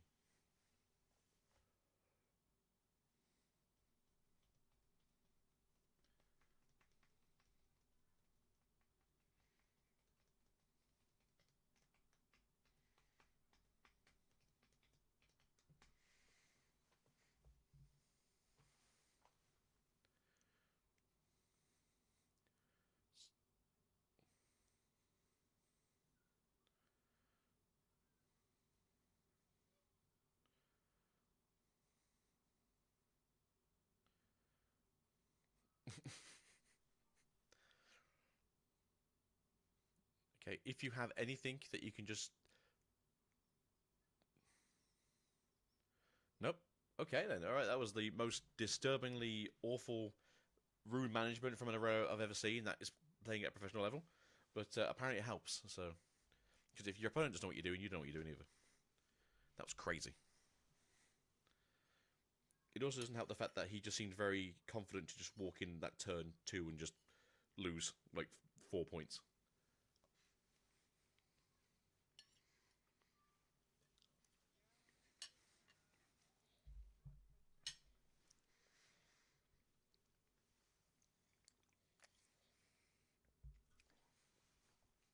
Obviously, we don't know what was in hand.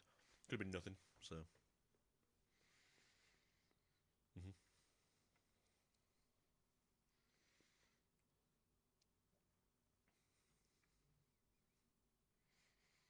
hey, the best turn 1 play.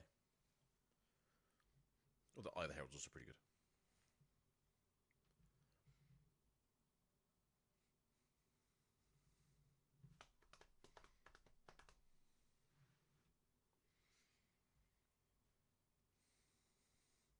Got Poro? No, Titan, okay. Feels a bit naked, but nonetheless, they only play the one of it. Don't know if there's anything on the sideboard, because we don't get to see sideboards.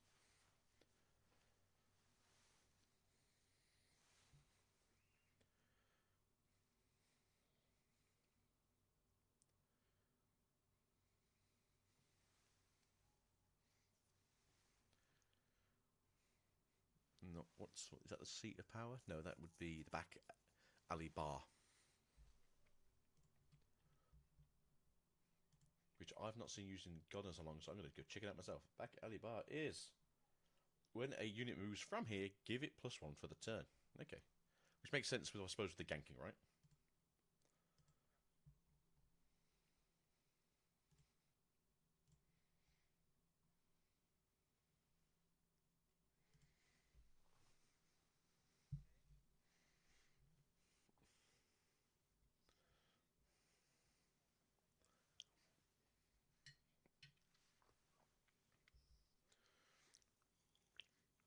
Mm-hmm.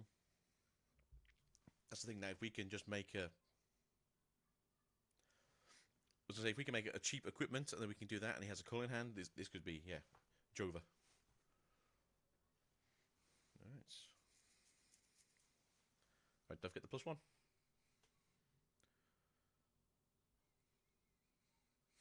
It's cool.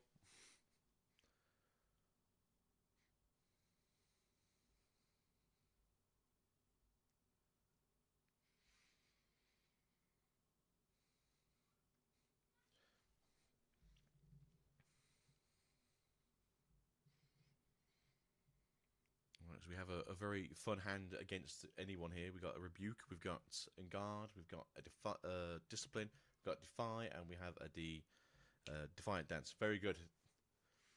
I've never seen such a sculpted hand in my life.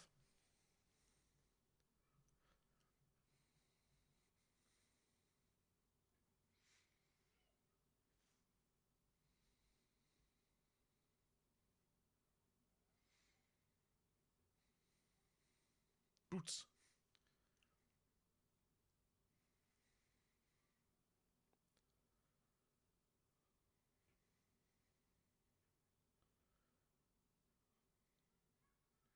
I do wish to stop doing this, please. I know it's shortcutting, but I don't like it.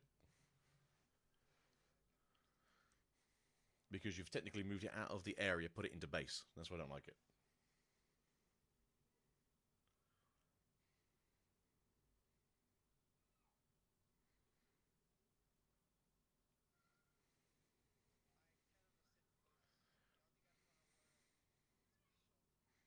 Mm-hmm.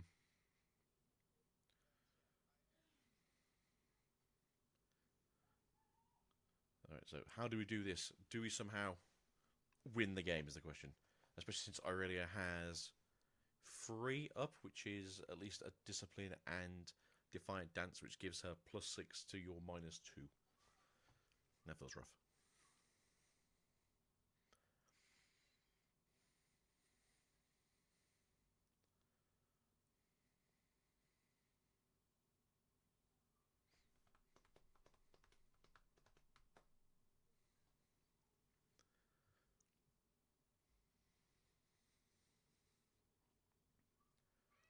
That rebuke feels very rough, to be fair.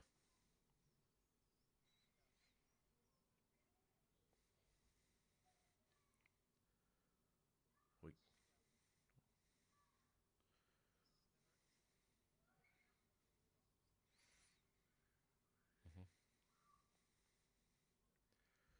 Spending 5, so you're bringing the Azir out. You just rebuke the... Yeah, I suppose that's it, right? You can either fight him or you rebuke him. It's your choice, right? Alright, so... Alright, I don't hate this, but there's a chance that you don't win this either.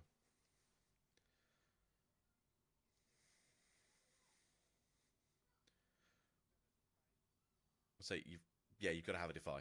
Or you've got to have anything, really.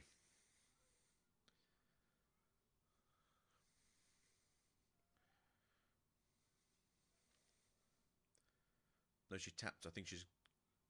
Oh.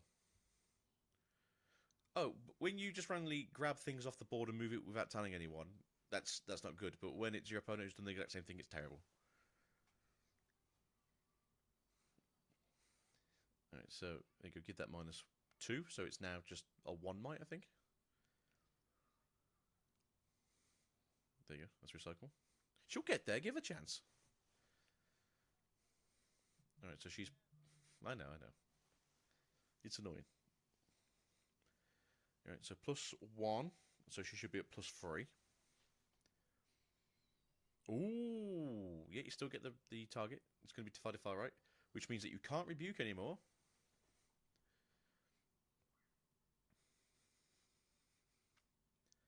I think there might be an Garden Hand, though. That's the issue.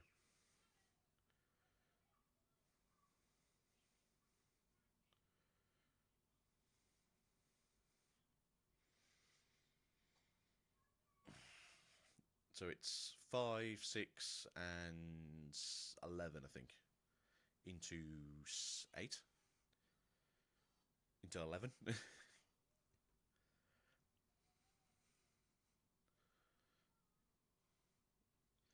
So, do you have the other defy? If you have the other defy, I think you win this.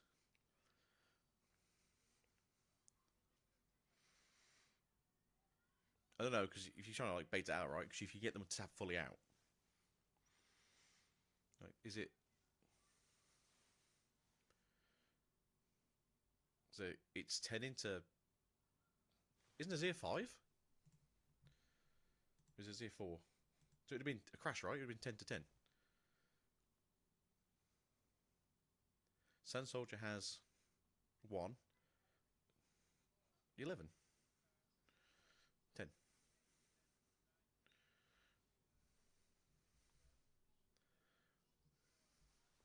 Oh, yeah.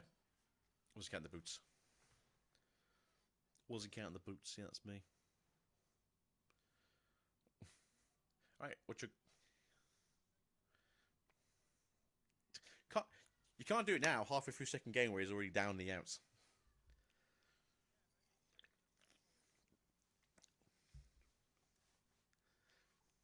We should rephrase that, but I understand what you mean. Alright, Azir. Down and out. They've got no green ruins up. Explode their face off with a colour of the week. 2 colour of the weeks, because...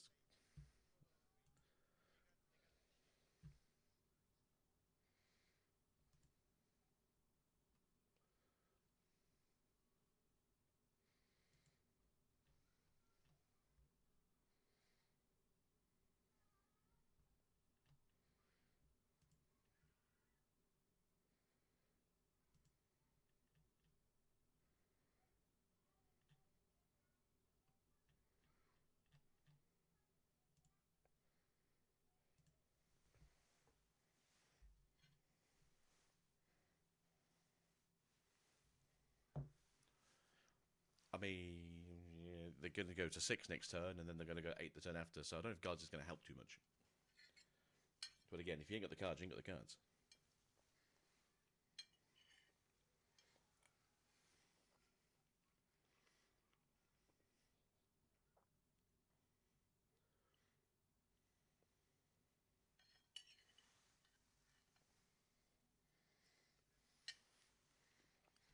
He's got a discipline in hand.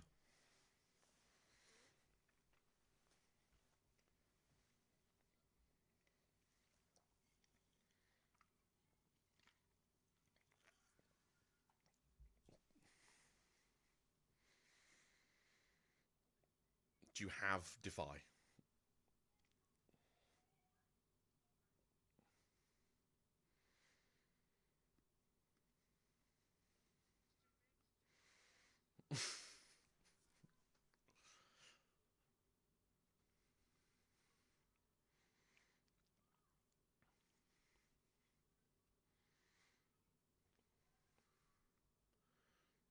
I mean, that saves your things, but you wasted 2 cards.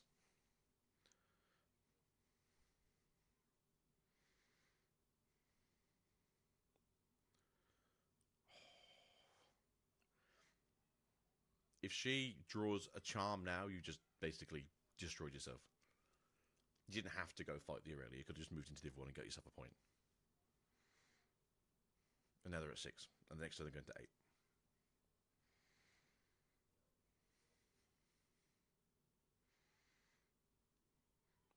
Technically, next turn they have access to a rise. So they could technically arise if they don't get countered.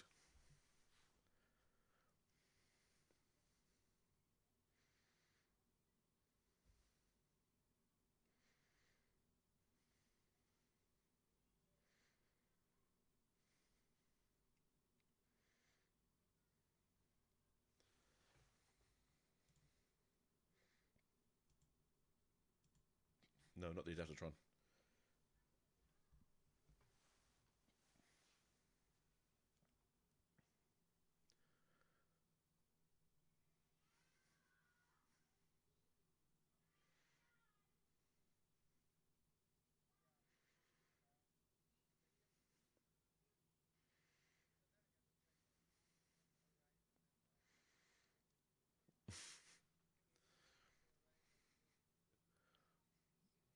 It's everything, basically. You've just got to do it.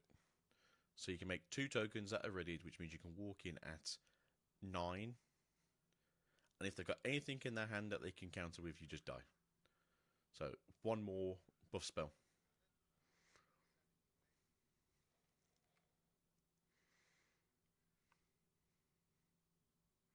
Depends. If they've got a hidden blade in hand, they can always just hide it. You got to put them all in, bud. You got to put everything in, because if they just tap, you say, yeah.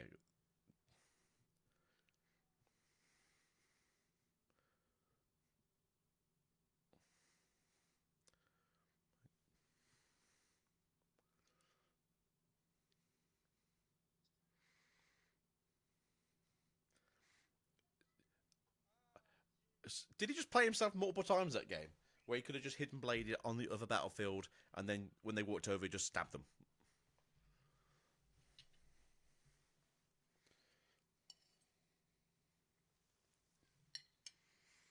That was fairly quick, it seems like, so we might get another game.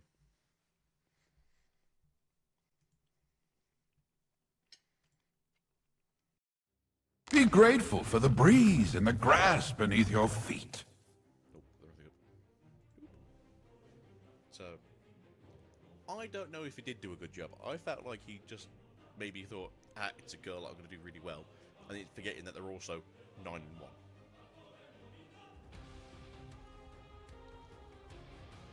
Because there was some super sloppy.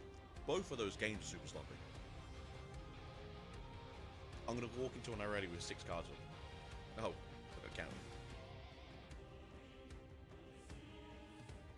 Again, they had both. They had. Sorry. I'll say they had the face breaker for 1 game, so if the arrow walked over, yeah, okay, you have to pay the defect cost, but she gets stunned and she can't fight you. And then you have 2 hidden blades. So if you'd have gone to the other battlefield on either of those turns and just hidden the hidden blade or hidden a face breaker, I don't know. It just seems very much like they were just trying to fight for no reason.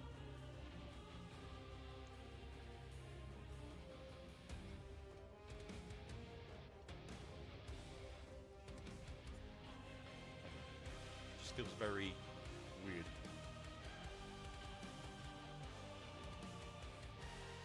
Oh yeah, no way.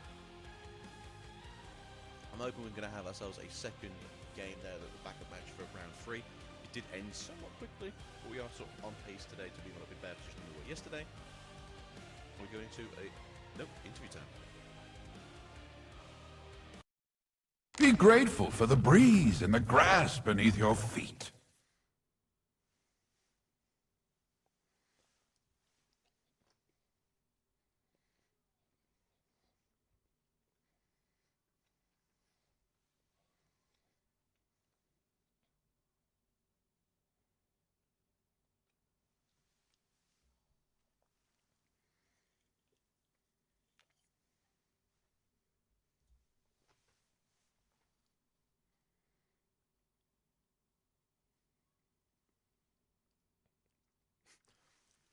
Yeah, exactly. Can't beat him, join him. Array is a very good deck.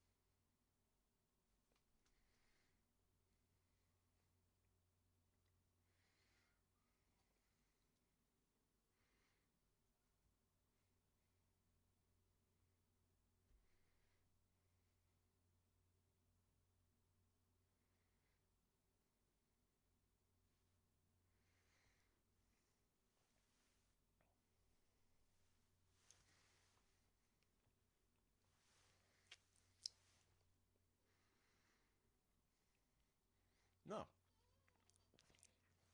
She played that super well. Unfortunately, it was just a case of the Azir was just playing very weirdly. And was just being overly aggressive for no reason other than just to walk into their own doom.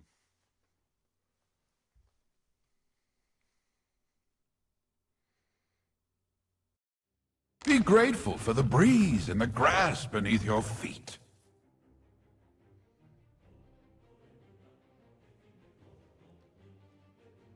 I don't know if that's the case, that it's difficult. Is it more the fact that you just don't get to kill Lucian? And that's why it's difficult, because they get in, they get out, you try and move across, they go in, get out, you try and move across, they get in and get out. To be fair, every turn, if you've got a ready set up, you should be getting 2 points every turn, and then Lucian can only really get the 1 point off the battlefield that you're not in.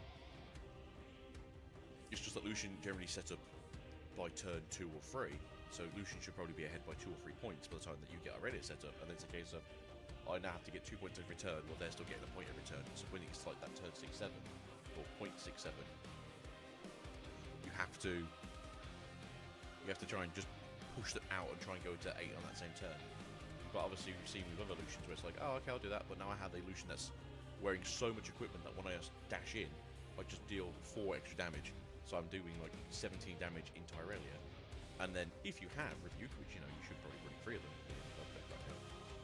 by Lucian.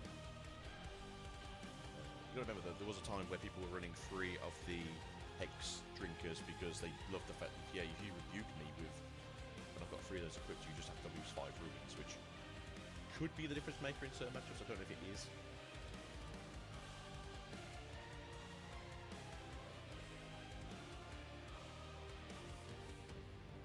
Damn, Frosty's just got his 11th win.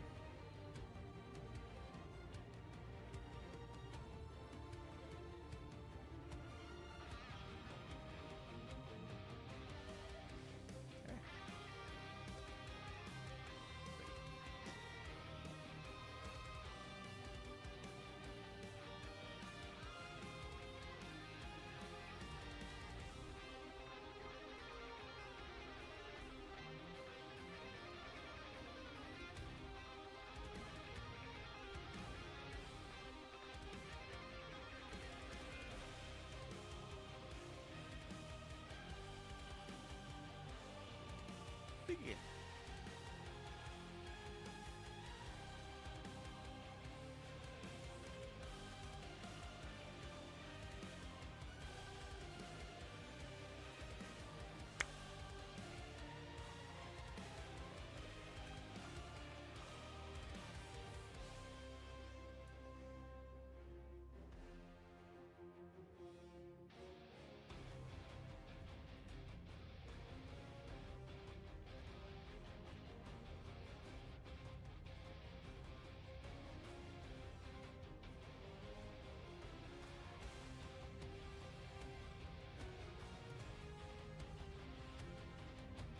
That's not the most I've definitely seen like a 12 to like 14 one where it was just going in, equip, gank across, bring it back out again.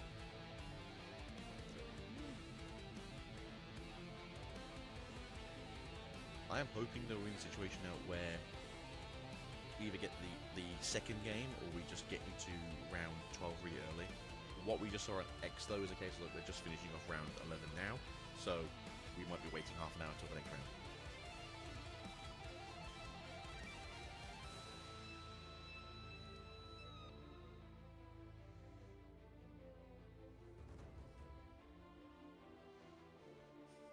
Americans doing mathematics, anything other than counting it, right?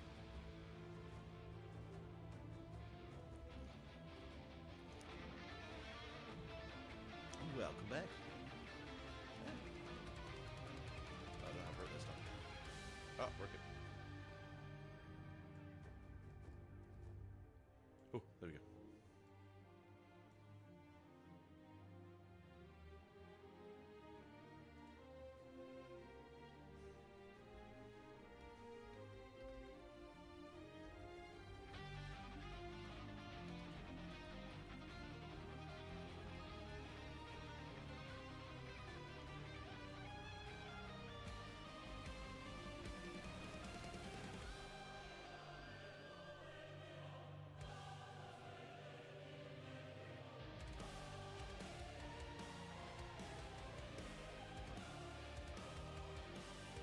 I'm always down for mirror matches if it means that one of them gets... Be grateful for the breeze and the grass beneath your feet.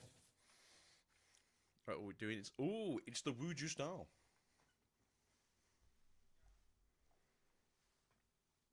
So we saw Ominous Milk yesterday. They were... Who did they play yesterday? It don't matter. But are they both playing Varmors as their third one?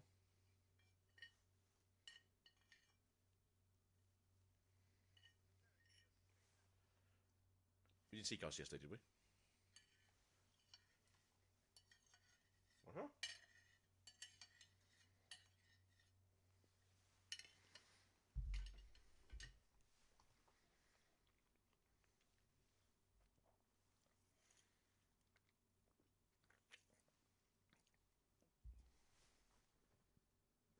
Starstrip Peaks versus Varmor's Lair.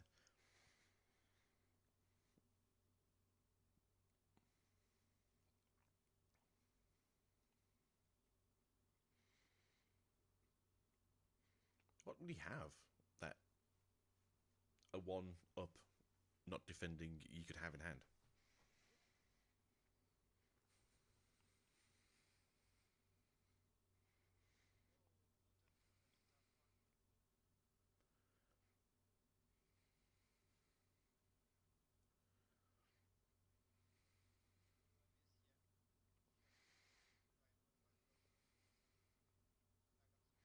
Oh no, he does have a turn 2. It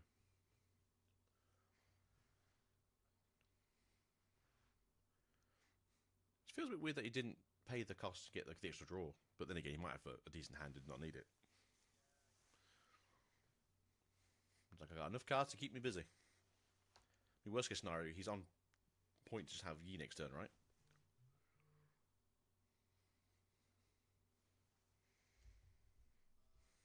Yi on the action.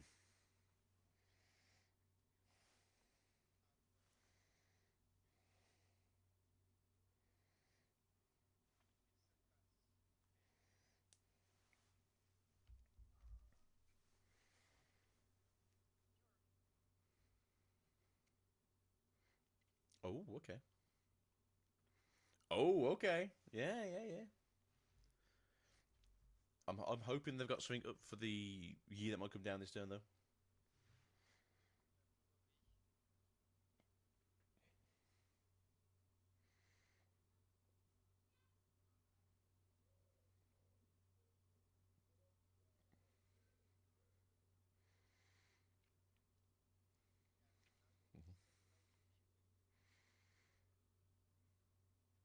Discipline for the draw. Okay, no, okay. We understand. You are ahead of points, technically. Charm. Defy. There we go, baby. Defy, baby.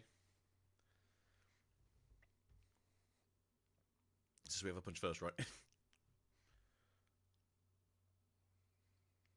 you become the attacker, right? So you lose the defensive trigger. We're now going 6 into 4.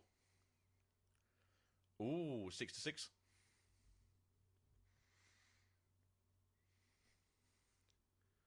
Roger, everything else, good sir.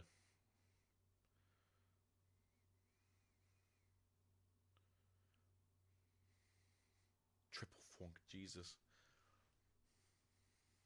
There's a punch first, though.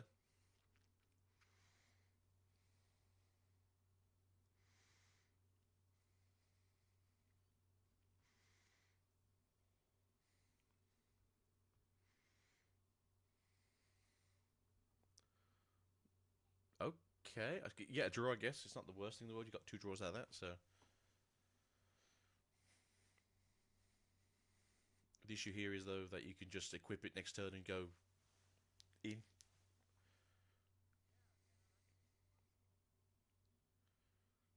I say Fwonk doesn't use any power, so it's not a bad card. Just a Fwonk him once and that's it. He loses the fight. You get to keep going. He's got a full hand, to be fair. He's doing really well. But I think, as we saw, he was down on units, so probably just needed to draw power more than anything else.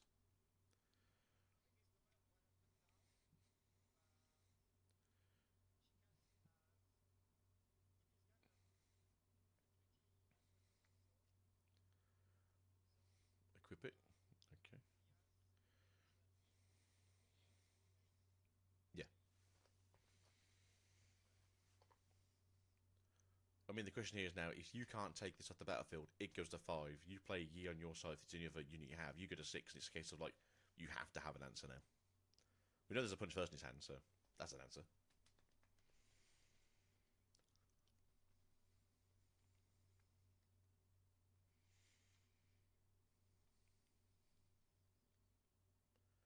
Ooh, okay.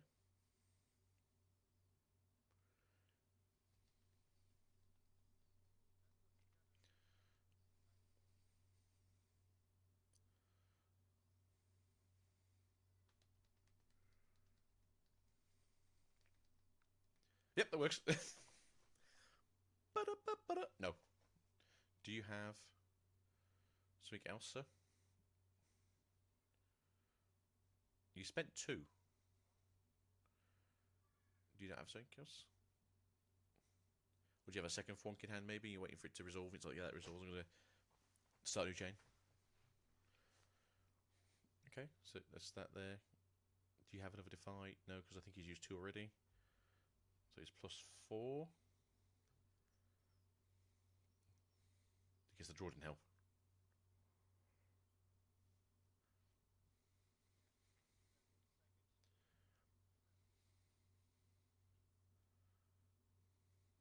No, you can do the 2, 4, 2, 4, 6. No, you need 1 more turn for Master Yi.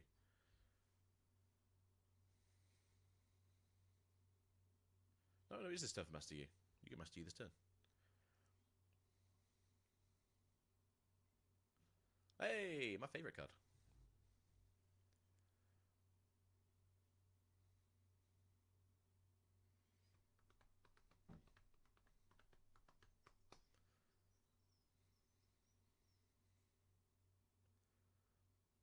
I mean, this is a. Well, I mean, this is the one where you go 6/6, though, isn't it?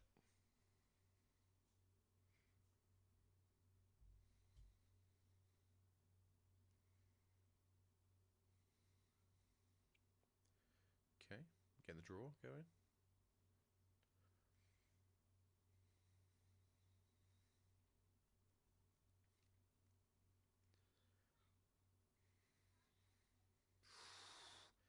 This is a rough turn. Because if you got answers, you got answers, and that's it.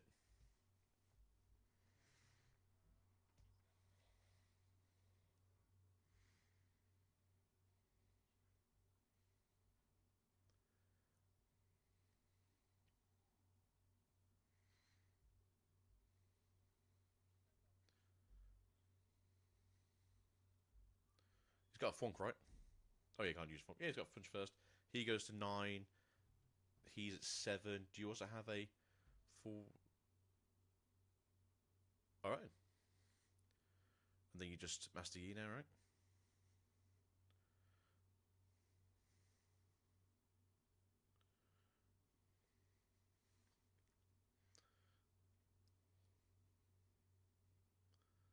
That's it, right? Big Ash can do. Unfortunately, green did green things.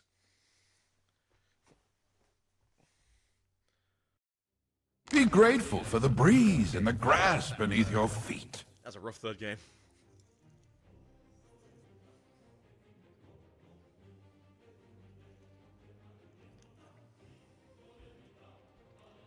Mr. Randy about 20 minutes ago said they had just finished round 11, so give it till 7:30 maybe?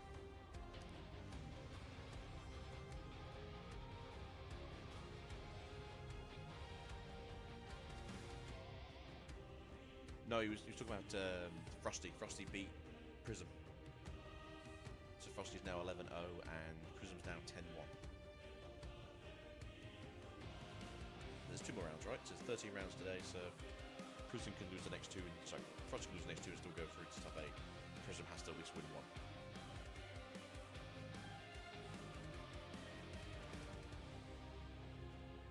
I think what though, I suppose because you're killing more units than Annie has, right? So that's probably why you're better into Annie than the other way around.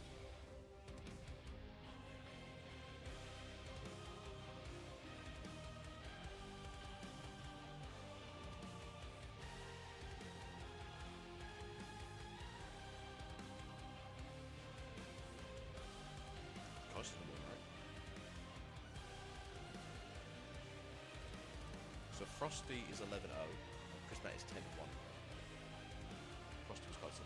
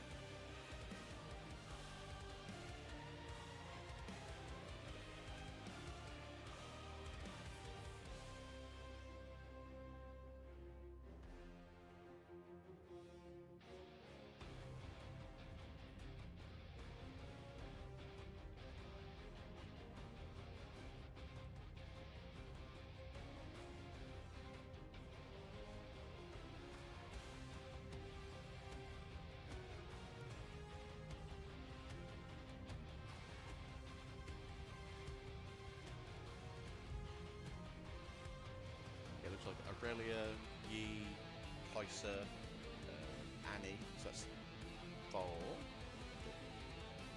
Currently, there's a chance that Azir can push through if Azir can win the next 2 rounds. What did the deck do? Not a lot.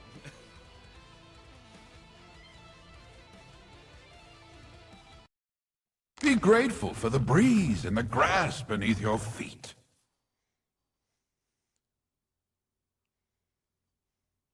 I hate the shears, the sacred shears. I think they're a terrible item.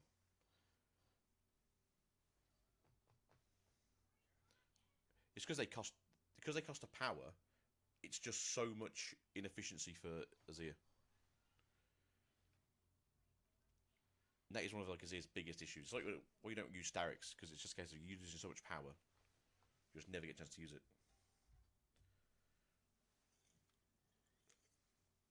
So next set I'm going to be using either the green 1-cost blades. That way I can go turn 1, play the blade, activate, play a Sun Soldier. So I've got a 3 might Sun Soldier at least, or the Shepherd's Crook, which is a 2-cost that gives you 2 might.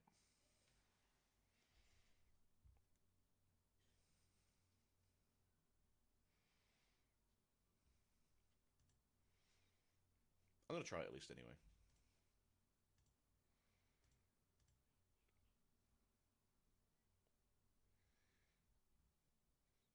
What we've got here, we've got Shepherd's Heirloom, which is when you play this you gain experience, and it's 2 for 2 might. And then we have the Soul Sword, which is level 3. If you've got 3 experience, you get an additional 1, so it's a 1 cost for 2 might, essentially. So you have 4 might Sun Soldiers.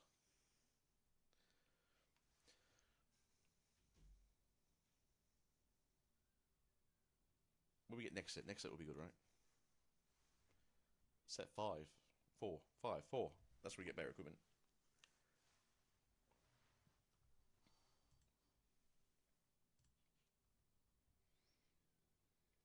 Ooh.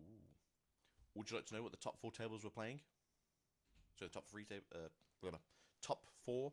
So top 4 players as of the round we just saw. Obviously, we know certain people have lost the round. Challenger TCG was playing a orange and yellow deck. We know that was Colin, so he was playing Set. Prism, which is playing a red and purple deck, which I believe is Annie. TCG Gaming is playing a orange and green deck, which I presume is Master Yi. And then we have Sean DTCG, which is playing a red and purple. Now that could either be Annie, Draven, or Jinx, because we know there's a Jinx in the top 8 currently.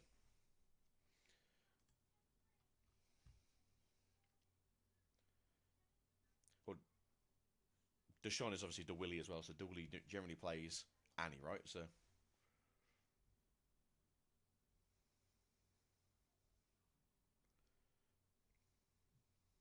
Oh, he's playing Draven.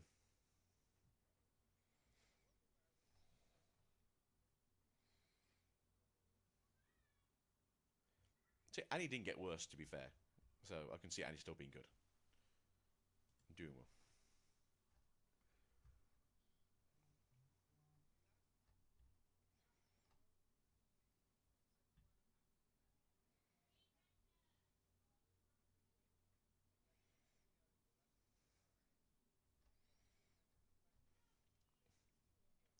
I won the first Western event. I'm going to win the last Western event of set 2. That's pretty good.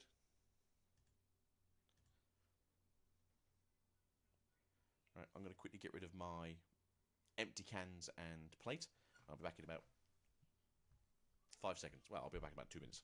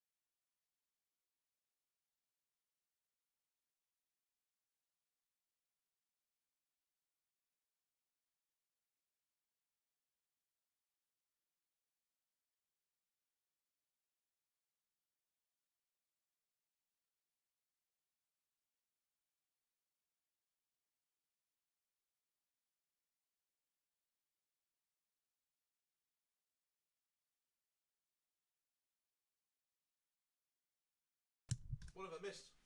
All these pretty cards.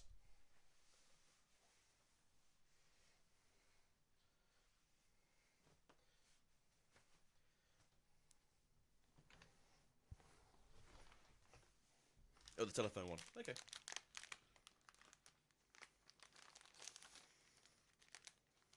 It's a moose. It's a Howard of the Moose.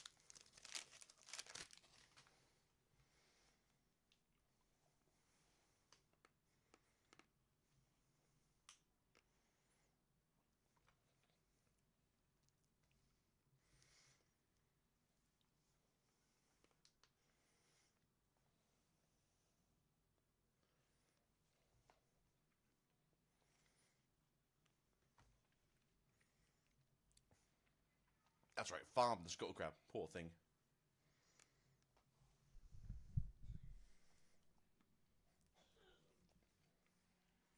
Also, the fact that it's a multiplayer card as well.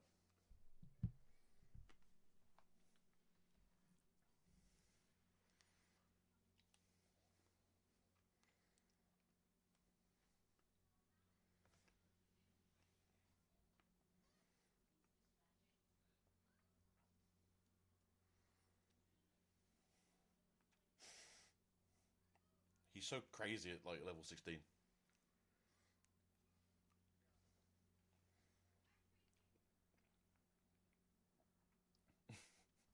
When you get to level 16, you just become unstoppable. Which is what the card says.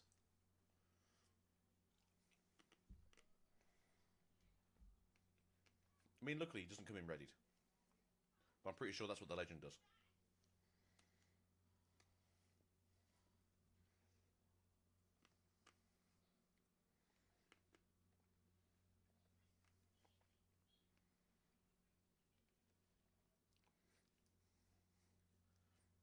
Mr. Leroy, how do you feel about Poppy and her Gek? I think it's an okay card, but could have been much better.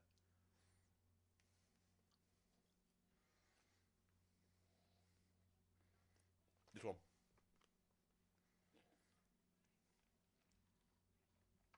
I like Ambush. I don't like Tank, to be fair. But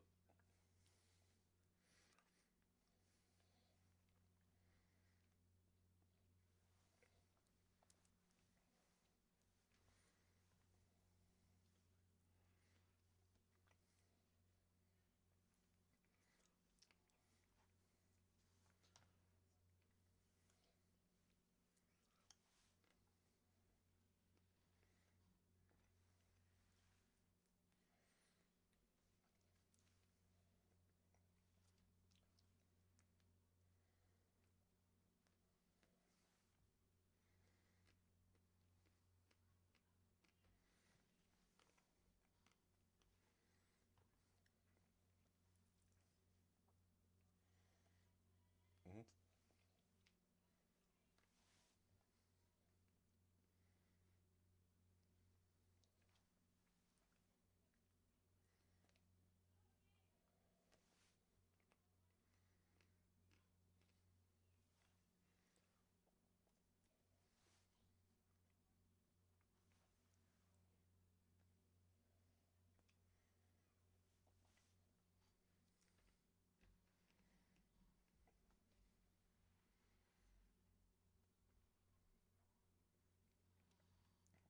It's okay. It's just the fact there's better versions of this card already. Like Fiora. Cost free. Also goes to 6 might if they're on their own.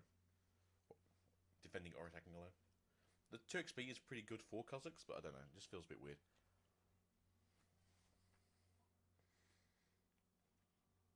Thank you, sir.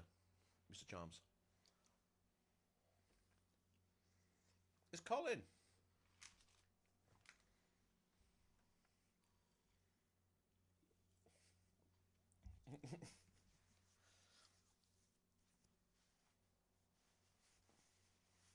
You've seen this interview already.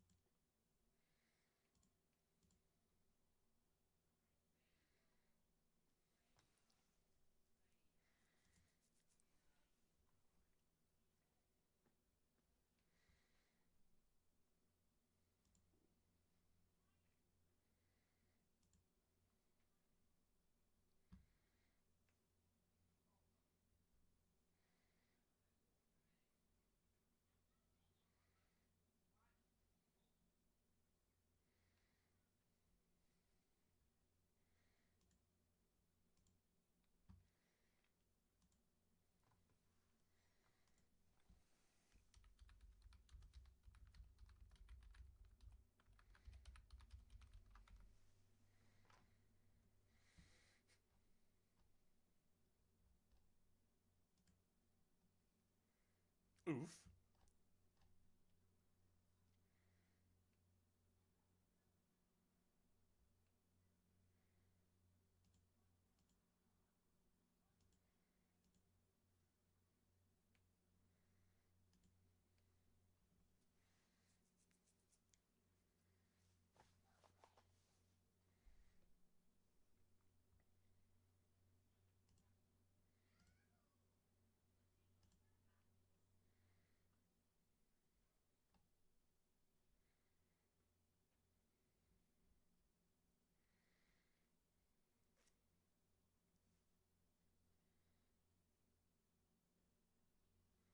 I'm very concerned about I keep hearing Ivan in my headset.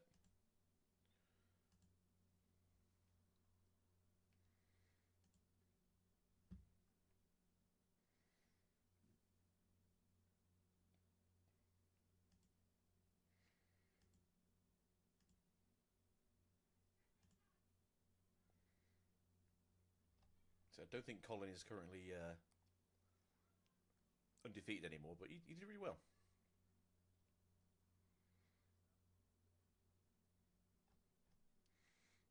And that's his first day.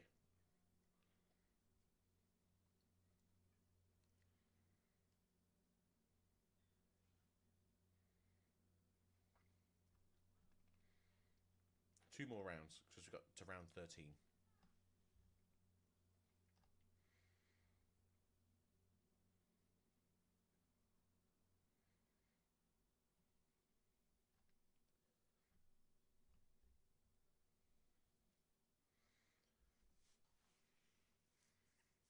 Well, it seems to be caught up, and that was the issue.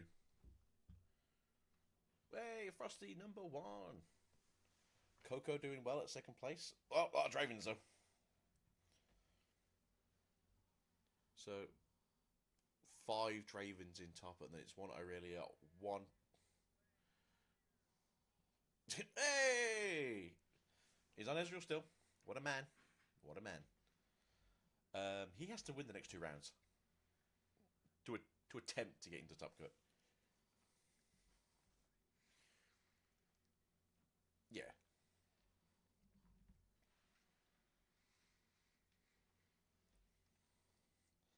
You know what? I want to see Alan. Not that I don't believe in Alan, but I want to see Alan. I want to see him beat some Dravens.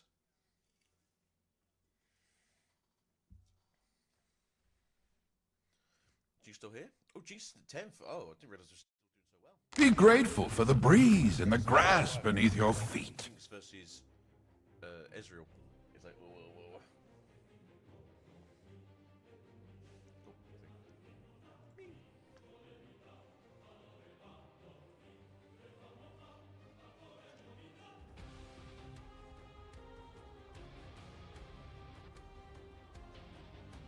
Oh, yeah.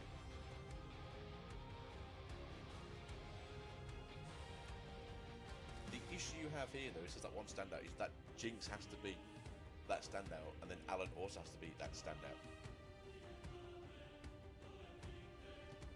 But they have to obviously win the next 2 rounds. That's the problem. Well, Jinx has to win 1 round because she's 10-1, which is absolutely insane for Jinx.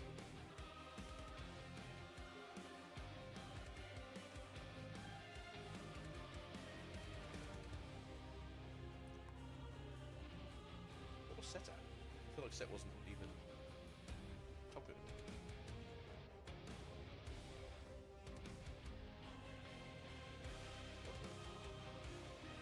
Hey!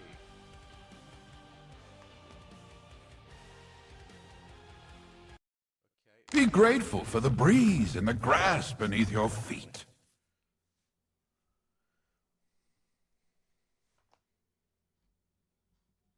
They're all playing the Rek'Sai. I obviously must not have got a message of how good Rek'Sai is all of a sudden.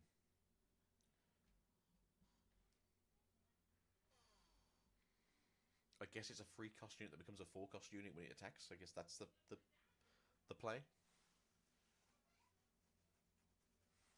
Because I've not seen anyone use it for accelerate cost besides Dana yesterday.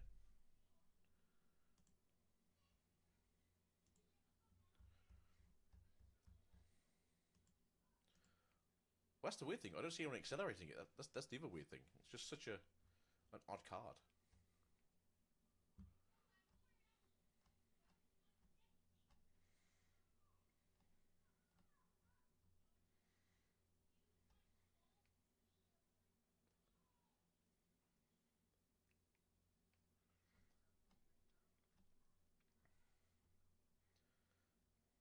Yeah, so if you turn 3, you play this out, and then you play out like a hopeful or something like that, and that's like a really good turn 3 play.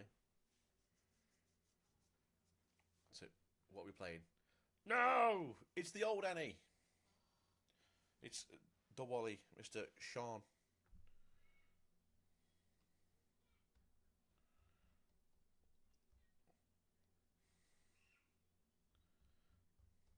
And one less Rexo.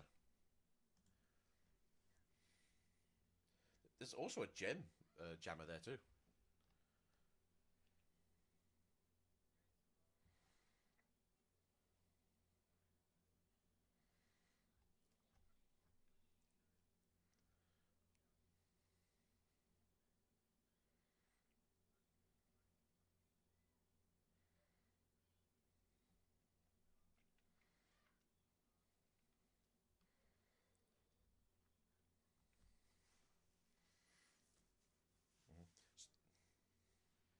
Yeah, you normally see like 2, don't you? So, I suppose if you just want more access to some 7 cost accelerating units for 7 might.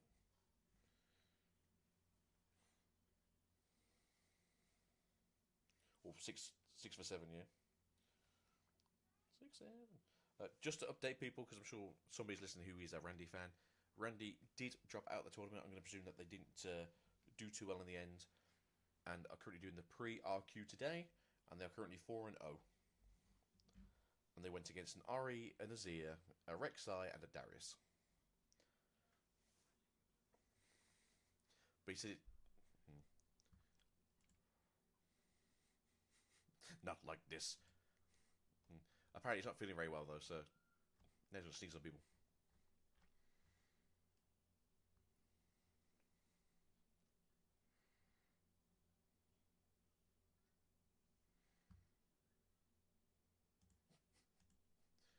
Thank you, Mr. Kester.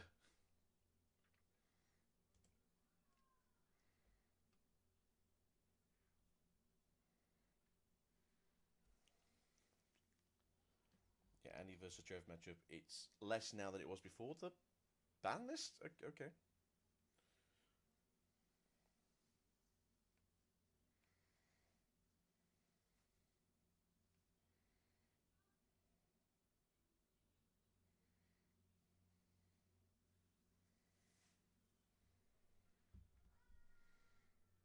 Ooh. Yeah, I can't make out who the other person is with the white hair, but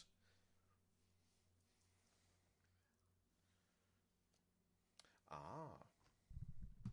Well, fingers crossed, everyone. Ah. For those of you just tuning in or have been here all day, thank you very much. And obviously, one more round after this to go. If you are currently 11-0 or you are 10-1, if you win this round, you're guaranteed to get into top 8. So best luck to whoever's trying to fight their way into that last bit.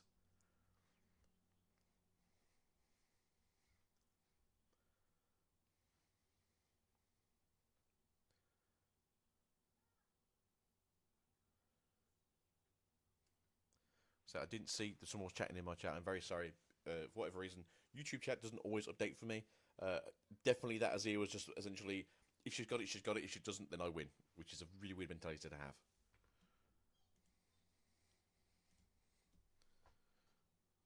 Hey, overzealous into the gem jammer early. Okay. Have you noticed that we're not playing any treasure hunters anymore? In like any of these lists? So, gold is out. Gold is old.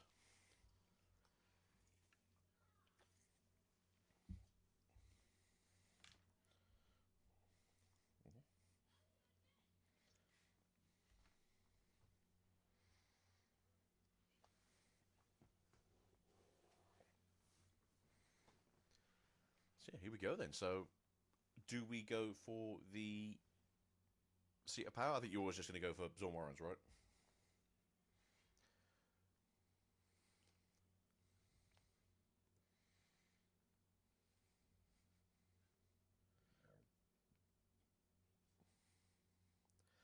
Sir? Sir, that there is a Metal Annie. And I'm pretty sure that's a Chinese Annie too. What do you mean, base set cards?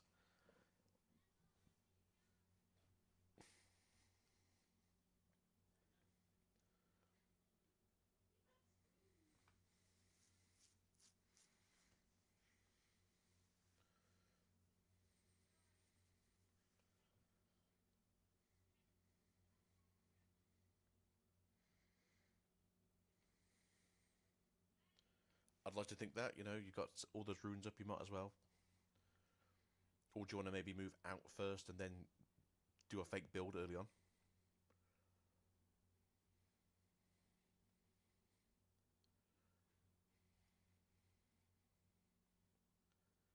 I mean, theoretically, you could just do a very silly combo play here where you put the Overzealous into the battlefield, then put down the Hopeful, and then you just ride the wind over if the Gemma goes into the other one and go for 2 points and a hold.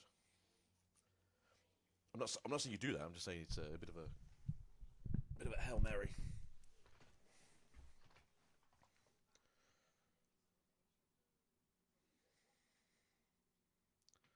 Okay, I personally would have said I'd like to have the draw maybe. Unless you've just got a very good hand. There's a flash in hand, there's a ride the wind in hand, so maybe you just something to sacrifice this turn.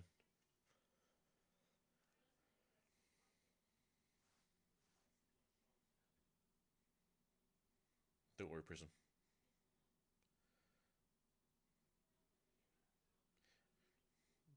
Down in Prison. I'm bald. Stop showing off your hair.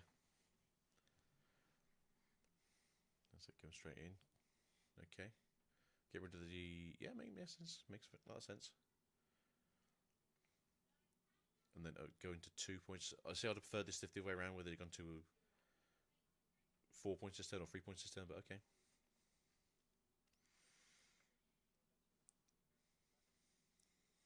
Maybe. That's what I'm saying, you ride the wind over, so that way you just fight into it. Because if they accelerated the Kaiser, she's just losing to a ride the wind then.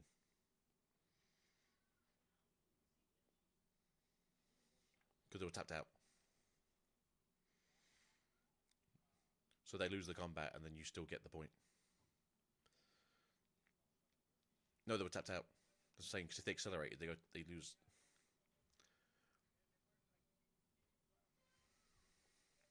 Hmm.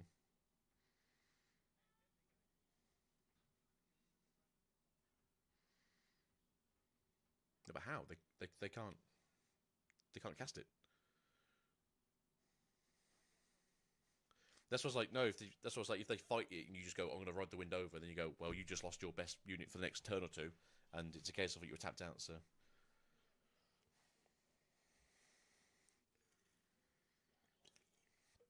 either or, yeah. So you conquer both, and then if they go to attack with Kaiser, they're tapped out because they've accelerated, and you go, okay, I'm just going to ride the wind over.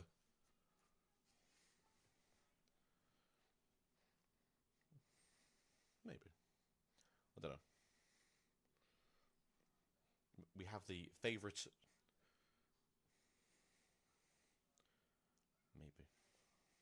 Maybe. So we're doing 6 into 10, so you can either kill the Hopeful or you make 2 mechs. Do you think we have a Cleave and a Spinning Axe in hand?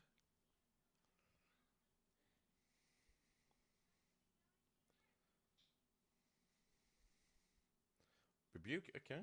Okay. Flash? Okay, then. Now, is Rebuke specifically from Battlefield, or is it just any unit?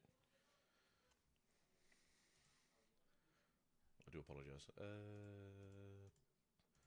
Purple spell.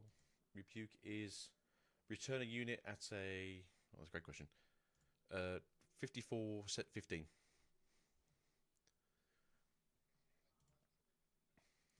Oh, weird. Yeah, return a unit at a battlefield to its owner hand. So if you move if you flash off the battlefield, it resolves first. You shouldn't have to rebuke it. Well, sorry, let me phrase that. Rebuke wouldn't happen, right? Okay, that's very weird then. Or did they have the... Oh no, they had the hard bargain. Okay.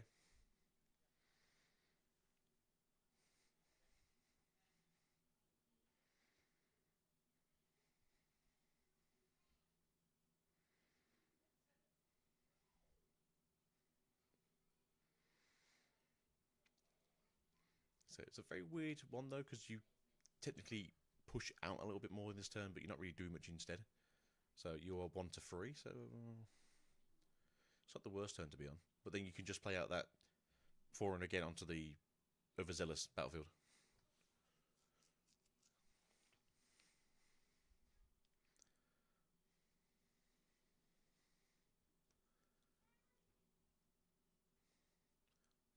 I say the issue is you don't want to start holding it this early when you're behind.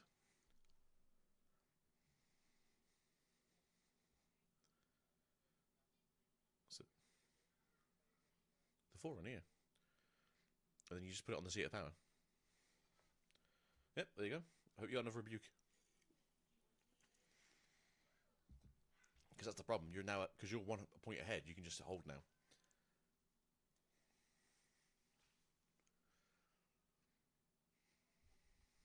Two, 4, 6, 7. So there's a way that we can get Darius online this turn at least.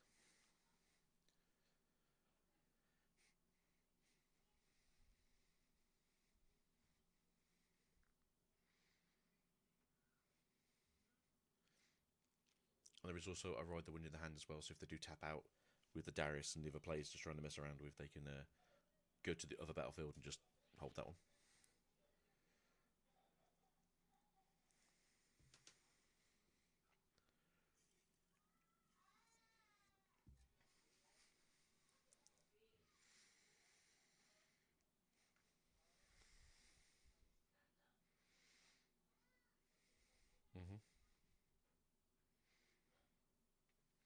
And so the issue is, though, if they do rebuke, that's it. They're out of purples for this next turn. Oh, go.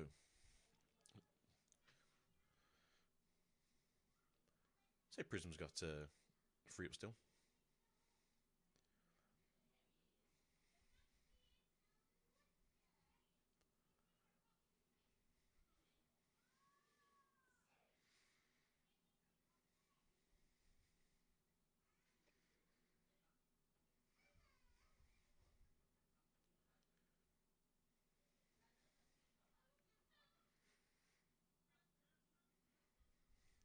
Okay.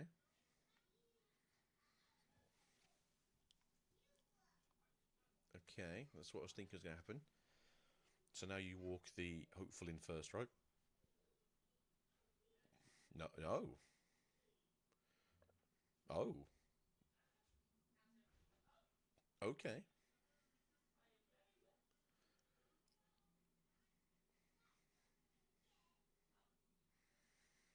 That seems very weird. If you've got another Ferris Forerunner in hand, you just play it to the same battlefield, right?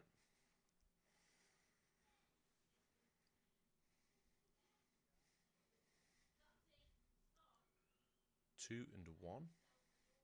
Ride the wind. Okay. Treasure card, draw a card.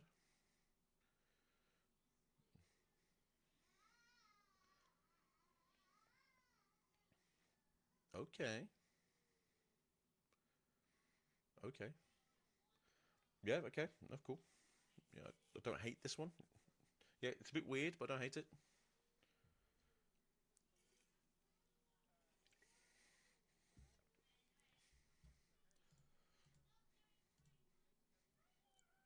Oh, yeah.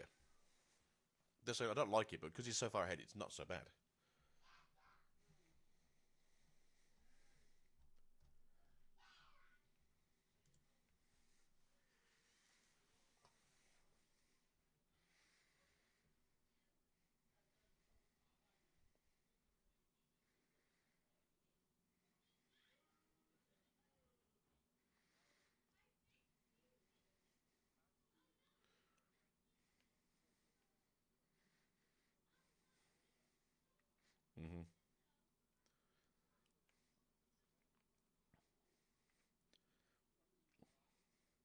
The issue you have here is obviously we can see there's a Ferris Forerunner in hand, so you're going to play that to the battlefield.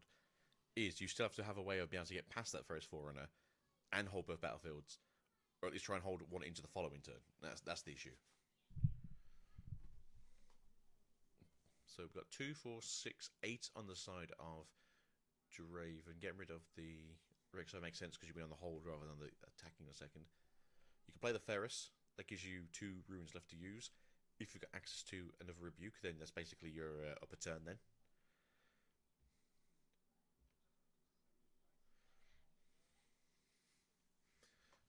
So I feel like, well, yeah, you want to try and split up the might a little bit.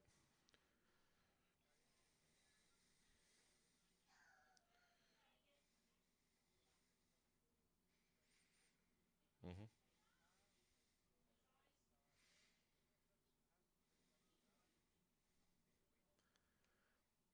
I mean, what's Fortune Star going to do now? Just kill the Overzealous and the Rek'Sai?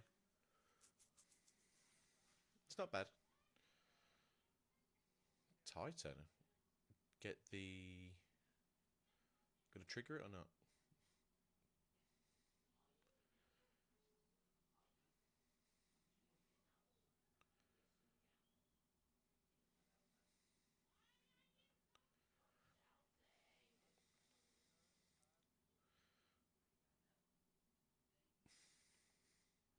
You're in a weird position now because you're tapped out. Your opponent has a lot more might than you onto a battlefield, and he's also a kill spell deck if she wants to be. So she's got a Fallen Star in hand. She just takes something out the back.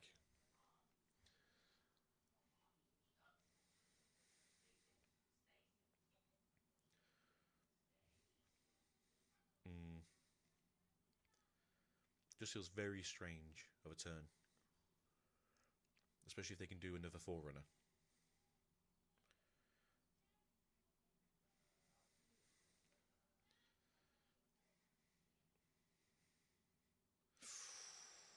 That my butt.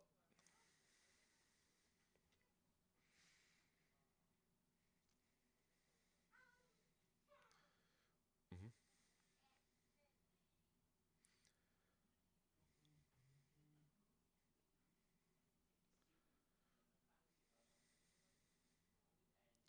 Just hold one base. So you just hold it, don't you, for a turn? That's what you got to do now. So if there's another 4 in hand, you can just build up that one side, and then just have 2 up then for... Well, you'll have 4 up, wouldn't you, at the other turn when Annie just turn anything over. So if you've got a Rebuke in hand, you're going to win.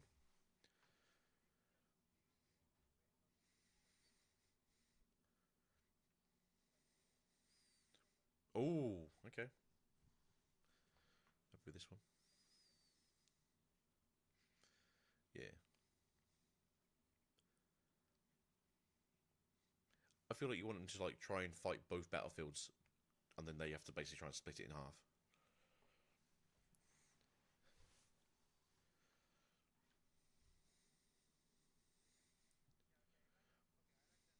Mm-hmm.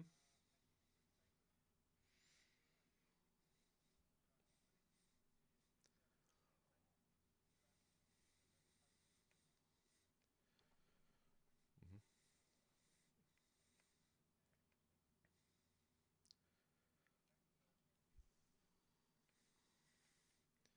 No, I like it. Obviously, saw with the Dana where it happened at least once. But overall, here now, you do have to try and figure out what's going on. If you said the Draven's got the Falling Star right, so they can just kill both of the Overzealous, that makes it easy to get onto the battlefields at least. And did you say you think there is? There's a Ride the Wind in the hand, so you know he trashed it. You could have a second one. I didn't see the other one, but he trashed one of them. There's a Ride the Wind in there, so you could always move things across that way and hold the other battlefield. If they put everything... Oh no, okay, never mind.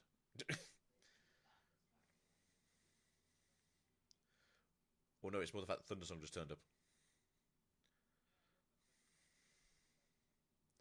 Flash time.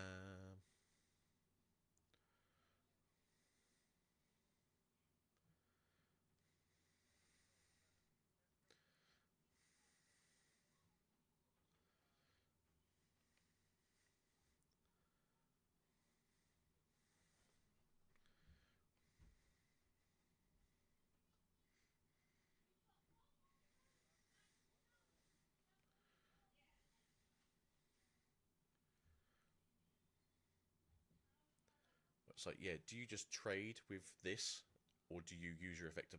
You can't use your effect, right? You just trade with it.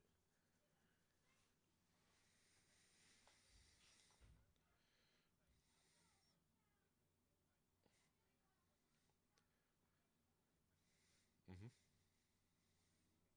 But you're at 6 and they're at 7, though, so if they can just hold the other battlefield, it's fine. And they've got Rebuke in hand as well, so... Okay, that's not so bad. Alright, so... The question is now, do you try and hold one battlefield and just take the other one with the Hopeful? Because if you can hold it and they can't take that 8, right? But we know there's a Rebuke in hand. Oh, damn.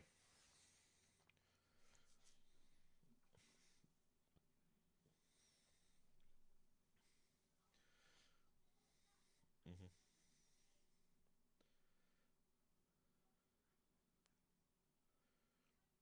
Yeah, that's the hard part, right?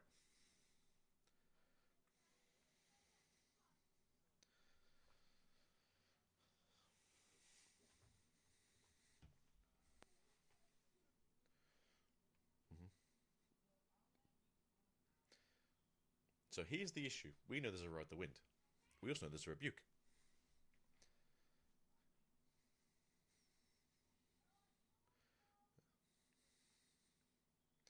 Yeah. Yeah, I've got Rebuke. Yeah, it was really good. I felt like it got a bit complicated.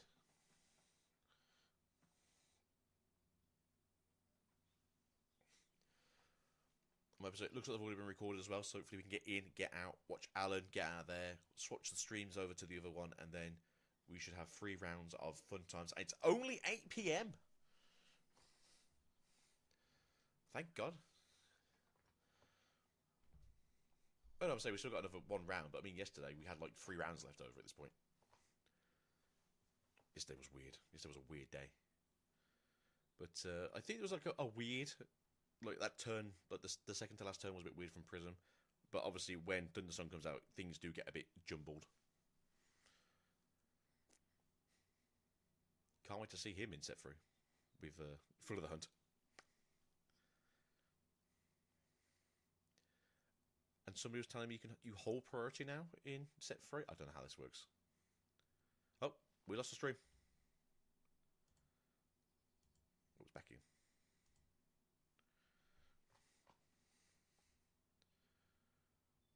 Whee! So we have Twin Peaks essentially, and the Zorn Warrens. Okay, all right. Everyone likes extra ruins. Everyone likes extra draw power.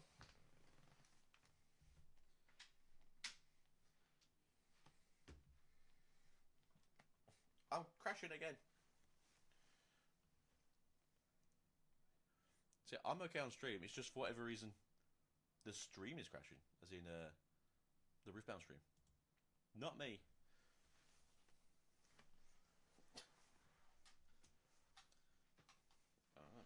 It's just constantly refreshing. Weird, very weird.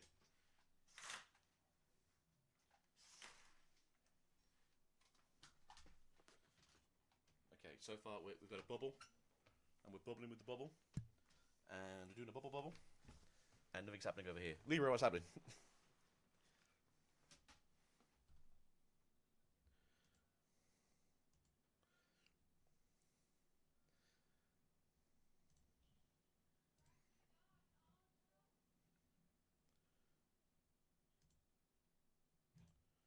Can I get the internet back? I'm pondering if it's my internet's going down because...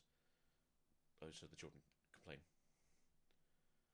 No, apparently it's not my internet because chat was still working. Alright, there we go. I think we're back in. I was trying to figure out, like, was Rengar from... Rengar was from Annie, okay?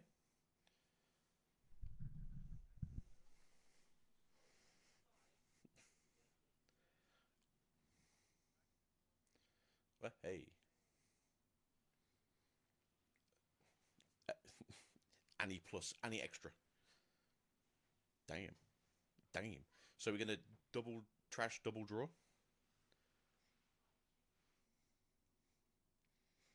Do we have a forerunner is the question. Can we empty our hand first? Uh-huh.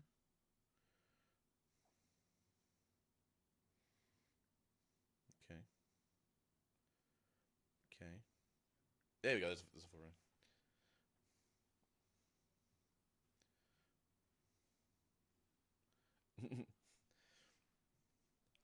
So we spoke about this yesterday. What do? You always have 2 purple ruins up because then they go, crap, do they have a rebuke?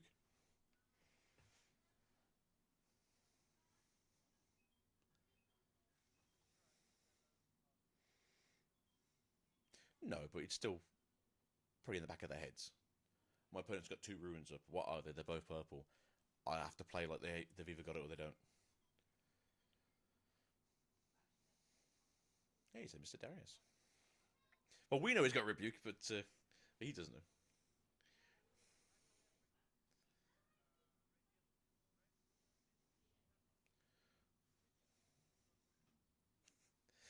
Just do the backwards one, yeah? It's like, trick ya.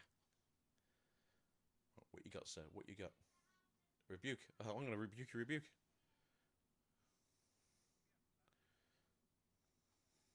Yeah, we do. Okay. You got a hard bargain? He's got a hard bargain. You can't keep getting away with this. Hmm. You can't keep getting away with this.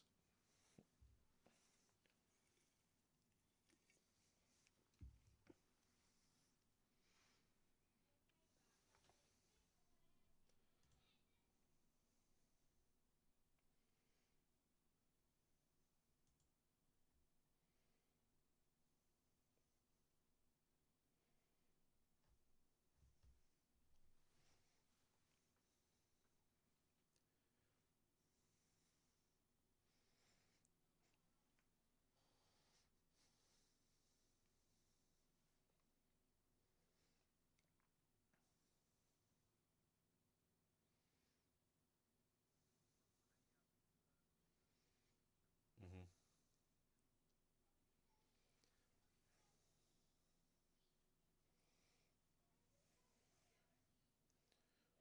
Mm-hmm.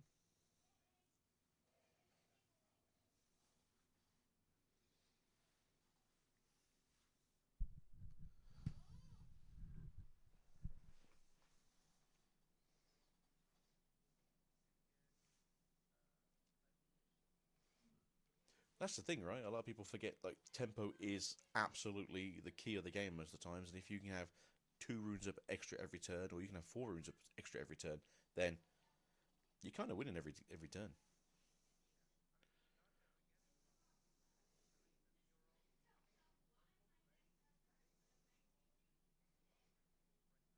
It's always on the beat.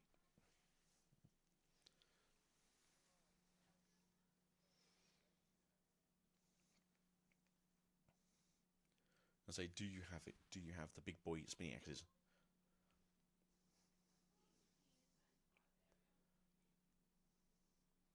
If you don't have the spinny boys,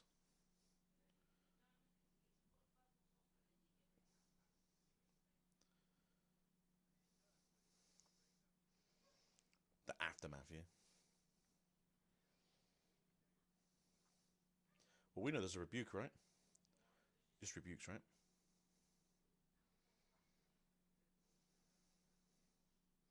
Longsword will do.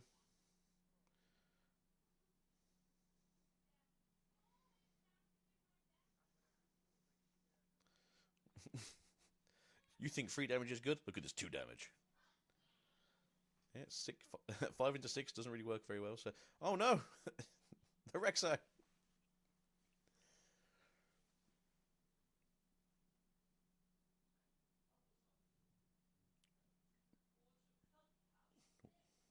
Oh, okay. We're gonna bring back the flash. Okay. I was thinking like, what else is in there? But yeah, flash is a very good card. Ignore the hard bargains.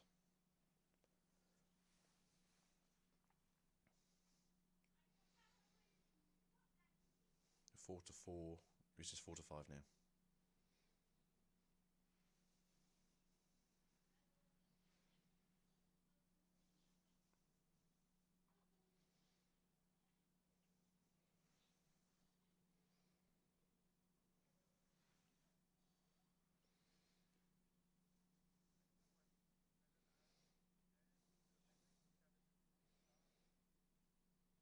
So it's a question of, do you have a Forerunner? Do you get the Draven out? Have a 7 Might Draven?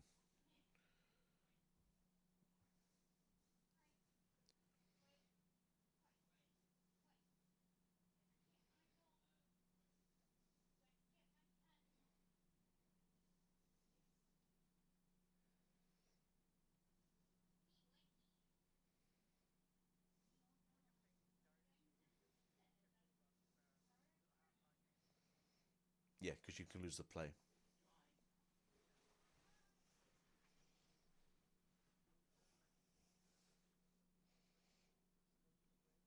Mm-hmm. Mm-hmm.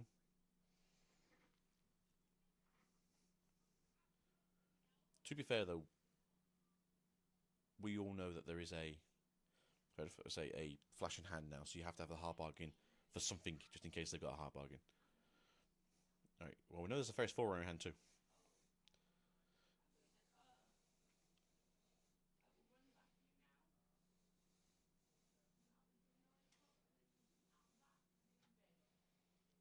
Mm-hmm. But yeah, you've now got 12 might in that field versus the current 9.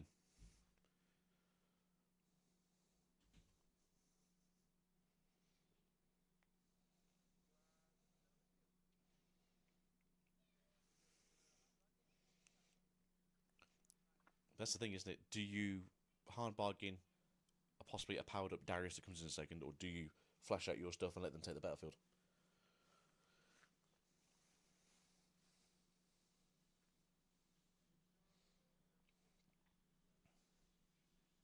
Mm-hmm.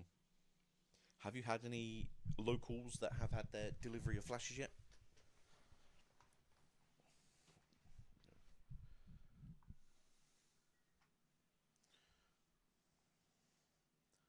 Makes sense. Fair enough.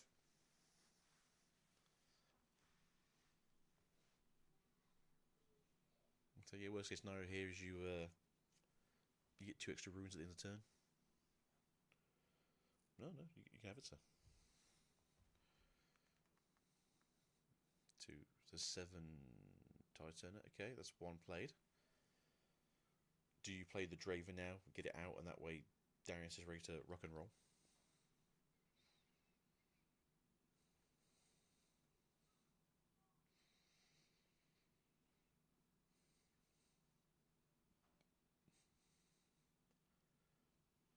Is that 1 card in hand? No.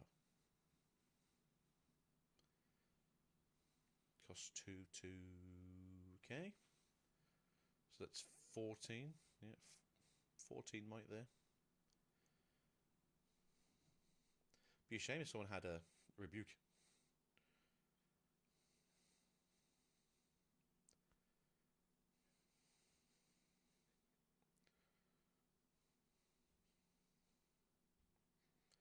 You just got to do it, haven't you? You've either got to flash out, or you got to rebuke, and you got to hope they haven't got a hard bargain. Next, got it.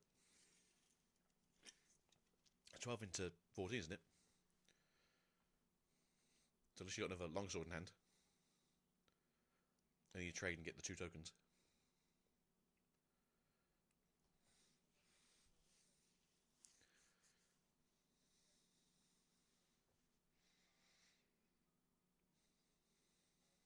Nope, you got to trade. Okay. Okay. Don't hate it. Not a massive fan though. He's brought his own tokens. Very good.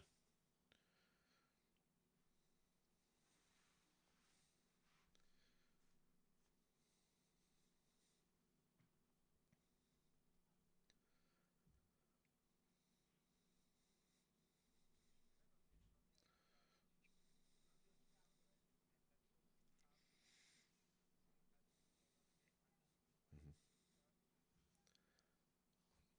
I mean, it's exactly what you want to see there, right? You want to see him try not to fight him as much as possible. Try to keep him off the draws. Keep it.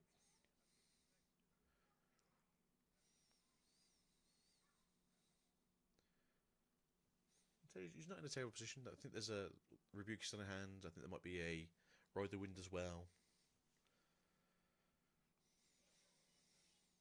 Oh, so it's Raven. Mm-hmm.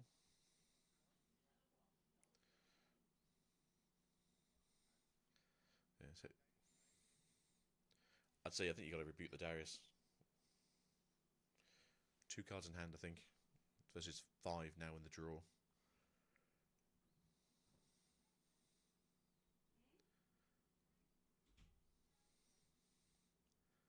essentially it's a case of, alright, you've got 6 but I've got 8, so if I do rebuke and you try to hard bargain it for 4, I'll just hard bargain it. I'll just say I'll pay the 4 and then you're still up by 2. Okay. That's fine. Just get yourself the extra 2 runes in the turn, so you get yourself 4 runes. Gives you a lot more to play with.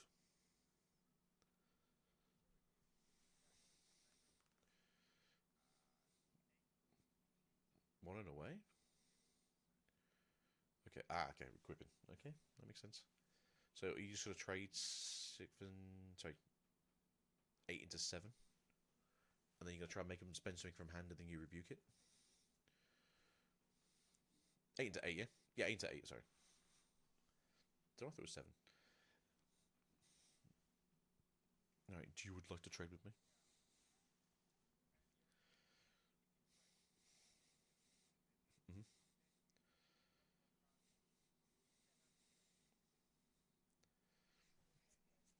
So it's the Hail Mary, really.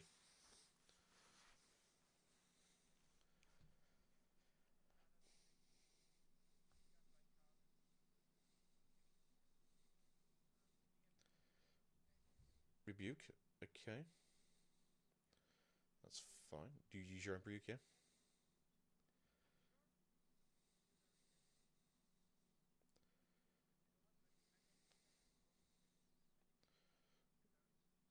So he's got 1 card in hand.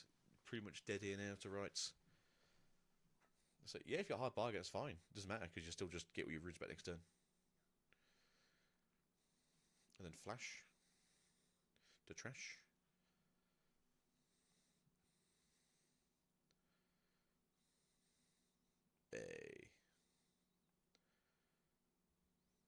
And then do you want to equip the longsword maybe to just put a bit more on the Targons, just in case they get another Darius? Or I'll try to think what you could do really. Accelerated Kaiser with Cleave maybe? Give you 7. There you go, GG. Yeah, you know.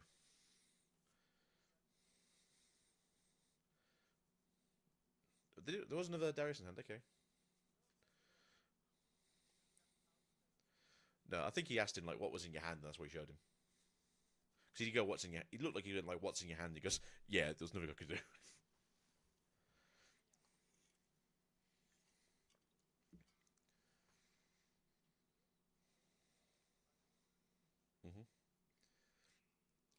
So it was 2-0, right? So yeah, Priz got 2. Be grateful for the breeze and the grass beneath your feet. That's not what it is. Be grateful for the breeze and the grass beneath your feet. I'm professional, I swear. Be grateful for the breeze and the grass beneath your feet. So yeah, to be fair, that was a very good table to watch there. Both very, very good players. Both fantastic to watch. Both 2 people you want to be seeing actually at the top tables at the end of the day. Alan obviously is on the other table. We kind of want to see the game free from him, which we should do because they normally do that. Yeah, I mean, it just shows the difference. If you're getting the extra 2 ruins every turn, it just gives you a chance of there's always a counterplay.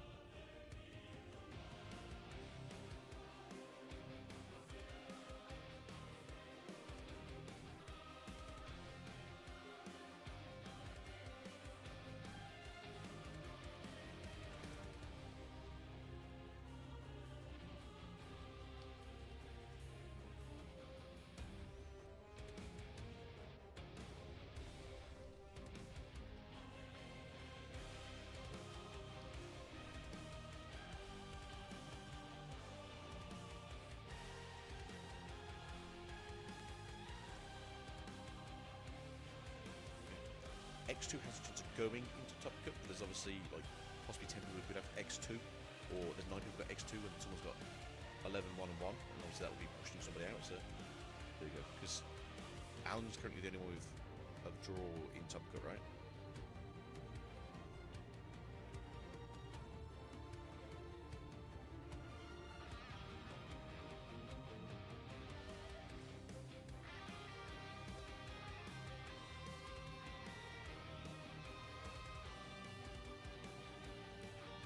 So I imagine he's going to be playing still. If not, it gets recorded, so they can always just show us game 3.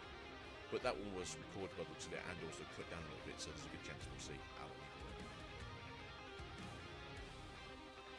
Give us the game 3 or game 2 of Alan. Come on.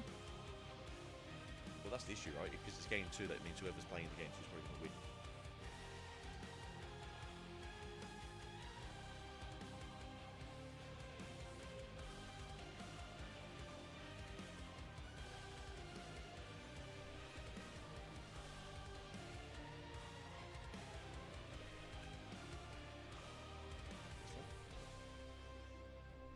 I'm still here somewhere, doing here somewhere things.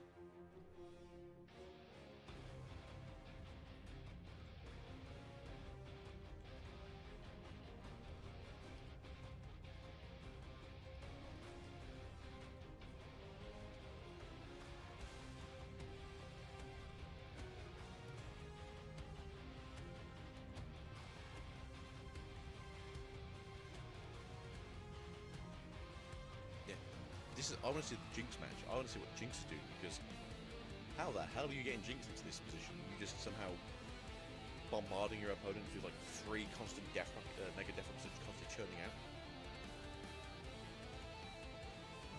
I want to see. Jinx do that. I do need to get myself some mega death rockets.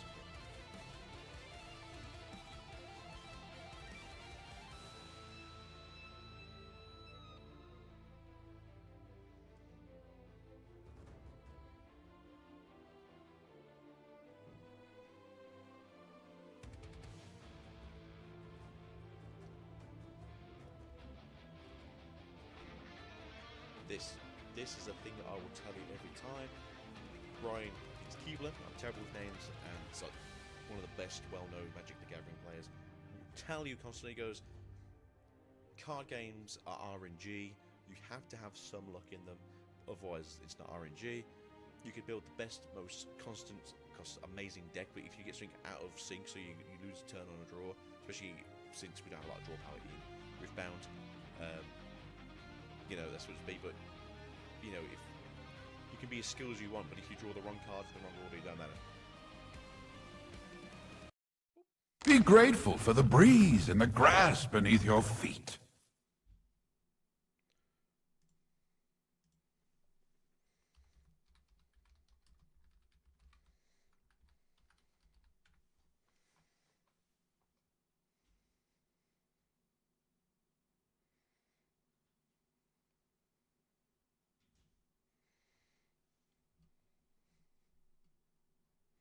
But hey, yeah, Charles was just admitting the truth that no one likes to hear, that RNG is RNG, and there's always a little bit of luck involved in RNG.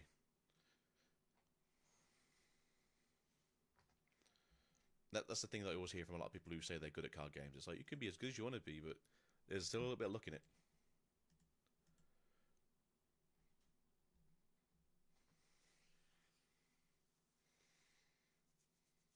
So he's 11-1 now, I think.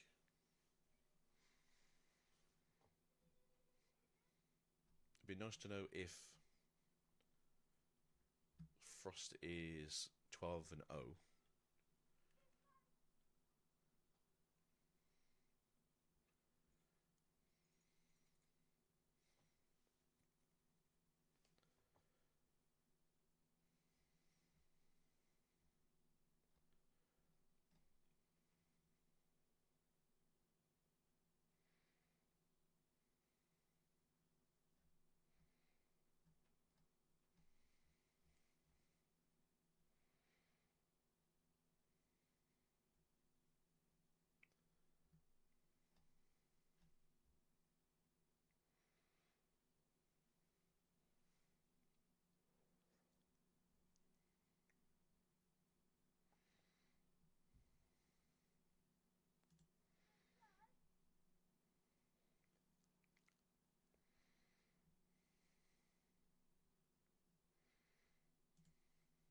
I just want to see this Jinx.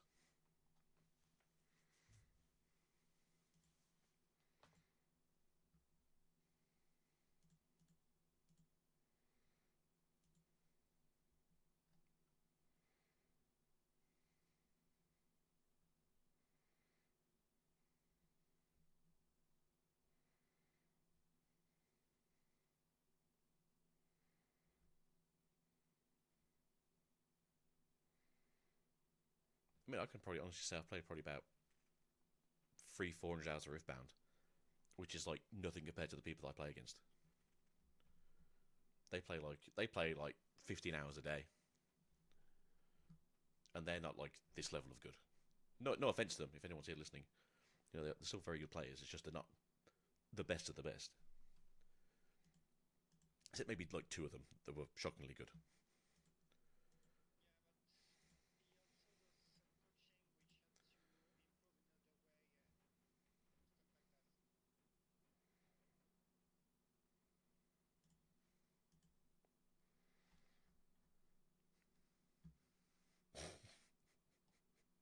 No, you suck. It's like, calm down, boys. No need to fight. We're all friends here.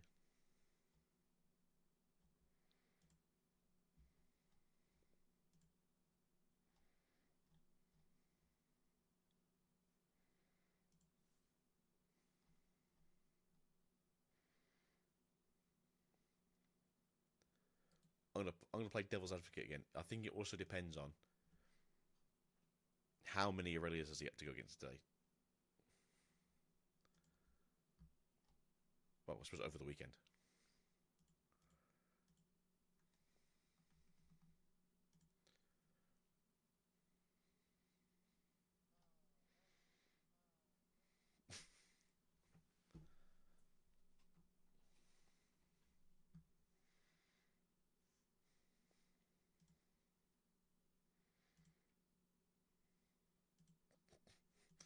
Get out! This is my interview.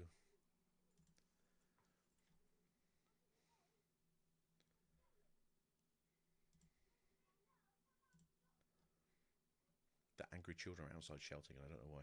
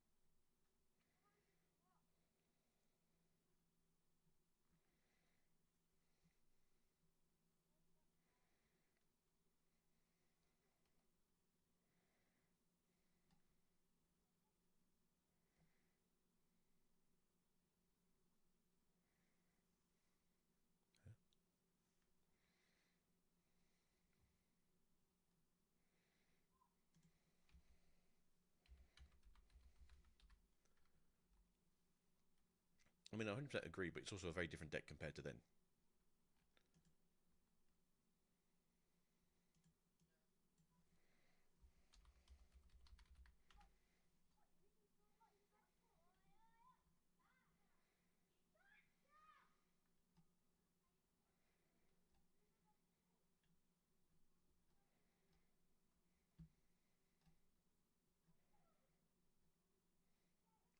But we want to watch Alan.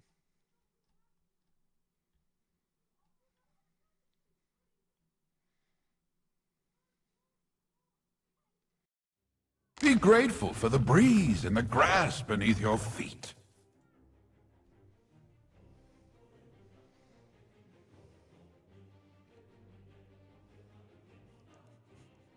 He played better. He had the right cards at the right time. Did the thing. Did the Annie things. Draven didn't do Draven things. And then game 2 was the same. I don't know what to tell you. What do you think personally?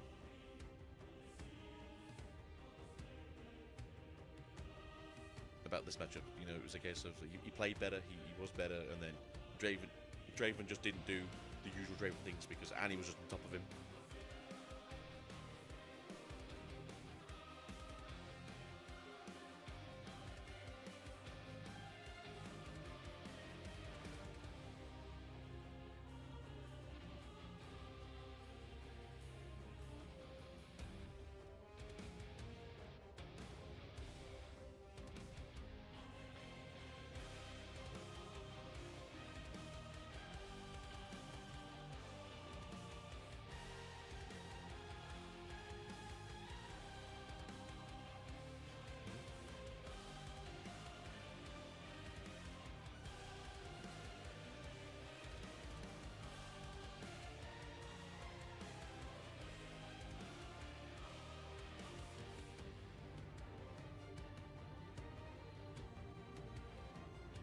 And he's played both of those decks to the highest level as well, so he knows exactly what Draven should be doing, what it does do, he knows exactly what Annie should be doing, and what it should do, and he knows exactly what they want to do against each other.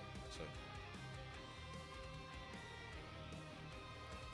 but, as we said, you know, sometimes it's a case of, oh hey, those extra 2 runes do matter. You know, you spend 6, you get 2 back. You spend 6, you get 2 back. Occasionally you spend 6, you get 4 back.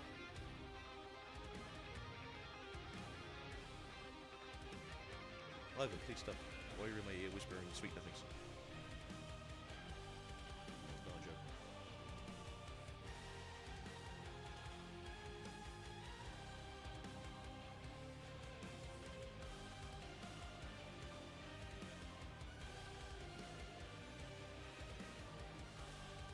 It was a very weird turn.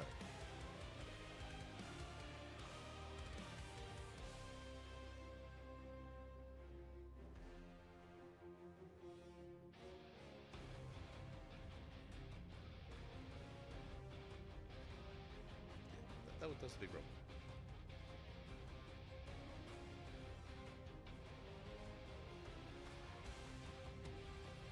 Right, can we see Alan? And then can we go straight into round 13? Not 17, 13. If we can finish all this by 10, that means there's a good chance that we'll finish this by 1 my time, 2 o'clock your time. And we can all have a better night's sleep. We can all feel less mean tomorrow.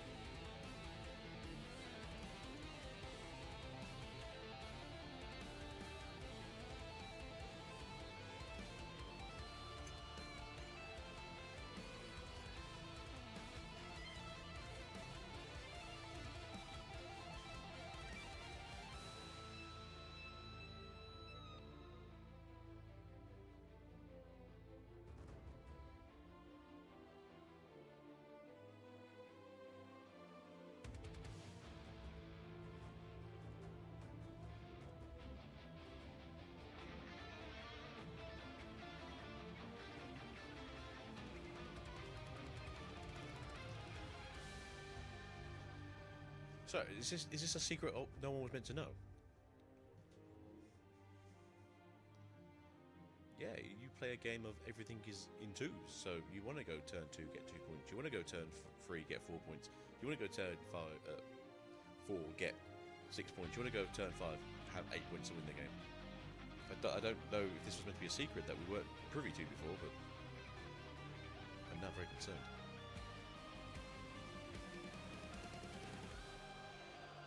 Ooh. Be grateful for the breeze and the grass beneath your feet.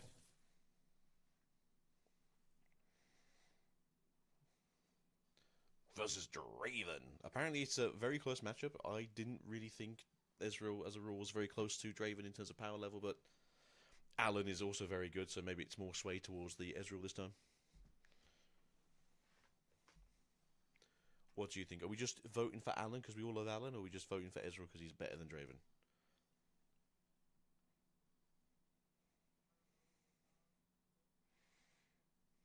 Oh, it's this one. Okay, now I understand.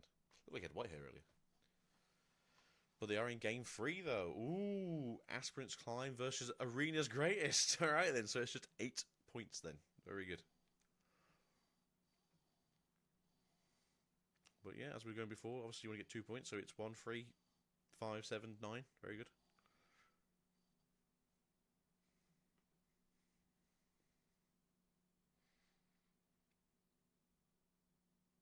Right, we didn't get a little quick deck list of what Alan's playing, but did he play Sneaky Deckhands in his sideboard?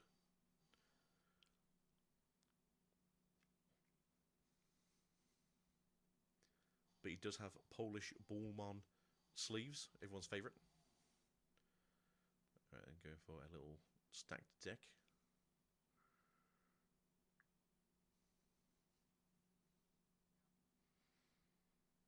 Right, what do we get here? Anything fun? Anything cool? Anything dangerous for the follow-up?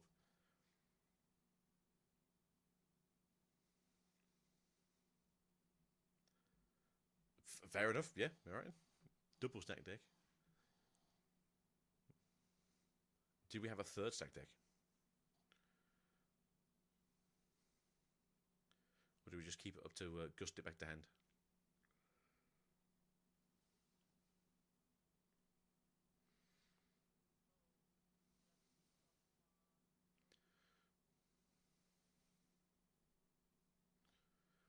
what do we have to play with though, Alan? It is technically going to 9, even though we start at 1 point each. Still a long climb up those aspirants. So, would you like a gold? I'll tell there's a no. So we're not like the gold.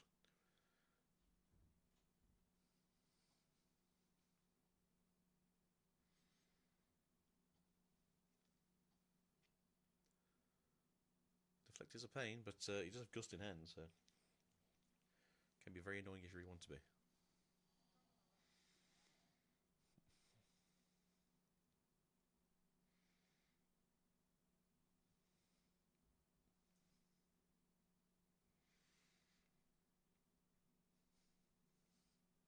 Alright, do we just go into the Ezra on the follow-up here? We'll have the extra runes up. We can get ourselves 2 more draws. Do we go deeper?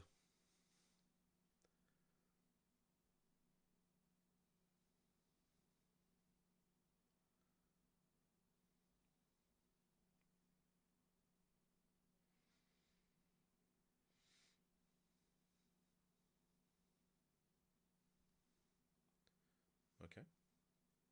You just Gust as overzealous now, right?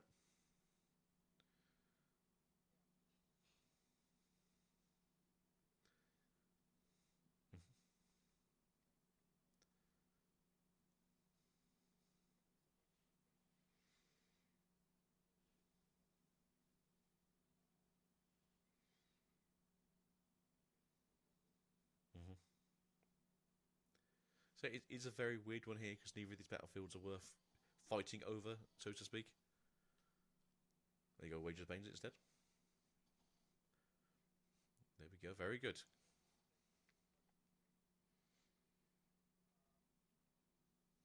Do we Ezreal here's the question now. Nope, passing over. Okay.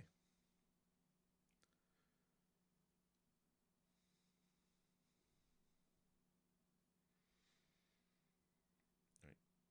Alan isn't really showing off his hand here, so I don't know if he's got anything cool for the next interaction. Maybe a smoke screen, or another Wages of Pain, or a Stupefy.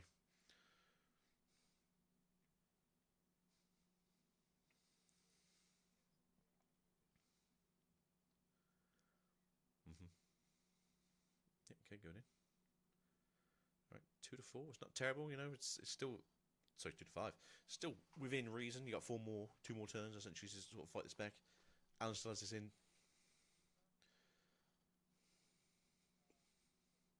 Mm-hmm.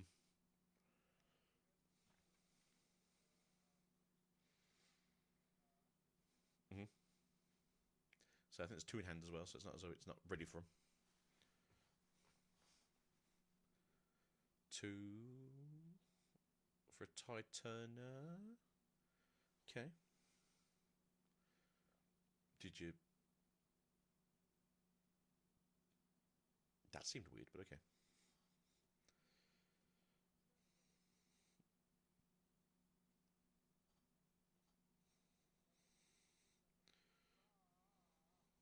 Was that a hopeful? Yep.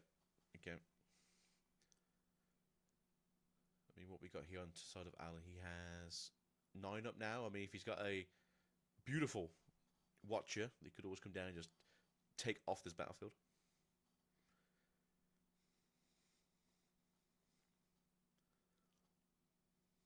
I mean, yeah, that helps too. I rode the wind. Was it last card in hand as well? Ooh. Okay, then.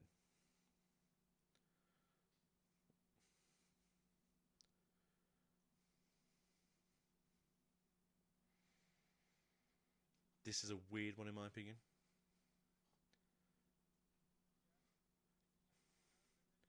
It's top deck mode, yeah. And so it can't be a Darius and something else because you just don't have enough to do Darius and then. No, okay. It was, but they'll stupefy, get a draw.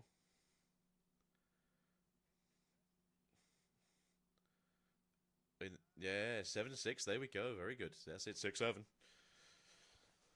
But no, very very good. Yeah, he got it down to 4. Sorry, 4 to 3. Gusted it. Goes back to hand.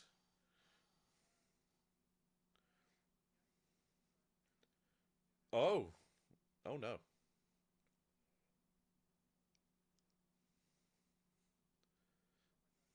Uh-oh.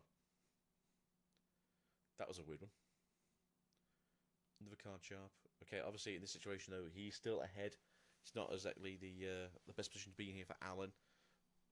Okay, trash, dig 2, yeah? 1, 2. Was that a fizz? That's a fizz and another wages of pain. It's very good if we can get through with this here now. Because we can wages of pain, fizz to another wages of pain, right? And just start killing things.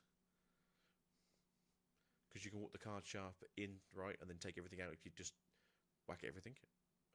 Bella's Breath, okay. Yep, 1. You can choose not to target as well, I think. Was it just worth paying the cost of the 1?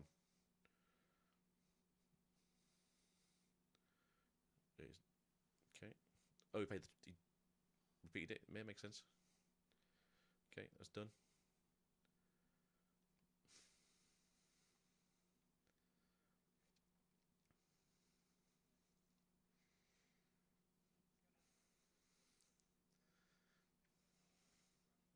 Yep, I can see it right there.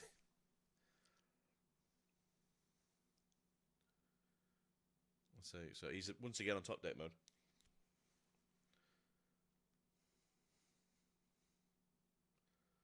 Moving it back out. Okay, that's good. Stop him from getting some draws going. No combats won.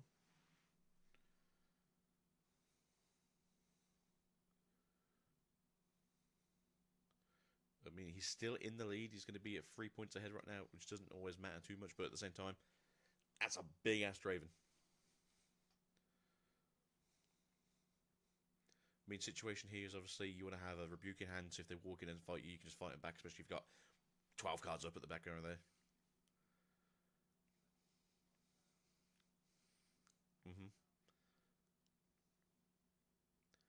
I'd say, I mean, worst case scenario here for Darius would be a case of, do you play Fizz now, get a Wages of Pain out, punch him for free, and then play like the one singularity that you haven't killed the Darius? We're stacking the battlefield, okay. Would you like a gold, sir?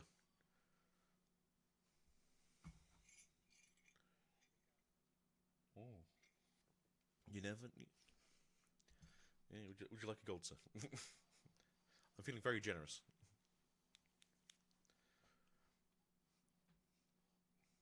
Yeah, that's it. Might as well stack on it, right? So I'm trying to think now, what could you really do? If you've got another Wages of Pain in hand, it's 3 damage. Fizz, 3 more damage. Draven stays at 4, he gets 1 point, then that's the problem. Right, he's going to 10 now. He's a big boy.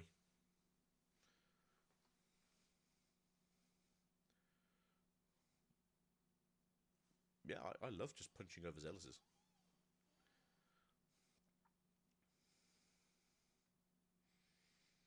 Go 6, 7. Way.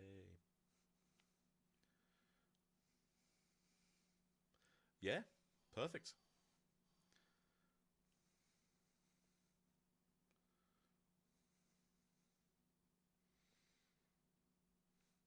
Got the Fizz right, so we can just get another Wage of Pain out, or we get the Singularity back out and do 1 less, and then get a draw, and then we just do the other Wages of Pain in hand.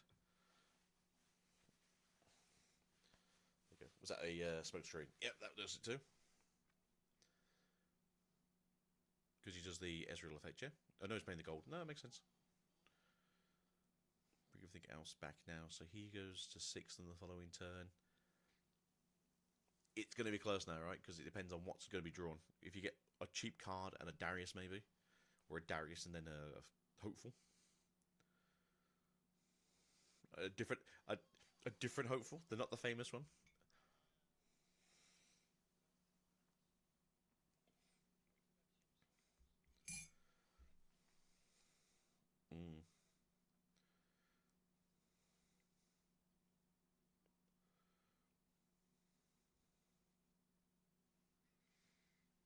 Oh, Jesus. Okay. Ooh.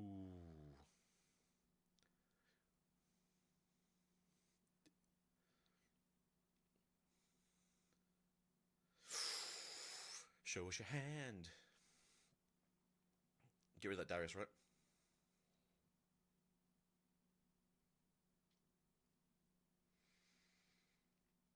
Alright, there's 10 on each battlefield here.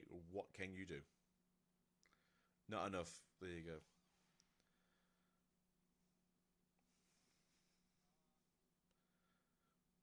I say that was a case of I threw a card away that I shouldn't have done, and because it's been the trash more than a turn, I can't get it back.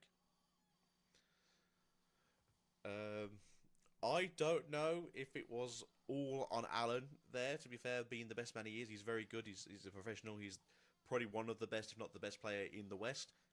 But that hopeful going to trash was probably a massive swing.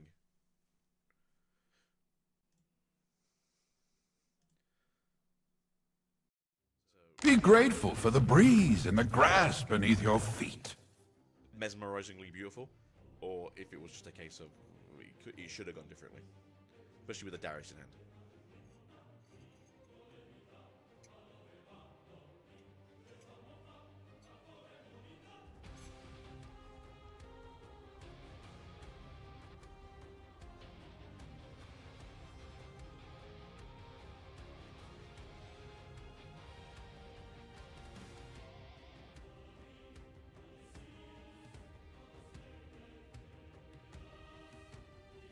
It's a great question, actually. Did he ever activate his legend? Because if you're just winning anyway, you don't need to spend more for no reason.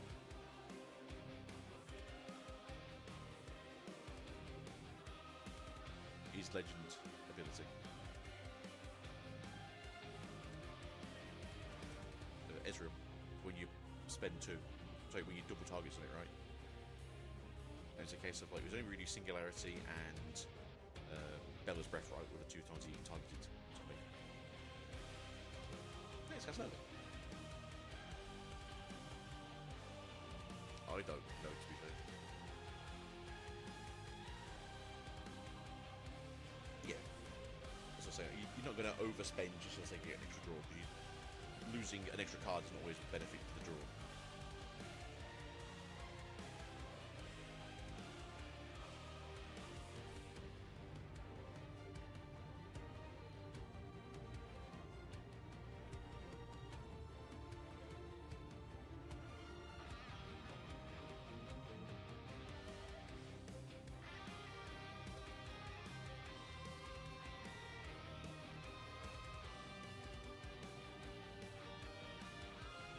We don't talk about the New Zealand event, it was an absolute poop show. The judge admitted he didn't know any of the new rules from the start of Spirit Forge.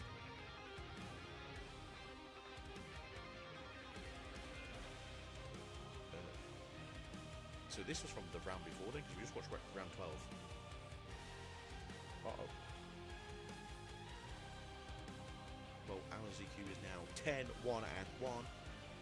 The boy has to win one more, fully in.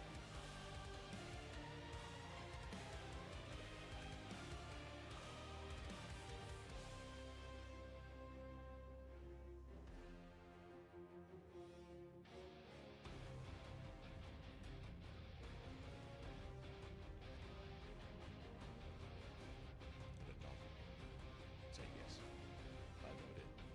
I have no idea if like professional or pro Legends of Runeterra. The only person I know about is Sunny.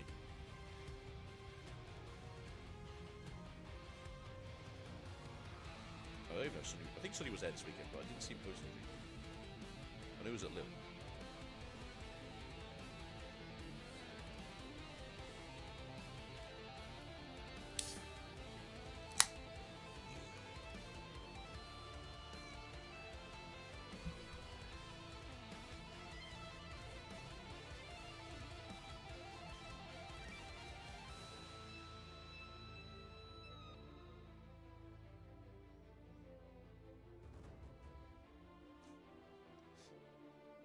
How did you do it, Frosty? I saw 0 Aurelias. That's how you do it, Frosty. If no one has deflect, it doesn't matter.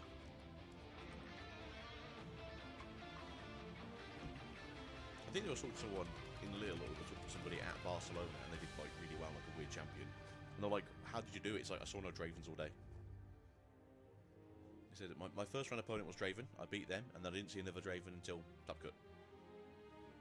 It's like, damn. I think it's just how like you just match up point wise. It's like I just walk past everyone.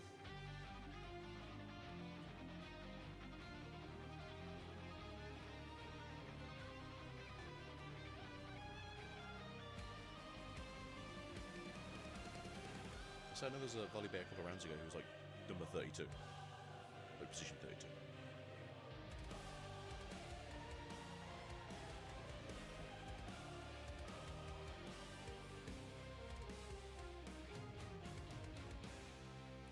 What? Don't tell us this. We want to see the Jinx doing well.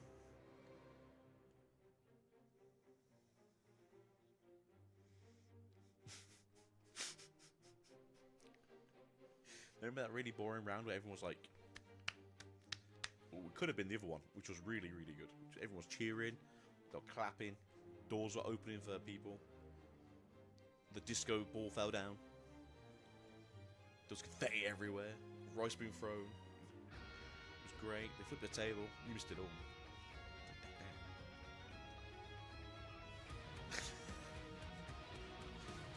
They got a DQ for undressing themselves on the table. It was wild.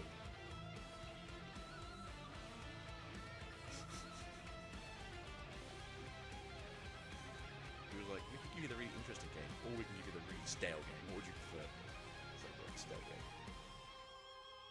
What was that round 2 rounds ago? Was that Aurelia? Yeah, I was gonna say, is that Aurelia and Azir game? That was really weird.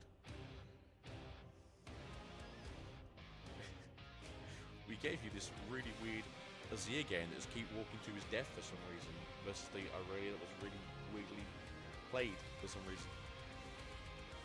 But we could have given you Jinx. We could have.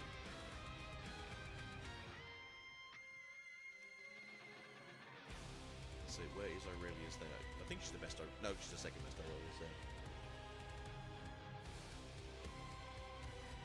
Oh, Jinx, sorry, Aurelia.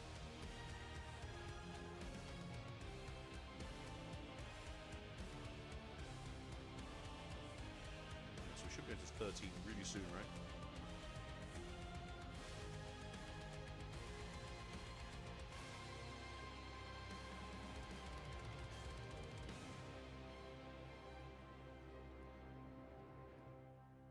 Charmer, it's way too late in the day to start going like, I got a wild guess, guys. This you should have done the first thing yesterday. Guys, I've got this wild thought, and he could be doing really well. I mean, he's currently in first position. Who knows?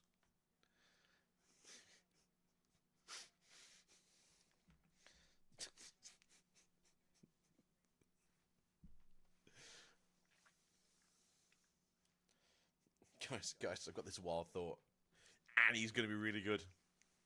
It's like, sure, whatever you say. Can't trust you.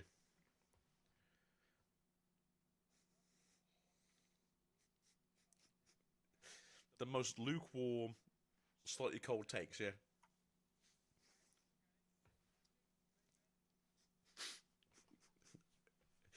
Guys, I think Draven will be the most represented deck because it has been in every single region and event since it's come out. I don't know what makes me feel like it's going to be the most again. I've just got a feeling in my groin. And guess what it was? It was like 300 people. God damn it.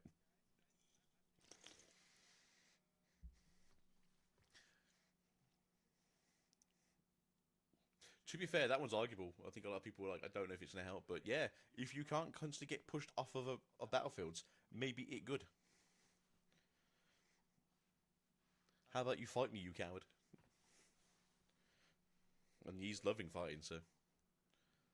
Oh. I'm happy that he's doing well, to be fair. It's a good deck.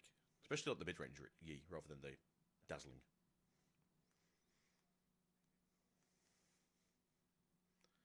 And every single Yi we've seen has like a slightly different build as well, so... So there's not just like a... We have a cookie cutter version of every deck and go, here we go, we're all just playing the same deck. You know, there's like always like 4 or 5 cards that are different. Either different amounts or not played, we play something instead of it, and it's working. Exactly 2NG, I have a hard bargain, sir.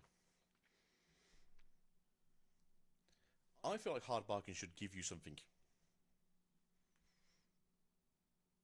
It's like, I'm going to counter you, but I'm going to give you a gold. Because that's what a hard bargain would be.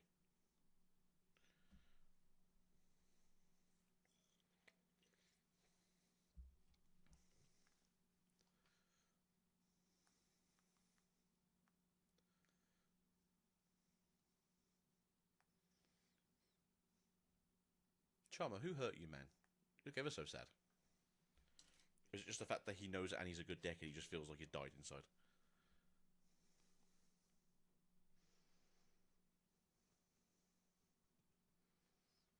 I also don't know why they keep using the Poro, the alternate Poro from set 3, because no one's playing the set 3 Poro. Because I don't know, even if with the China ones here, is it legal to play with, because it's a different set.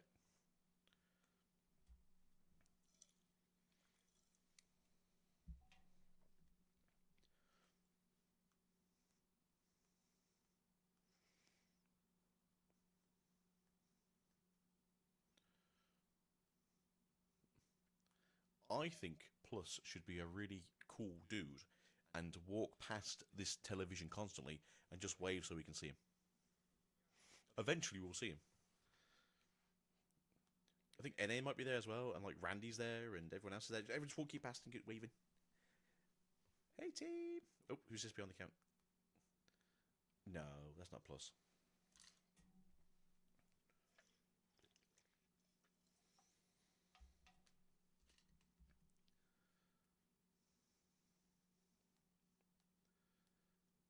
I mean, to be fair, every time we saw Ride the Wind, it was in the trash because they were using it for Zorn Warrens. Alright, I'm going to trash this, draw a card.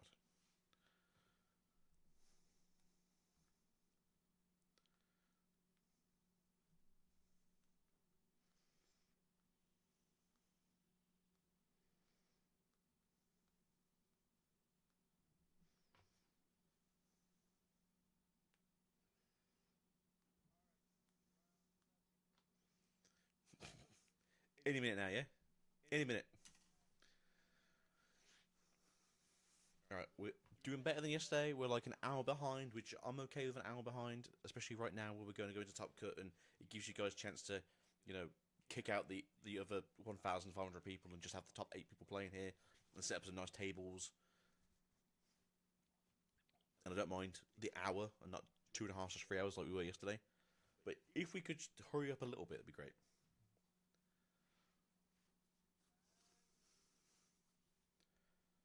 Just a teeny tiny bit. I'll be happy. Just a little.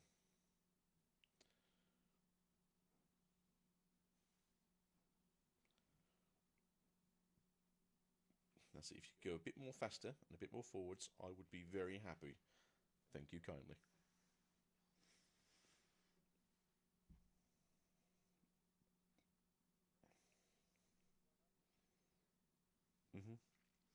I mean,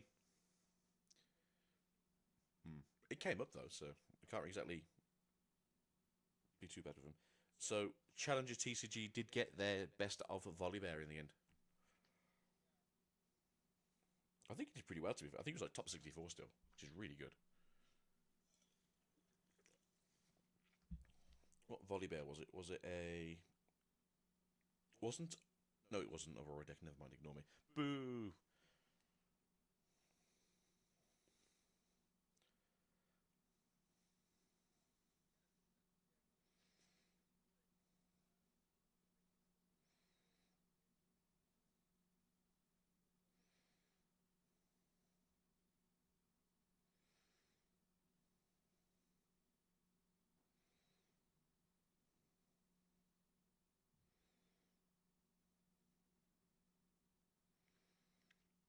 Oh, I don't know when it's revealed, but they've revealed the set 3 metal cards. They look very nice.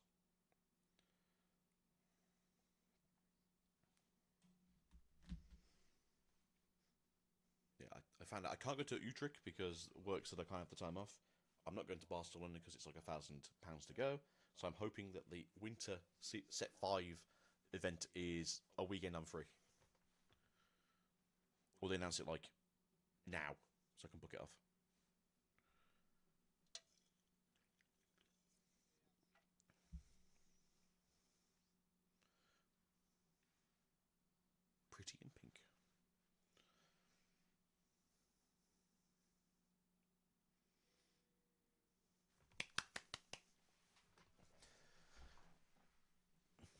I'm gonna be honest. I bet Kangas and I bet Mrs. Chim Chim here are very tired. It's casting for 5 rounds is very tiring.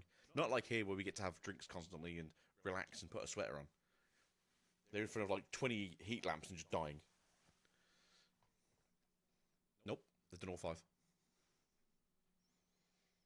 The other ones have been on the play-by-play. So I'm presuming that the others will change over into the top 8, which kind of sucks because if you've been doing 5 rounds, you'd like probably also be like, hey, can I do like semis or something?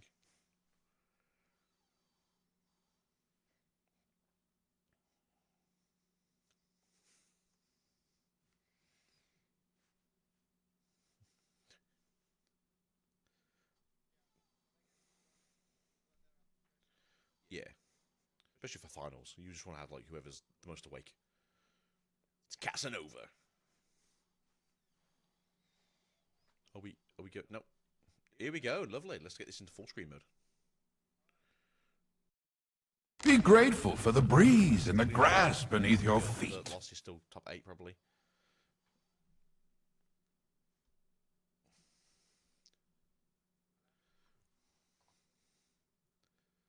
So Jinx is 1, 1, and 1.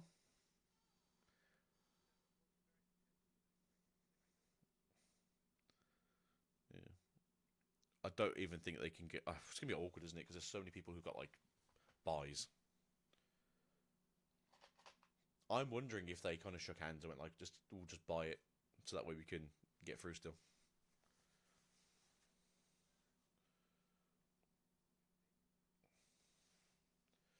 One, two, three, 4, 5, 6. Yeah, there's a chance.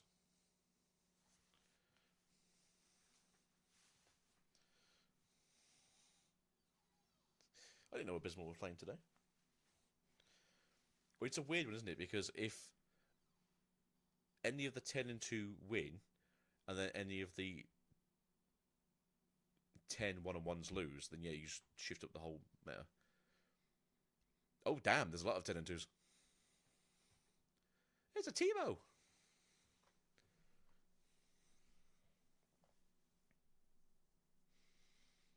So there's 2 Ezreals in top 32, and there's 1 Teemo in top 32, and 1 Jinx and 1 Volibear in top 32.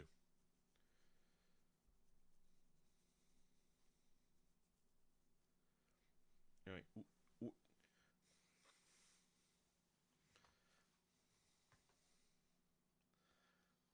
for the Ezreal, yeah.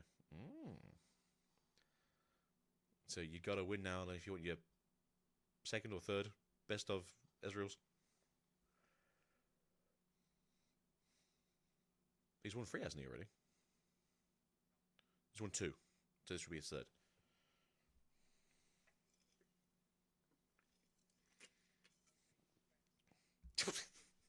I mean, come on. He's Polish. He might already not like France.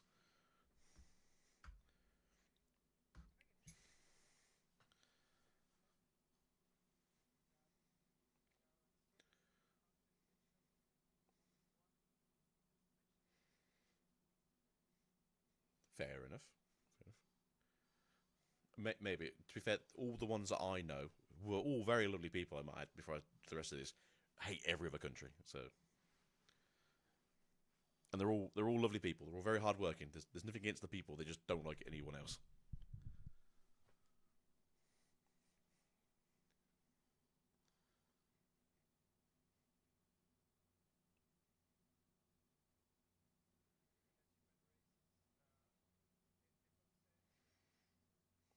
Maybe.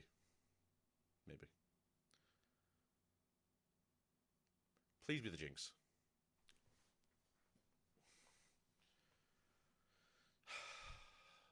Okay, there's lots of Jefferson top cut, but can we have a cool other deck, please?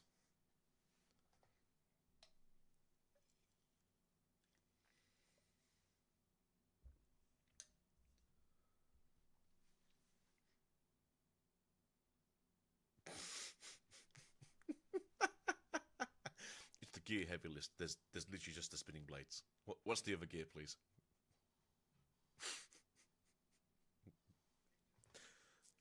Yeah, It's the gear heavy list. It's like, no, it's got the exact amount that most of them play, which is just the free spinning axes. God damn it.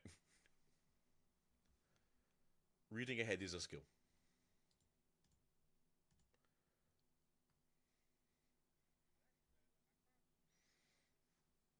Which one? Genjammer or Bloodlust?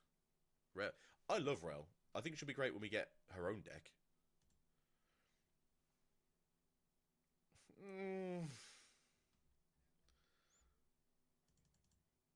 Yes, she's very interesting.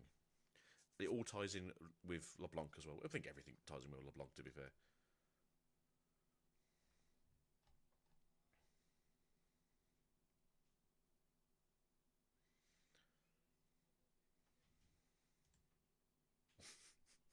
You don't like the other three that we know of? I only know I know four. That's why I don't know about.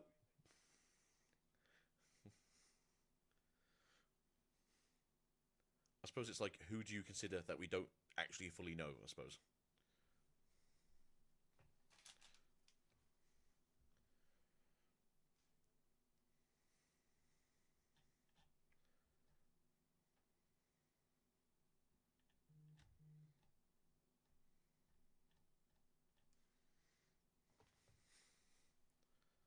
Yeah, worst case scenario is you lose a coin, right? It's like, oh no, my gold fell away, but I still have. Oh, they're playing a one of Vi as well. You can accelerate it with the Rexar as well, so it's not the worst thing to do. Alright, I like this. This Draven list is kind of cool. You just pay the cost. Rexar just says all units played here. What do you mean? Does it?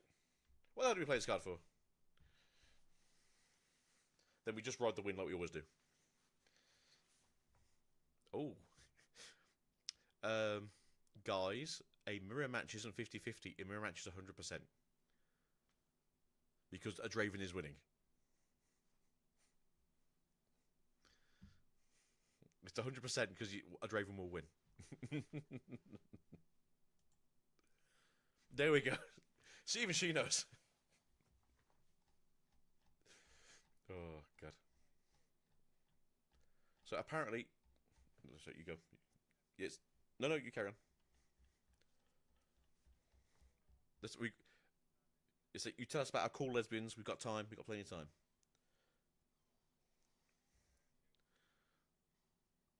Alright, so I was just going to say, somebody that I kind of talked to on X about Riftbound stuff, apparently he's good friends with Stardust, so good luck to your pal, and tell him next time to play a different deck than set free.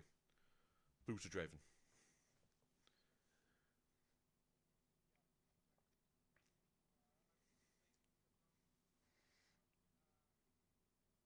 Yeah, I mean, this is like a few more legends you can play in next set. By current looking of it. Oh, yep, okay. First turn, Rexar down. I love it. It's good. Again?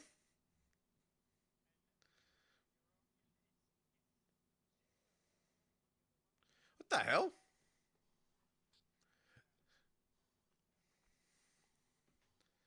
I can't believe they've done us so dirty today.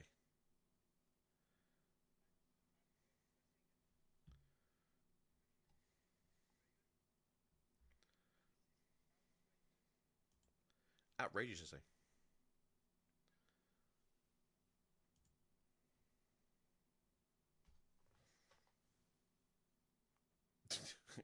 Rek'Sai action, my favourite.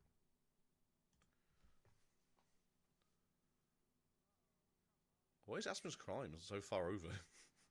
No, this is my field.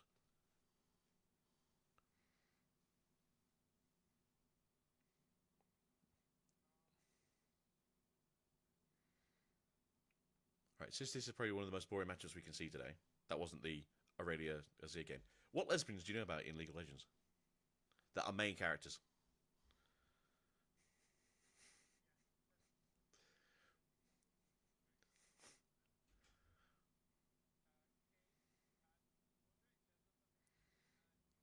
There is. Oh, no, okay, there's 2 more there, so there's at least 6 that we know of, that I know of.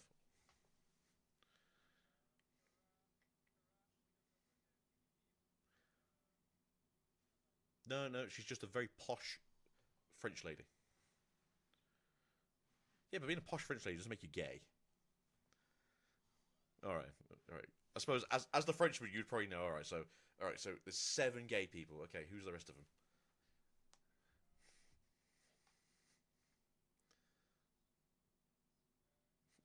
Gwen, she's just a puppet. Yeah, so I feel like Irena's just a strong woman. Doesn't need no man, but isn't necessarily gay. So, yeah, she's a spirit, so it doesn't necessarily count. God of the Winds. She's asexual. There we go.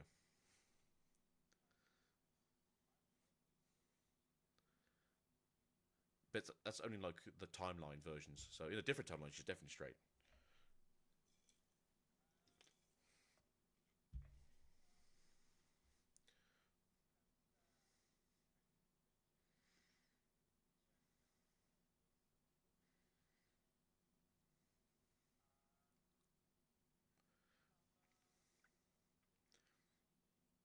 She's too busy being the avatar of a spirit. Yeah, it's a very busy job. She she looks like Garen. She's probably bi. I think she's bi. Yeah. No one wears leather trousers like that and is just straight.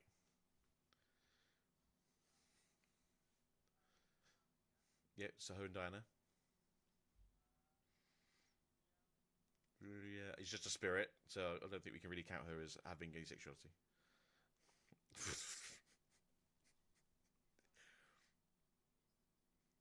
And 2,000 years old. hmm She likes Silas, and Silas is gay, so that's bad for looks, not for Silas.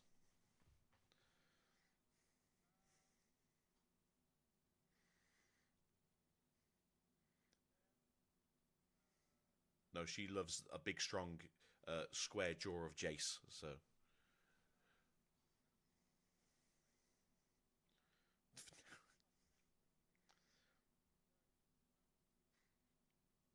I think she's just one of those very powerful women. Could be bi, but I think she's just one of those powerful women that doesn't need a man, especially since Gangplank is the only real strong man around there. Alawi likes Brom, so she's straight.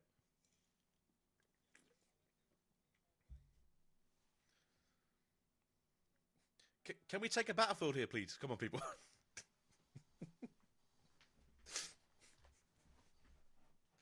All right, we're on turn 6, and no one's taken a battlefield yet. Right, more lesbians.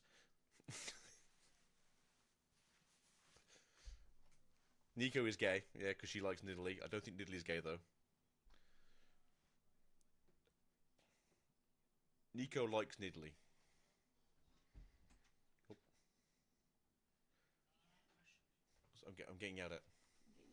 Okay, Nidalee. I think Nidalee's straight because she doesn't seem to like the advances of Nico, but she's too polite. She's like, this is a weird child that keeps following me around. Yeah, except that she keeps changing Nyla. This is the thing with Neela. I don't know. Is she even alive anymore, or is she just a sock puppet for the demon? Okay, because she's like one of the only good demons in that case, in brackets.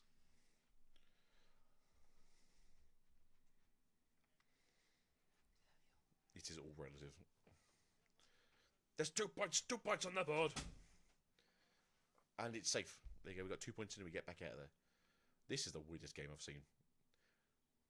This is the other kind of boring where like things are happening but nothing's happening.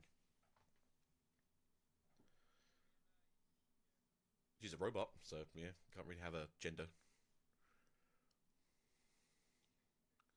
Who is herself?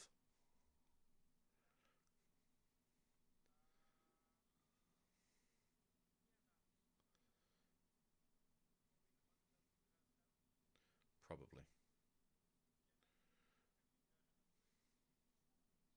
No, I think Draven likes women. I just think he's too into himself though. But I do think he'd be a very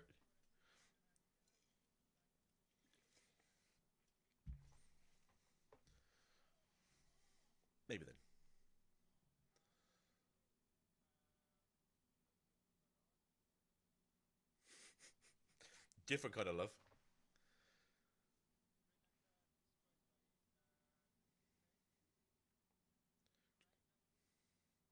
Riven doesn't seem to be of any sort of fantasy because they don't really have much of a story besides her killing things. Wow. Yeah, but she's like a 2010s gay, so she's just straight now. It's the hair. I don't know. I think Riven's straight. But then again, I thought Vi was straight, so it doesn't matter to me. Samara, I guess she's been bi. She's just Dante. Yeah, she's just Dante though. She's female Dante. And Dante likes everything.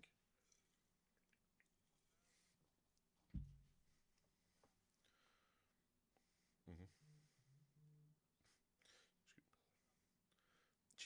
She's actually bi, but only with ghosts, just so that Lucian doesn't feel bad.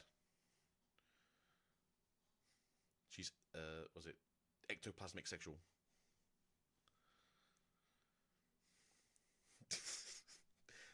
Watching a game around like 8 rounds. Seraphine, yes, because she likes Jarvan, right? Siva, I'd imagine, is straight because she doesn't seem to give off any vibes either way. So, but her story is also very weird. I bled onto Azir, and now Azir is here, and my story has now ended.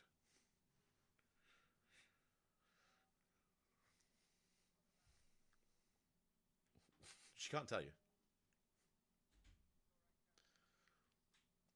He's a god, so she doesn't really have a gender either or a sexuality.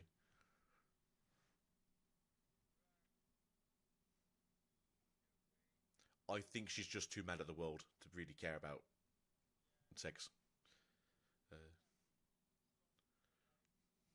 with who?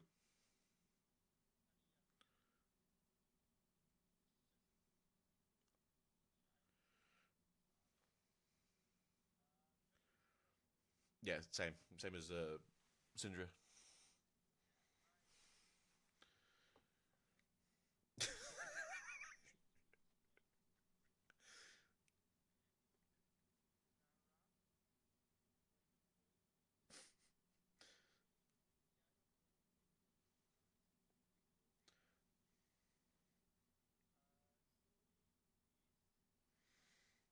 Oh, she's also 8 years old. Be careful with this one. She's eternally 8.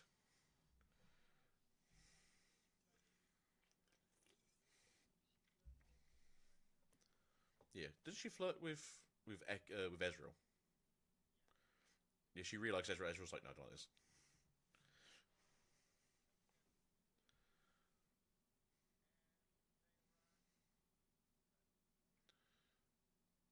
Maybe. What about Morgana and Kale?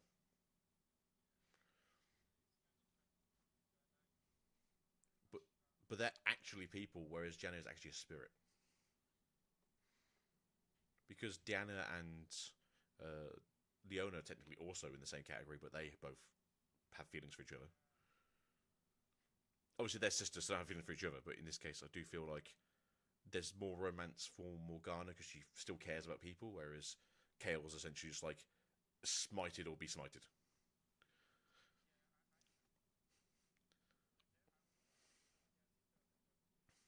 Exactly. And they're also hundreds of years old as well.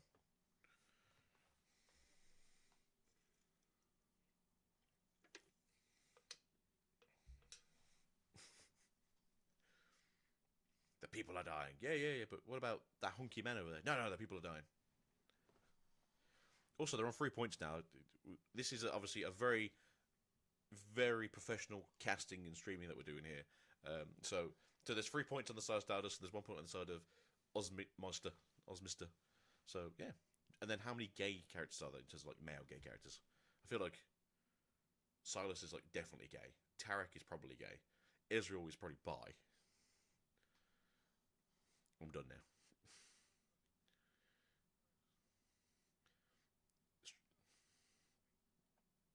It's also technically now a demon, so it's kind of weird. Well, he's a fallen. Yeah, I can see Action being gay, or at least a little bit femboy.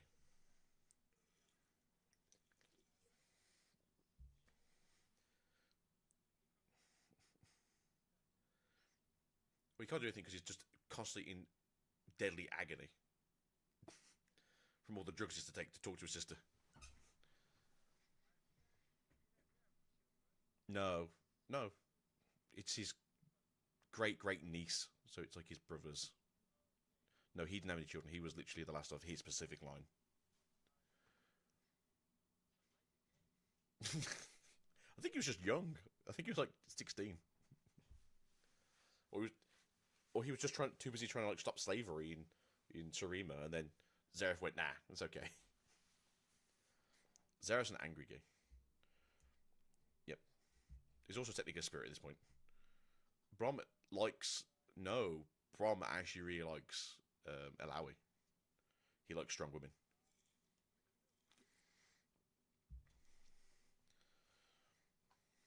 Well, the only person he flirts with is Alawi because she's a big, strong woman. But he doesn't flirt with any male characters. I mean, maybe. But they both seem to like each other, so I'm going to say in my ship that they are the couple.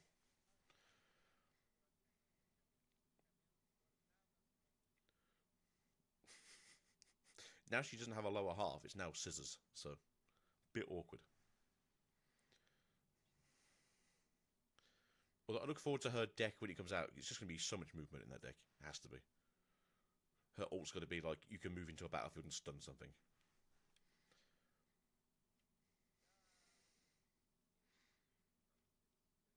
I'll say it's pretty straight.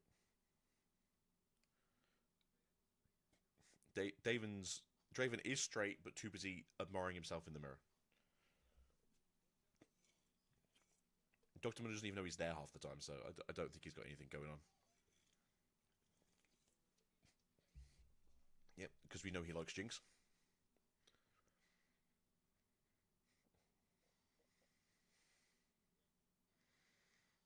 So he doesn't really give off any vibes of liking any dudes, but he does definitely have a thing for Jinx, at least within the Arcane universe. Oh, we got a judge call. No, there's a judge call. Apparently something happened and we just weren't paying attention to the most boring matchup since Aurelia and Azir. Hey! Alright, that's it. No more analysis. We're going straight into the real game now. We're going into two cool dudes doing cool dude things.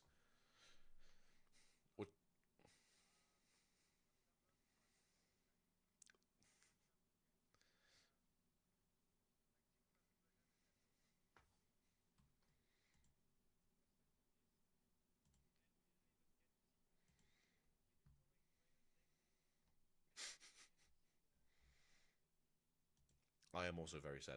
How could they do this to me?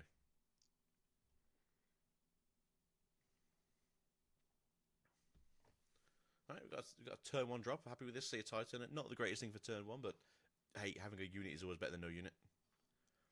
Card Shark, sir, would you like a gold? No, sir, I would not. Thank you for the offer. You just passing?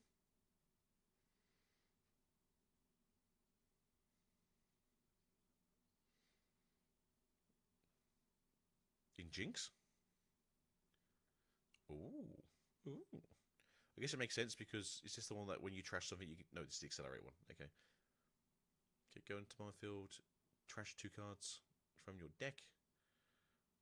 Okay, alright.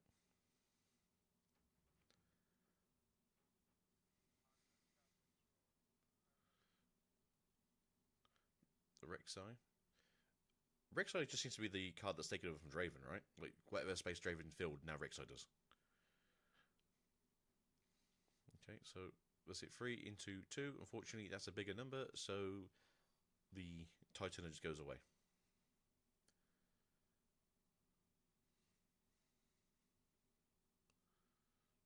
Is Jinx playing Immortal Phoenix? Is this the Immortal Phoenix Jinx? So we haven't seen the deck list, so we don't know what the version this is, because you don't normally hear about Immortal Phoenix in Jinx. So this would have just been a better match to watch in the first place. God damn it.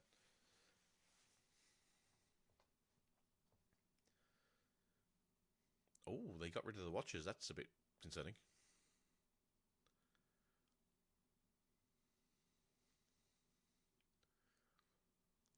So you just want to fight the Rek'Sai? This is a bit of a weird one in my opinion. Okay, so it's 3 on 3. Do you have anything in hand? Cleave, that's pretty good. That's going to help. Gust? No, unfortunately. Back to hand.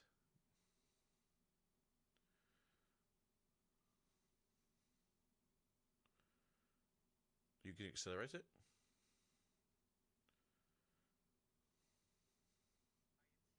There we go. Yeah, I insist I'm going to accelerate it.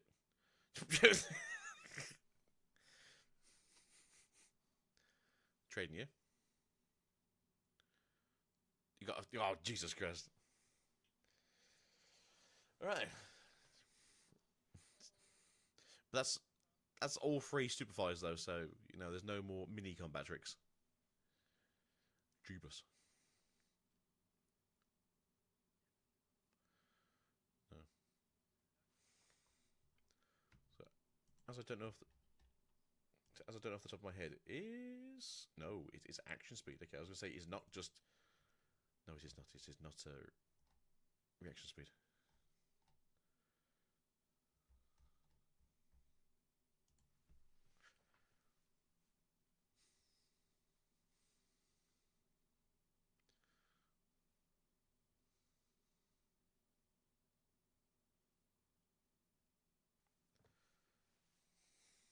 Maybe.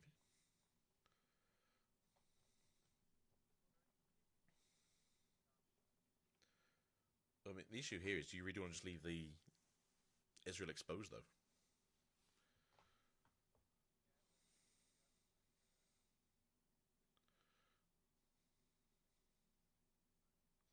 So 2, 4, 6, 7 cards. So if we do play the Darius, then we can just, you know, speed it up this turn. Yeah, don't really fancy the Jinx in the same kind of sense.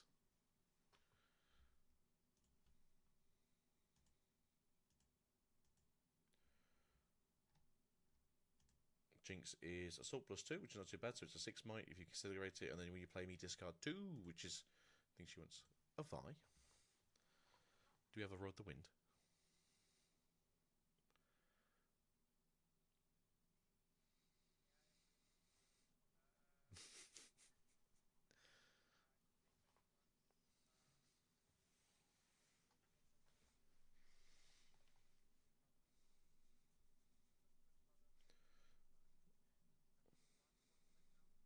Mm-hmm.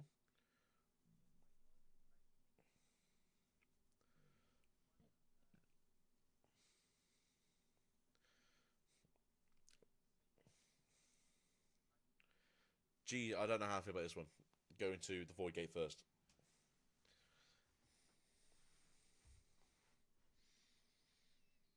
I mean, he's got 4 cards up here. This is not exactly the funniest thing to be walking into. Ooh.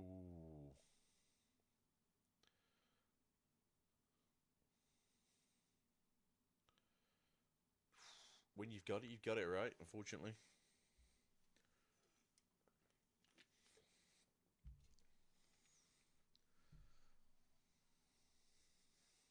Mm-hmm. Mm-hmm.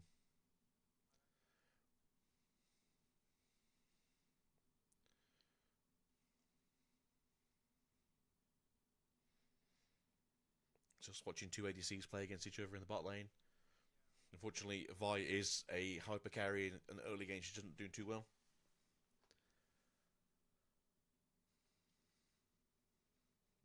Okay. Do we just try to attempt to go to the next point and get rebuked again? In that case, that's 2 rebukes down, though.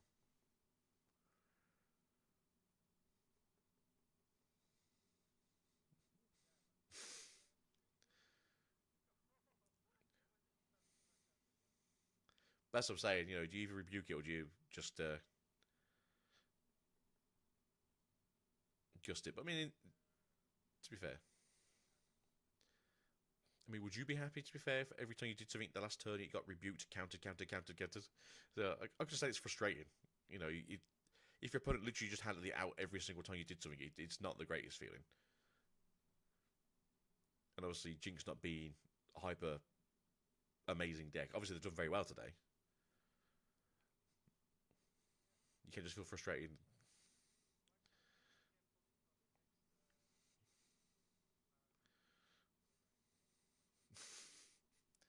They might have a hard bargain in hand, and they have a second one.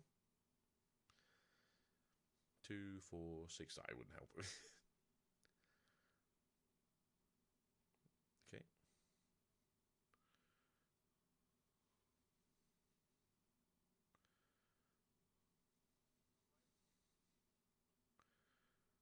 Yeah, I mean, you make tokens, though, so it's not the worst situation. But with the back being so full already on the side of Alan. This is game 1 as well, right? Yeah, it is. So we got plenty of time.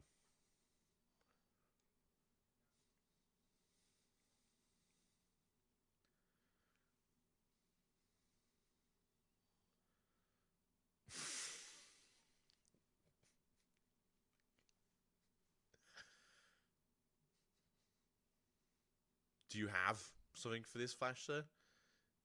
No? Okay.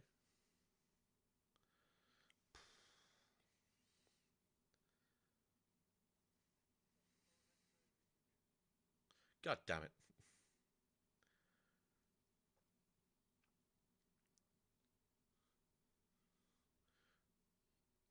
Are we doing Vi? Yep, okay, Vi again. Let's say, what are we doing?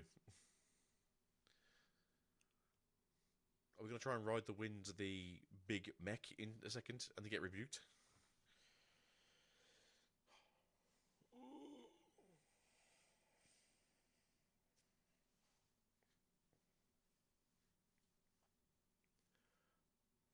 I'm a massive fan of Alan. It doesn't mean I like watching counter decks, to be fair, or control decks. So there's a guy at locals who likes playing Miracle Draven just because his reply was, "I like drawing cards," and then he'd watch him draw like 20 cards in a turn.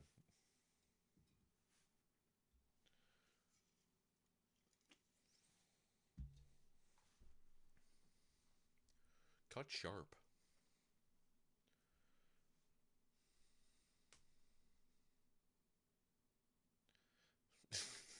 Yeah, just walk into the battlefields. Don't worry about it. Don't ask questions. Just consume. I would probably at least recycle one for Vi, so you can't at least get gusted. Although apparently it was the third gust, but I don't think it was. I think it was the second.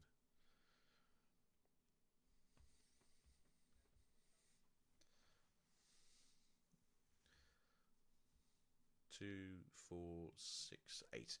Yeah, you have to double hard bargain at 4, right? Each.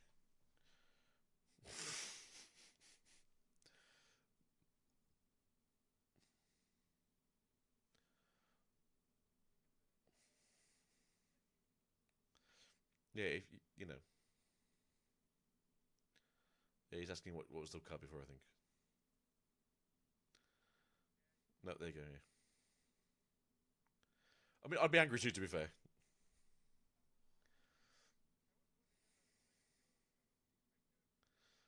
Yeah, when you just draw it into every single answer, it doesn't feel like a good game. To be fair, it does feel a bit awful. Yeah, but I mean, they're early enough here that we can just go straight into game 2, so that's pretty good. Which is a bit concerning that they couldn't look at that during the game 1 originally for the first table.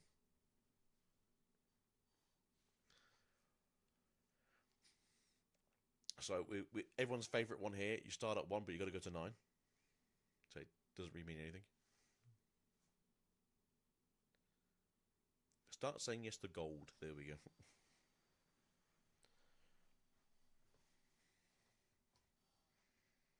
All right. Now you get to have your 1 point again, like you did in the first game.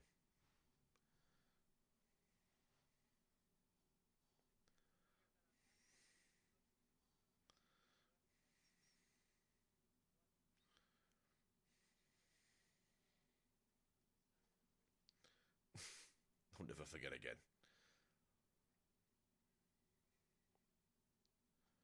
All right, so we're going to turn 4. Okay, what we got in hand? We've got an accelerator. No. Kaiser.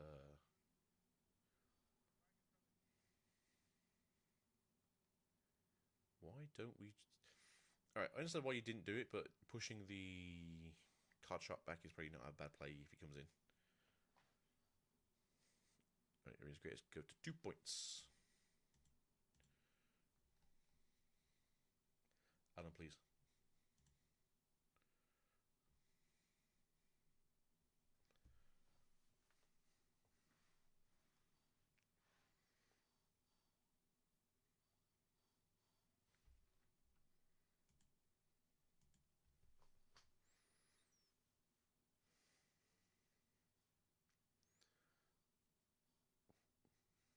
Ah.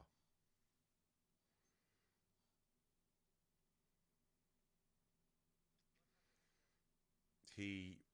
Fallen Stud.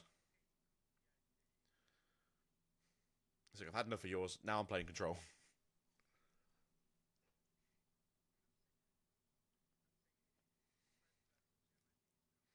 Oh, okay. I think been like, oh, like you missed the play. It's like, no, someone just got beaten to death by falling stars. If we can get ourselves another point, maybe, sir. Maybe go to 3 points.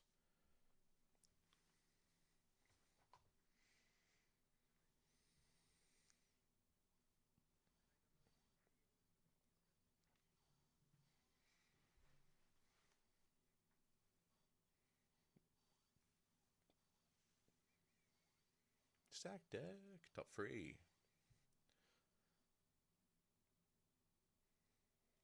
Oh, Mrs.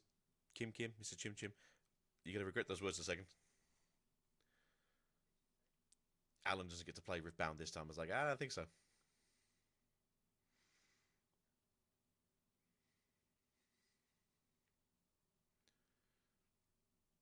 Isn't Gus 4? 3 might rather than 4. Oh, there you go, Stupefy. I didn't see the Stupefy. I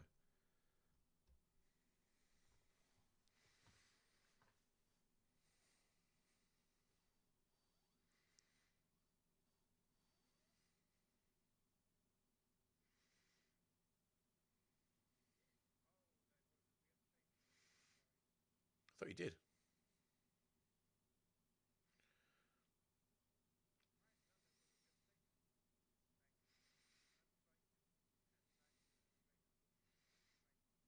Oh, so I thought he did fight. Push it back. Oh well. It's like, come on, you're playing against a spell slinging deck. He's gonna have a spell in his hand.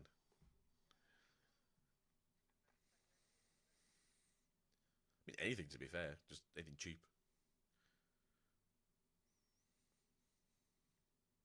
Super fucking good. Maybe.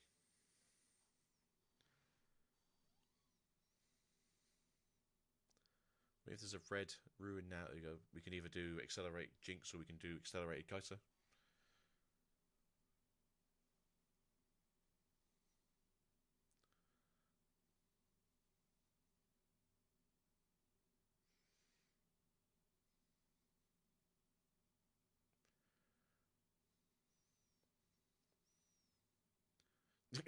Do I get the point? Yes. Yeah. Do I have... Okay, for it. I was going to say, do I have 2 falling star for you here, sir?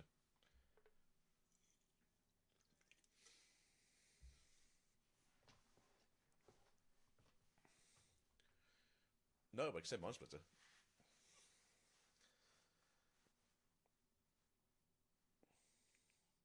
Is that 2 Kaiser?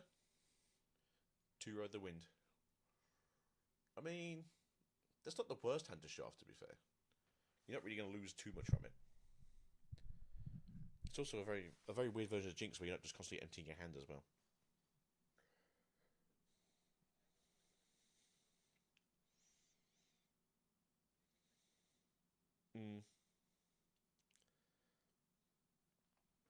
Go to 4. Okay. Little less Alan just running you down. Oh, you're playing with your hand open. Okay. I know some people do, but it's always weird to see.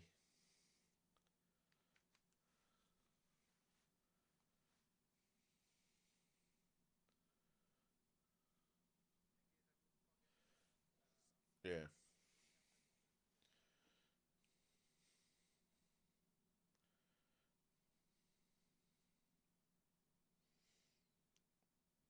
mean, to be fair, Alan has probably written it down as well, to be fair.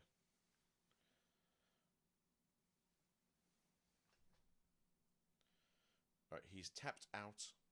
Do your worst, right?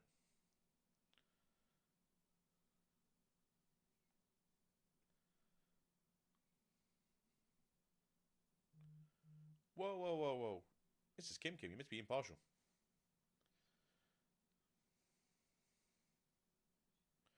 There's no way that a Jinx can beat an Ezreal. It's like, that's not really what you're saying. You're meant to be impartial when you're on the stage.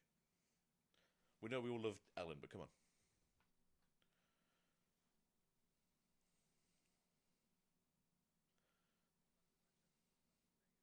Well, I don't know if that's the case, to be fair, because Alan's a different breed of player, to be fair.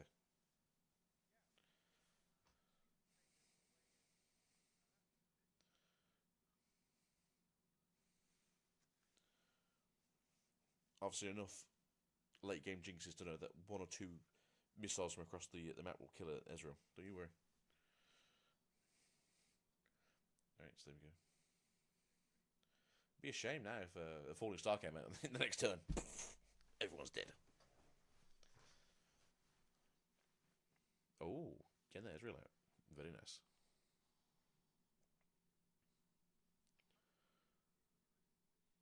Voltorb. Voltorb. But it's obviously Polish Ballmon.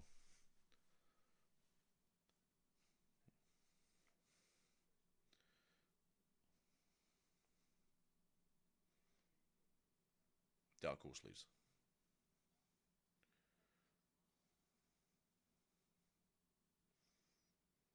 Any good? Oh, okay.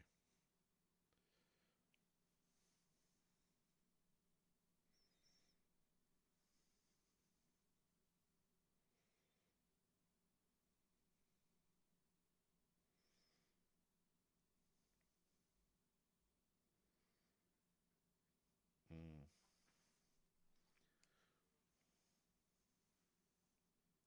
Look, I barely speak English. Don't throw other languages at me.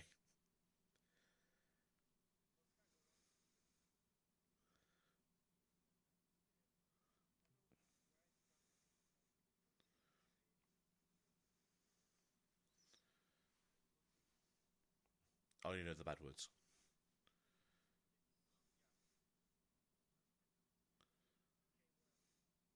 Where's a Q? The Q. Just sounds like a K. Especially when Records used to swear all the time on stream.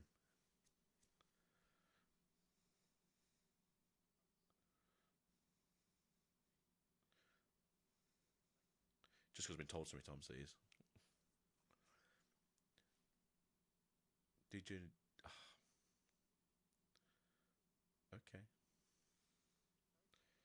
Oh, it's okay? Okay.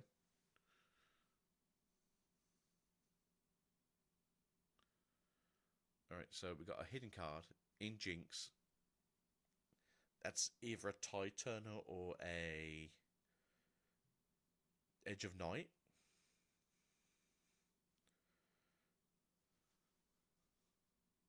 Maybe a switcheroo? No, there you go.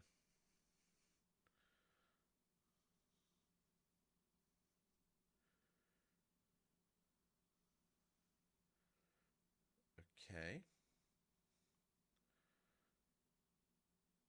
This one feels very weird. Because, isn't it 8-7 now? Or is it 7-7 then go to 8?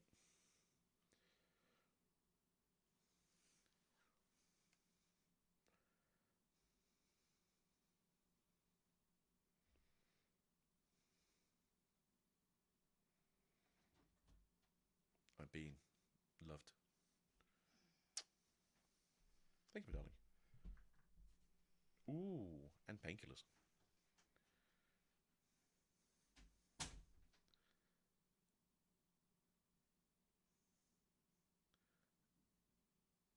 Eight to 7. And then maybe it is a Mind Splitter, and then you can also... No, that's not going to work.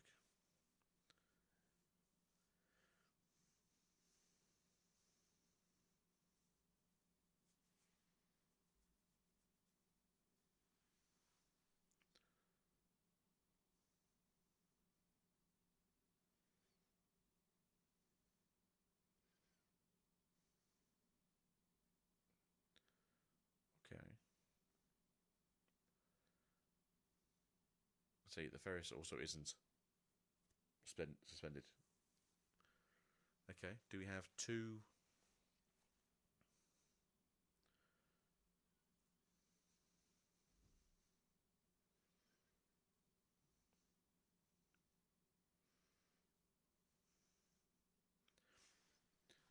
It's very weird, right? Because you've got to try and do something, but at the same time, isn't it just worth trying to just keep the one battlefield full?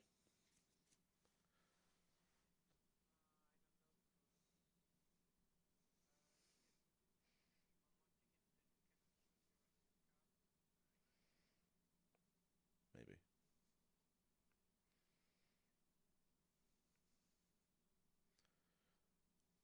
Okay, giving that -4, which is possibly good if this is a switcheroo.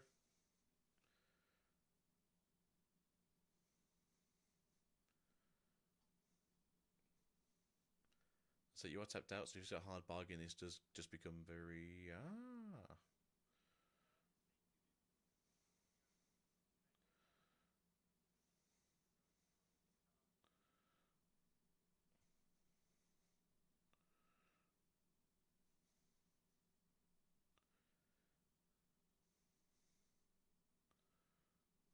Be funny now if he flips it and it's actually edge of 9. He's like, okay.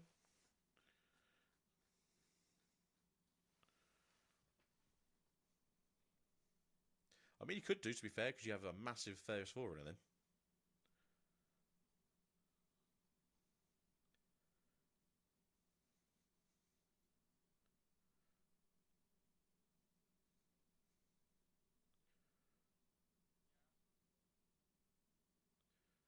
It's an awkward one, I agree.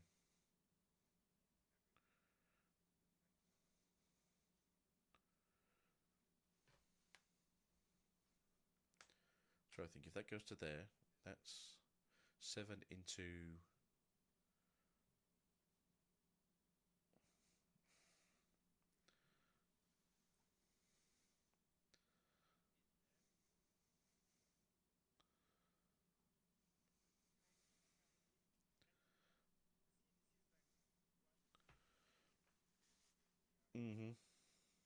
Oh, flickering.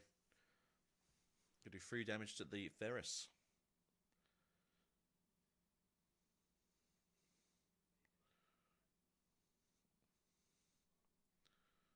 Just a rebuke, right?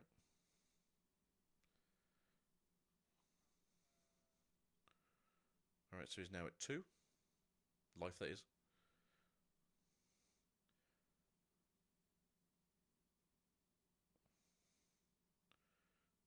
Equipment, Smooth the Boots, that kills it. Yep, just kills it. So, I don't know if it was a... No, it wasn't. It was a Titan.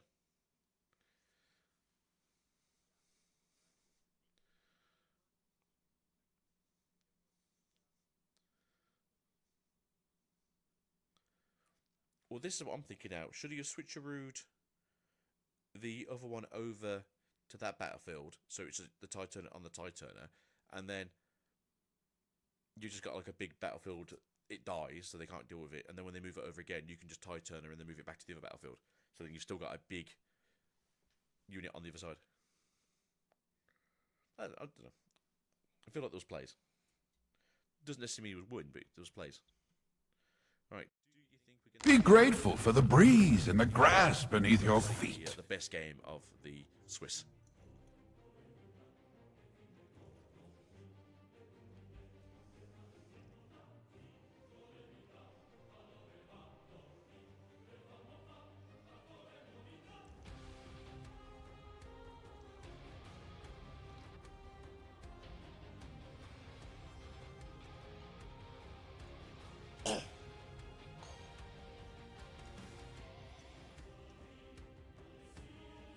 Right, there we go. medicine. But so, yeah, Alan should be going through, what was that, 11, 1 and 1? So Alan should be in the top 8 now. The other match, a Draven's going to win, right? So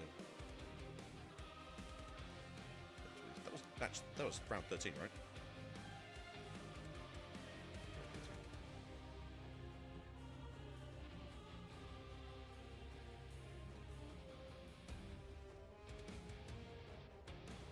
So just pondering, do I want to switch to the other stream? Especially.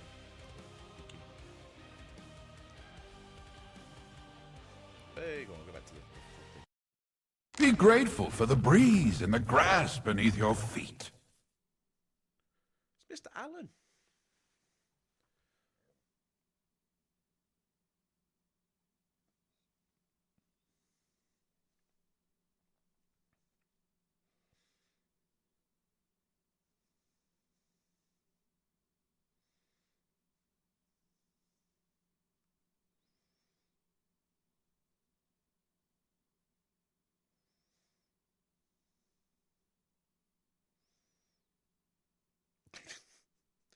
I wasn't greedy enough. I should be more greedy.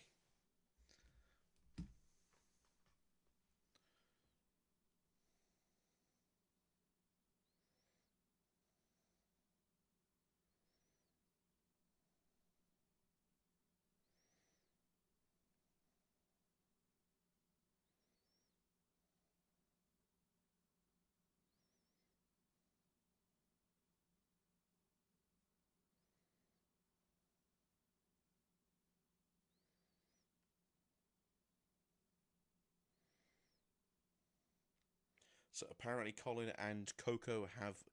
I don't know if they just shook hands, but they're in Top Cut.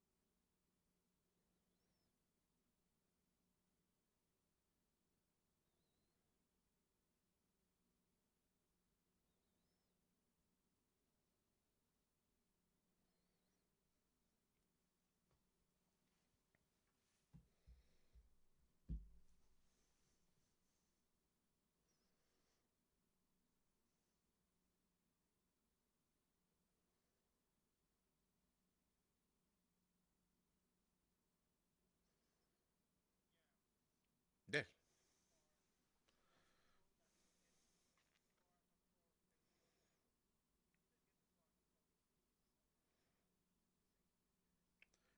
Yeah, there's not many other people, and those who have been getting those free offs are normally people playing those less popular decks in the first place. So somebody playing a deck that is popular has showed massive skill scaling from the first event where we saw him just as pop off, and then obviously today just showing you what happens if you poke the beast in round 1.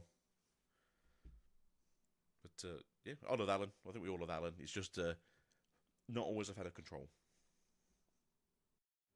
Be grateful for the breeze and the grass beneath your feet.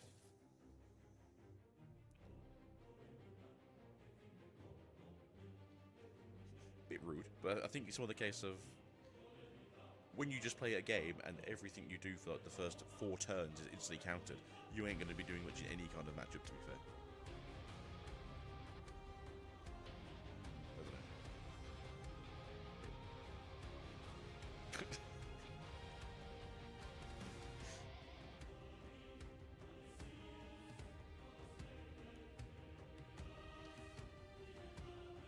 I woke up English hard, brain turning back to French easy than English. For yourself, not for me. I'm terrible for any other language.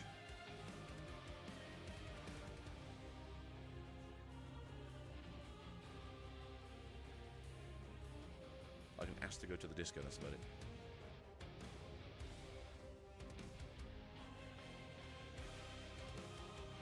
Bibliothèque. Which I believe is library. Which I believe is library, right? Good, I can go to the disco and I can go to the library. I do not want a cheese baguette, thank you very much. Well, actually, no, I do want a cheese baguette. I bet it's very tasty and fresh.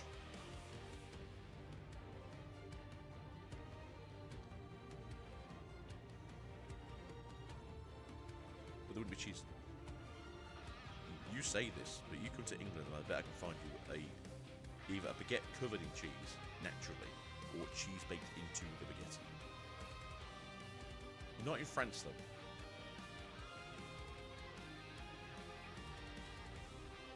Oh, I'm not American over here. I'm English. We actually have decent cheese. Bread, baby, otherwise, but we have decent cheese. We have a lot of different cheeses, to be fair. Not like America, where it is plastic. And I'll 100% agree with that. So we have a new starter at work, and he's American. He's been here about 9 months, and he was saying,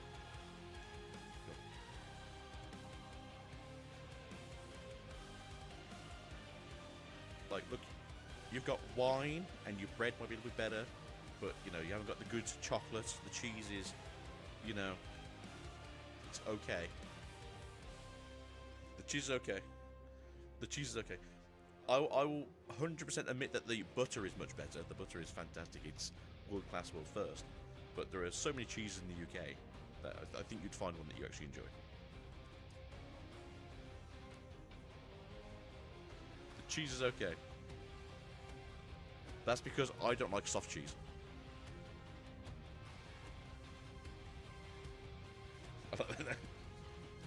As a Frenchman, you ruined my honor.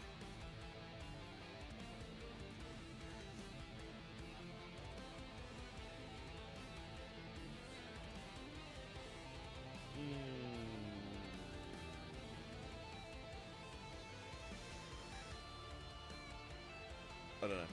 I do like Italian cheese. Although I'd say that probably Spanish ham is probably the best ham in the world.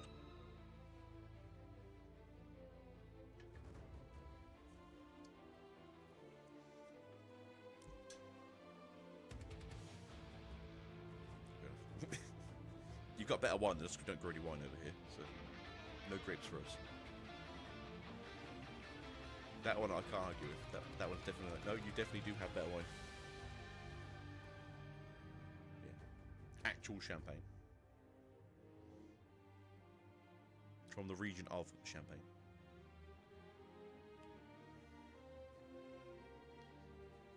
What, wine or champagne? Because there is a difference. Fair enough.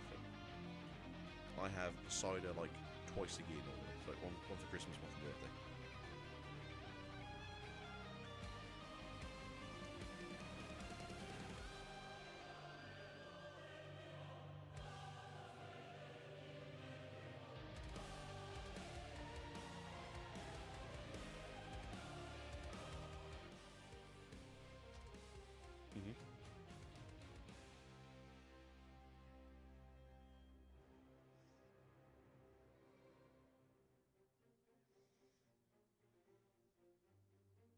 Okay. Are you a apple cider kind of guy? Oh, this is terrible. Are you apple cider kind of guy, or are you more like a pear, something a bit sweeter? Or what do you mean? What the fuck?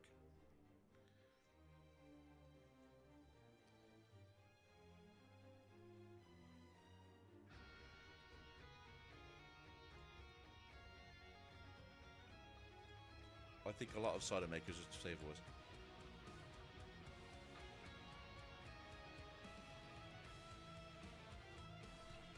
I think specifically cider is the distilled and fermented fruit. So, yeah. I don't know. I know Stella does a decent cider. That's like 6% though. I quite like Kroppenberg.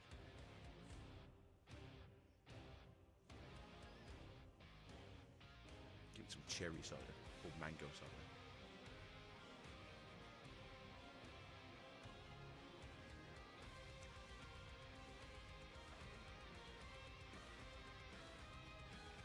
Hey, Jinx Atlas. Alright, let's get this bigger. Be grateful for the breeze and the grass beneath your feet.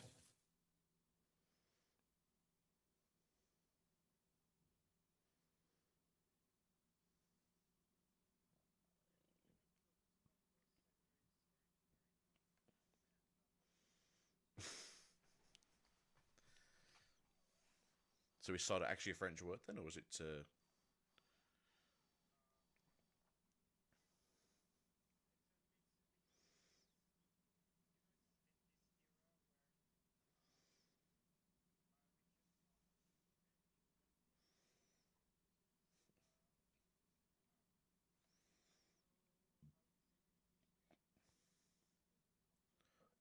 William the Bastard, yes, that gentleman.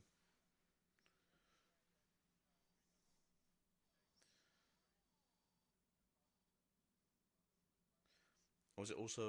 Oh, I would say Belgium was also like... Was he also part of Belgium as well at one point? Like it was Belgium into Normandy, into like France, and then like the lower UK, right? Lower England. And then was it Henry VIII that took him off, or one of the Henrys was just like, "That's it, England's mine now." It's like okay.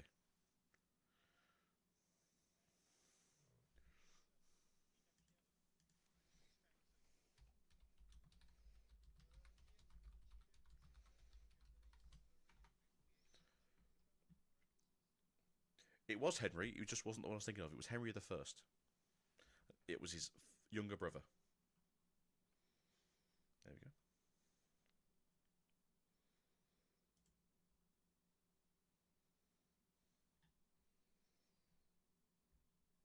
1066.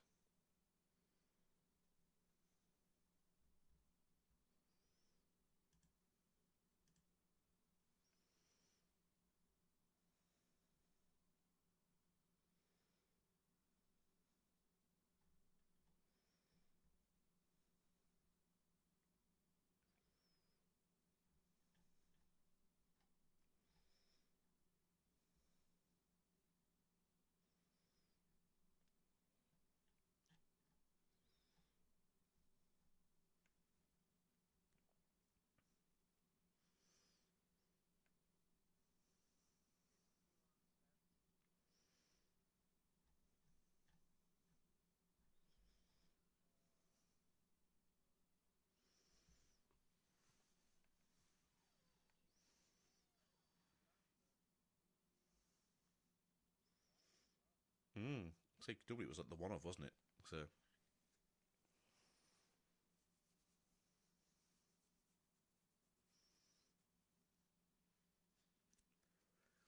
it would be, yeah, it'd be really, really nice to see the side deck in case like Vide becomes a one of in game 2 and 3 because you're not having the minefield.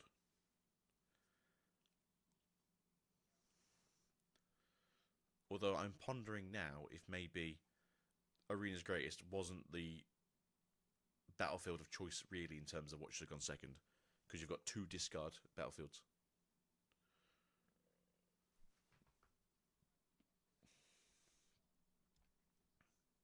We started on Minefield.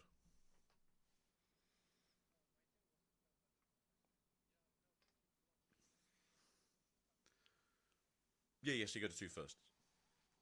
But obviously, unfortunately, in that game, it was awesome aspirants climb from Mr. Allen. Kind of push things around a bit.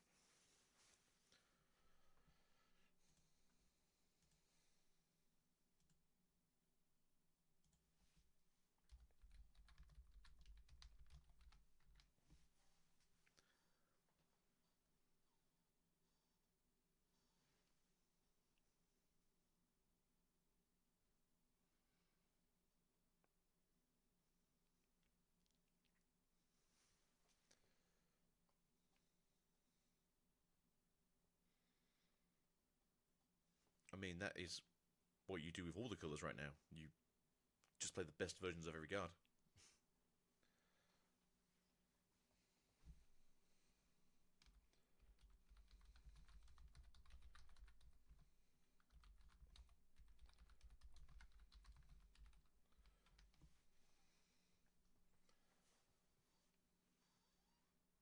Right, I've got to go for a quick wee-wee, so fingers crossed I don't miss too much.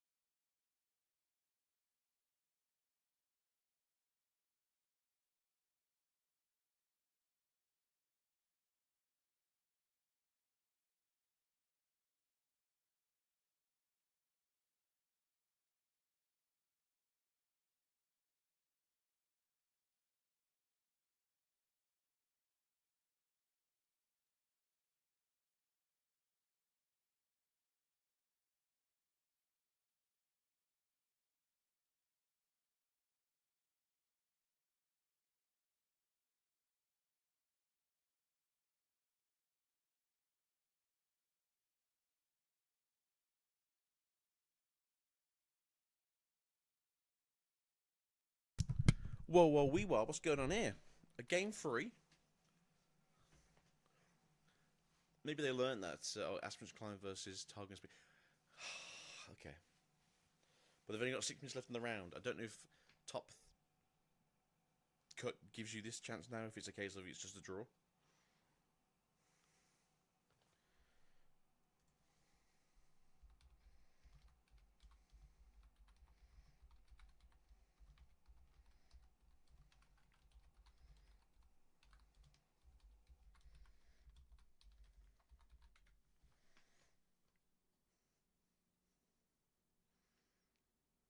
Okay, so it's Rek'Sai and no, it was Rek'Sai and Ty Turner.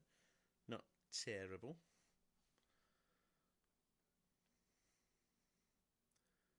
Okay, and then we do that, and then okay, all right. Do we also have ourselves a hopeful in hand?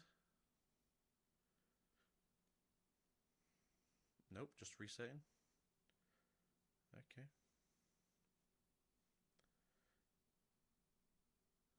So what's happened with Targon Speak? Because I remember it being really weird. If you didn't announce you were doing certain ruins, you couldn't untap them.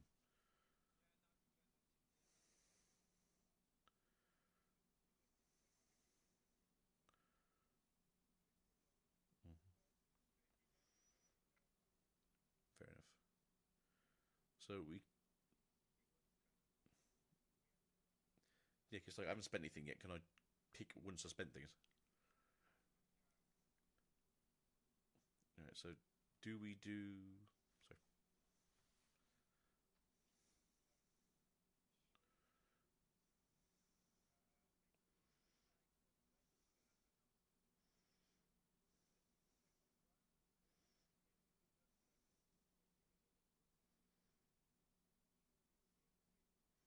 Mm-hmm. What are we playing here for 2, good sir? Gem Jammer? Odd. No, I mean, you've got the falling in hand, kill both things that are on the field, walk out, get your point. This is a 9-point game. You're going to have to be a bit more proactive.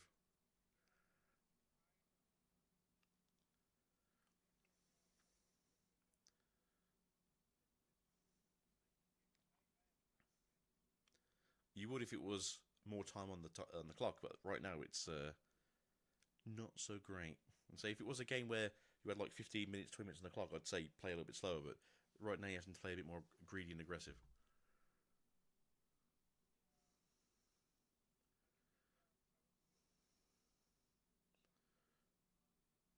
Mm-hmm.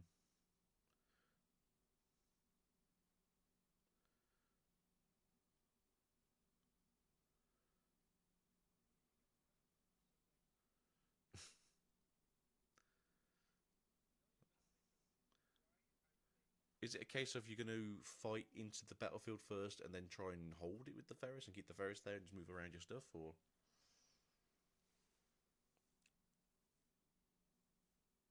are you attempting just to fight? Do you have a cleaving hand, maybe?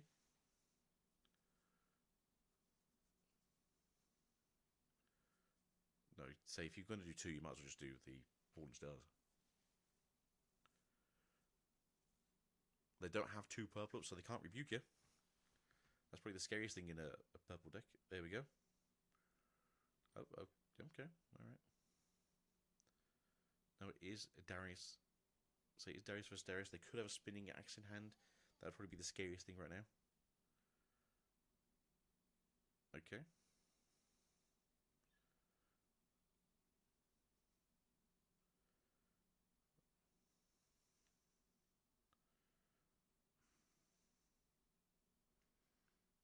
Confused now. What's the issue?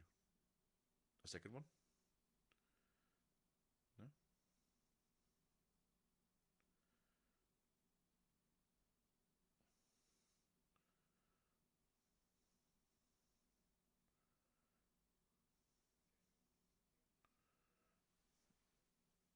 Oh, okay. That's weird because you were saying about the Horn Star. Okay, yes, we're getting on the board now. You really got to start pushing it, unfortunately. If you do have a way of actually killing the Travelling Merchant, that'd be fantastic.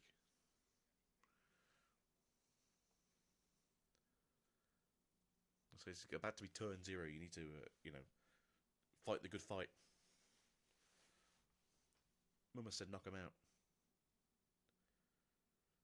2, 4, 6. Do we Ferris' turn is the question. Although you can just walk in and do a lot of damage. No longer you are -3 if they pass the turn. So you are now just back to being a 5 might spinning axe fishman.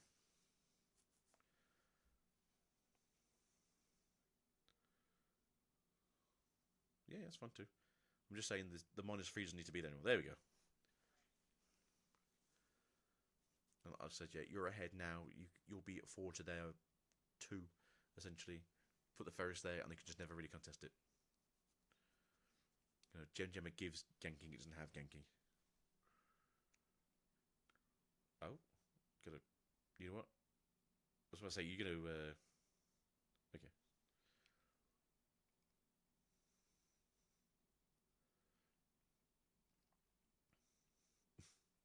I say, there's also a spinning in that hand, so do you really want to walk into that spinning?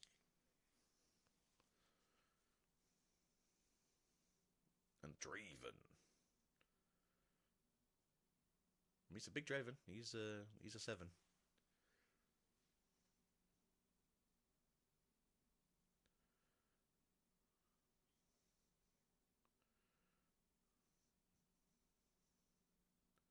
Ooh.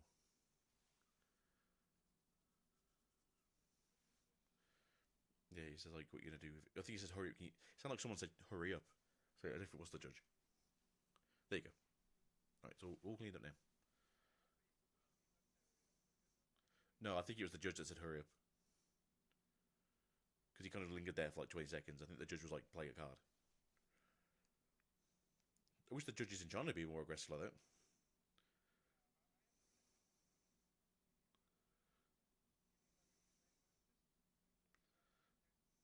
Mm.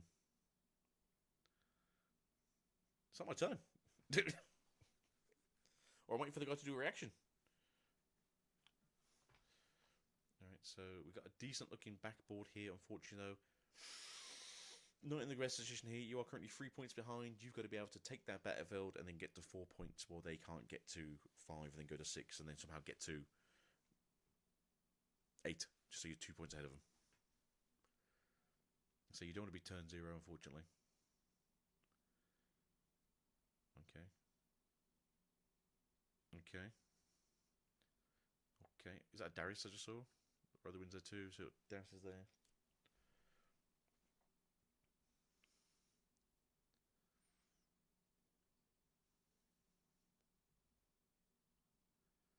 That's it, Darius has come down, there we go. I mean, he comes in readied, so... Nope, he comes in readied. I don't know if it's a May effect, but he does come in readied.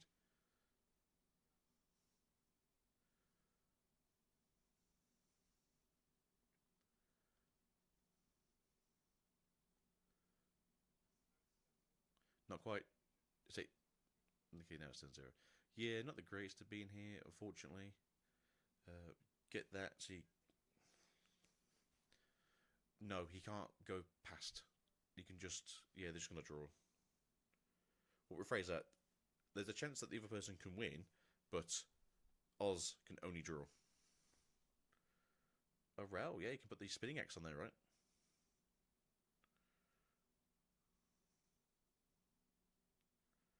Although, no, it was played afterwards. It wasn't playing for attack.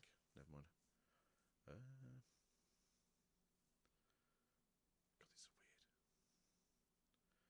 Switcheroo is there. So if you put on the Draven just gets mollywomped. Spinning axe coming down from the side of Stardust. I mean, he's got to do something, to be fair.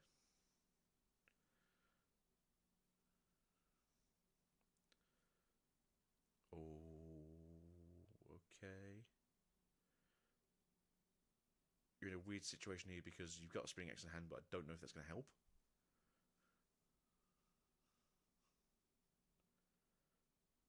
No, Darius currently isn't got +2. There's only one card's been played so far this turn.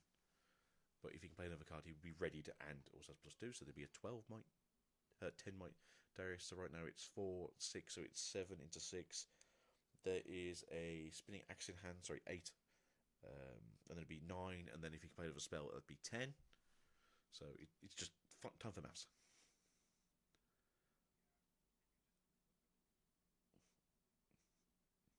You can't lose, that's the problem. So you can't lose the point.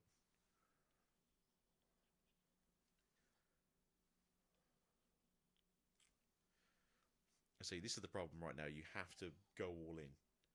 The issue is, if you kill the Darius, you're just going to have the Draven put the axe on.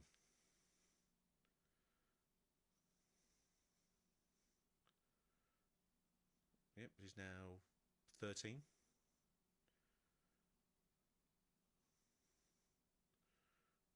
Ooh, baby. Nope. He hasn't got a hard bargain at least.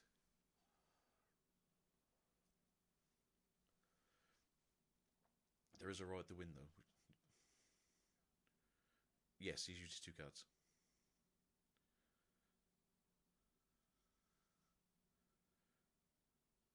Right, 2, 4, 6 up already.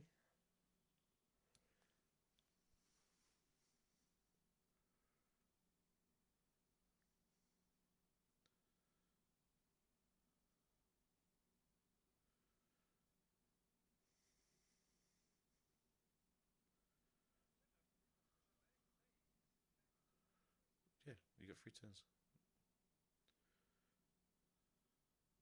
Well, did they get a time extension? Because they went to a judge call. Unless this is with time extension.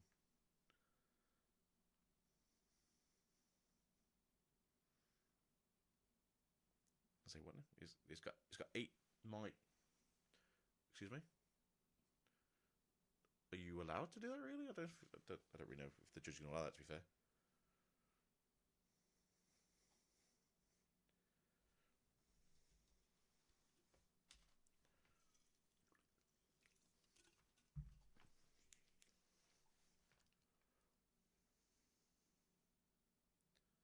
Yeah, I mean that's it. Don't annoy him. Leave him be. Let him just think for himself. Because there's nothing like losing because your judge was literally whispering sweet nothings into your ear. That's not a good play, though. because I'm presuming this is a switcheroo. You have to have a hard bargain for it. Do you have the hard bargain, sir?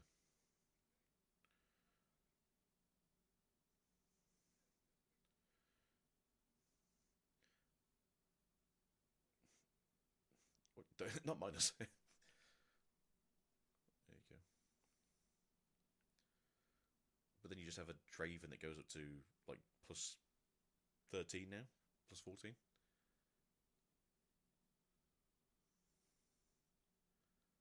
Is that cleave? So Stardust has to go to 6 so they can draw. He's got a cleave, right? No, he did.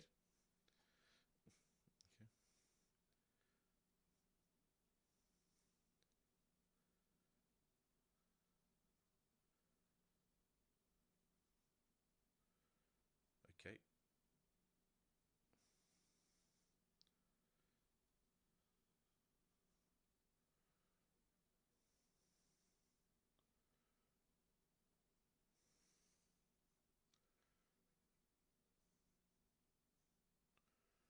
He's got the Rider Wind right there.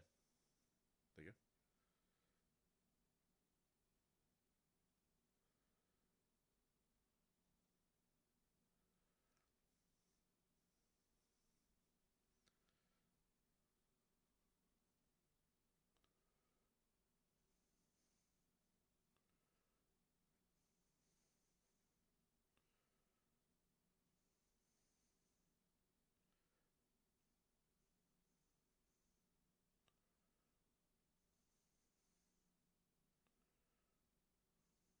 That's it.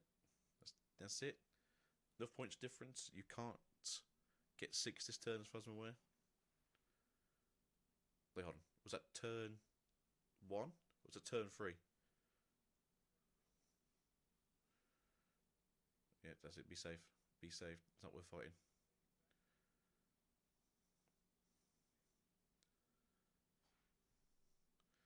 Let's see. If Stardust now can somehow accelerate, can he accelerate that Draven, or is he considered in the hand? No, that's what I'm saying. If he can get 2,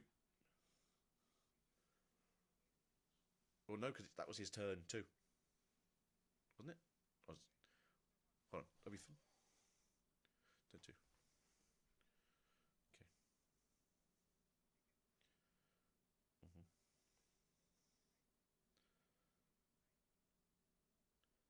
No, but I'm just thinking here, if he can go to 6 points, then he.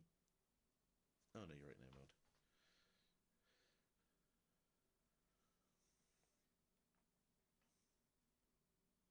Yeah, you can play next turn. We couldn't ready it currently. Hold on, what's going on here?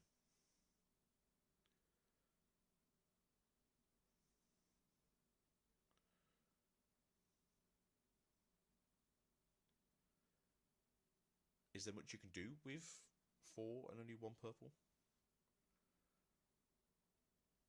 I don't think it helps the fact that Judge keeps like yelling at Stardust. It's like, yeah, it's not really fun if you got 4 people shouting at you. BMU, these Dravens are all sharking. I don't think I think it's the judges.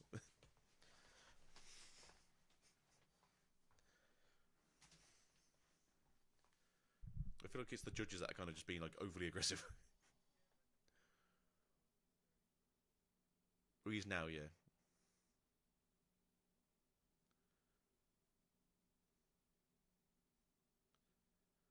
I mean, the thing is, to be fair, what could you do with 4 ruins on the side of Draven that you can't do with 3 when you've only got 1 purple?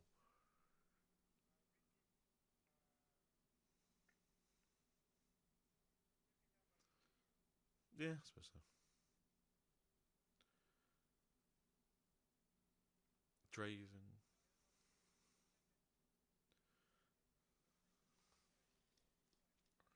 Arse. I mean, he's a Draven.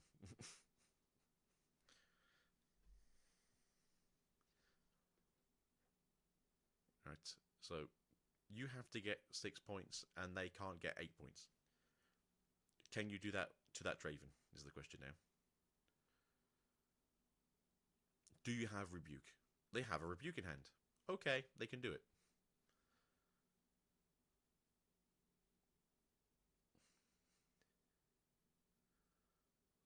Yep.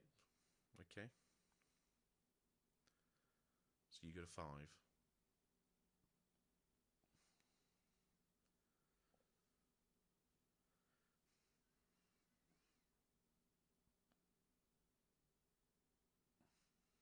So I don't think he gets much choice if he lets it through, to be fair.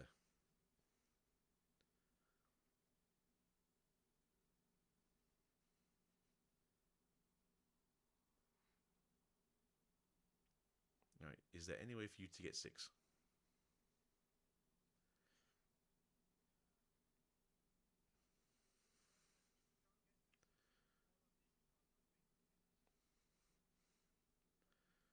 Yeah. 5? I suppose you need the Rebuke up, right? But then if he's got hard bargain, you're hard bargained. 5 and 1? Draven? So confused. I think it says maybe trick. Yeah, it doesn't matter. Yeah, it doesn't matter because he's 2 ahead of you.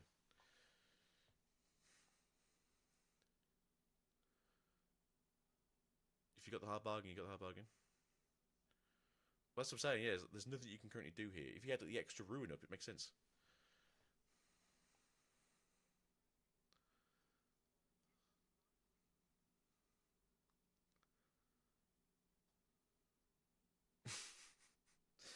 Do you have a rod?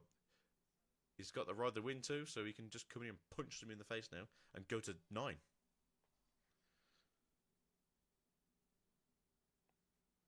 Do you see that smile on Star's face then? 1, 2, 3, 4, 5, 6, 7, 8, 9, 10, 11, 12. That is a big Vi. Guess what? I also have... Yep. I would equip both of those axes anyway. Just for the lulz.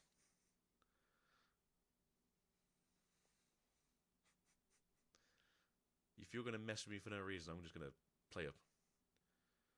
Yep, good at 8, good at 9. Whoa! As much as that was a bit of a boring match because Draven versus Draven is not very interesting, it's just punching each other. If you're going to show at the end of time that you can get to 9, that's how you do it.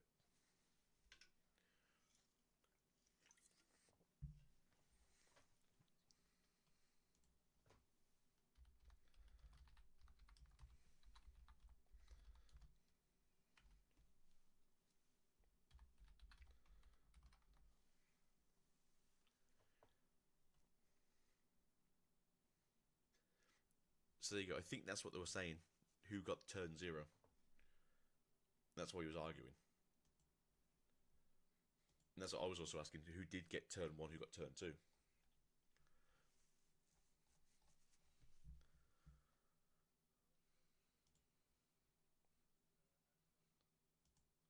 Yeah. I mean, I'm happy. I'm happy the rightful Draven won. I'm not happy that a Draven won. I'm happy the rightful Draven won. We'll take what we can. But that's the end of Swiss, everyone. So yeah, we're going to go into top 8 in a moment. I presume this stream will shut down on the side of Riftbound and we'll start up on the other soon. And then, yeah, so we start fully, fingers crossed, by 11 o'clock we should be into round 14.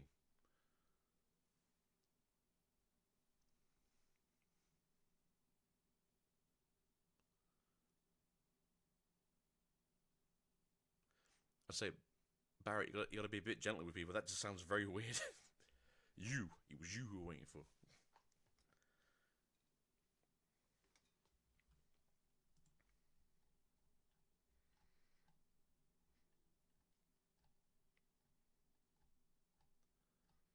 Whoa, whoa, don't spin those cards.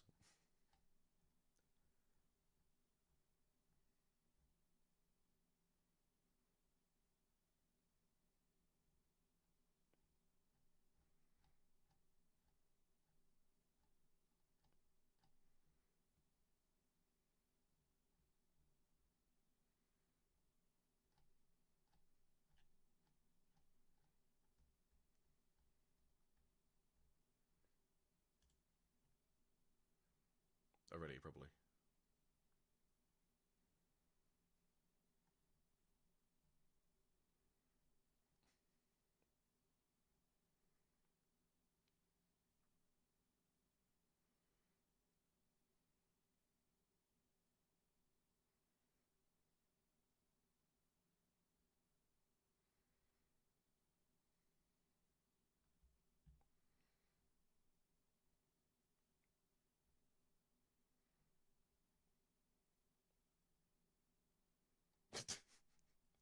Let me run them all down. I'll show him who's boss.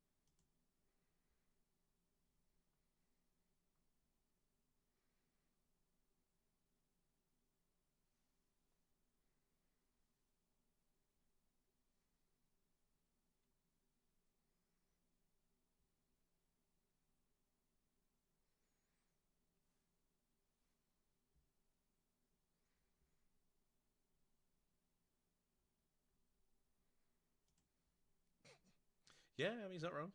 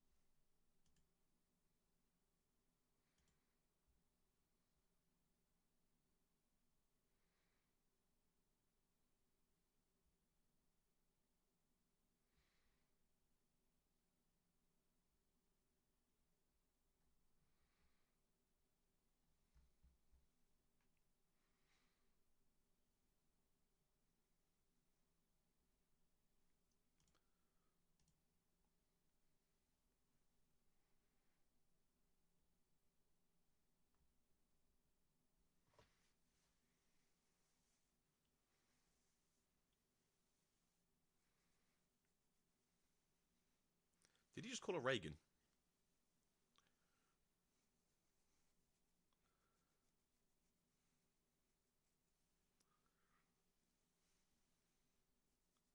It's like we have pseudonyms or aliases for a reason.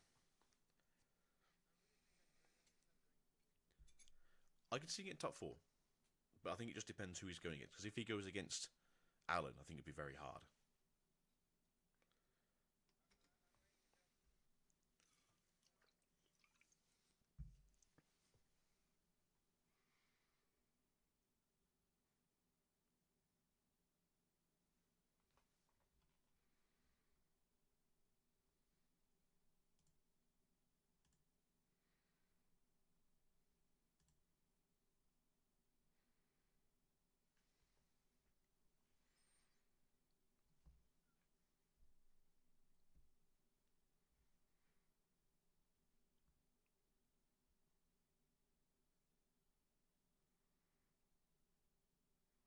Right then, I suppose before I do change over to the other stream, as I have to reset on this one. As it says plus. Is that Randy at the back there, next to the Ari? I don't know. I saw a guy with ginger hair, and I was like, "Is that Randy in the hoodie at the back?" Oh, the camera's moving again. Right, look for your friends. Oh, we stopped again.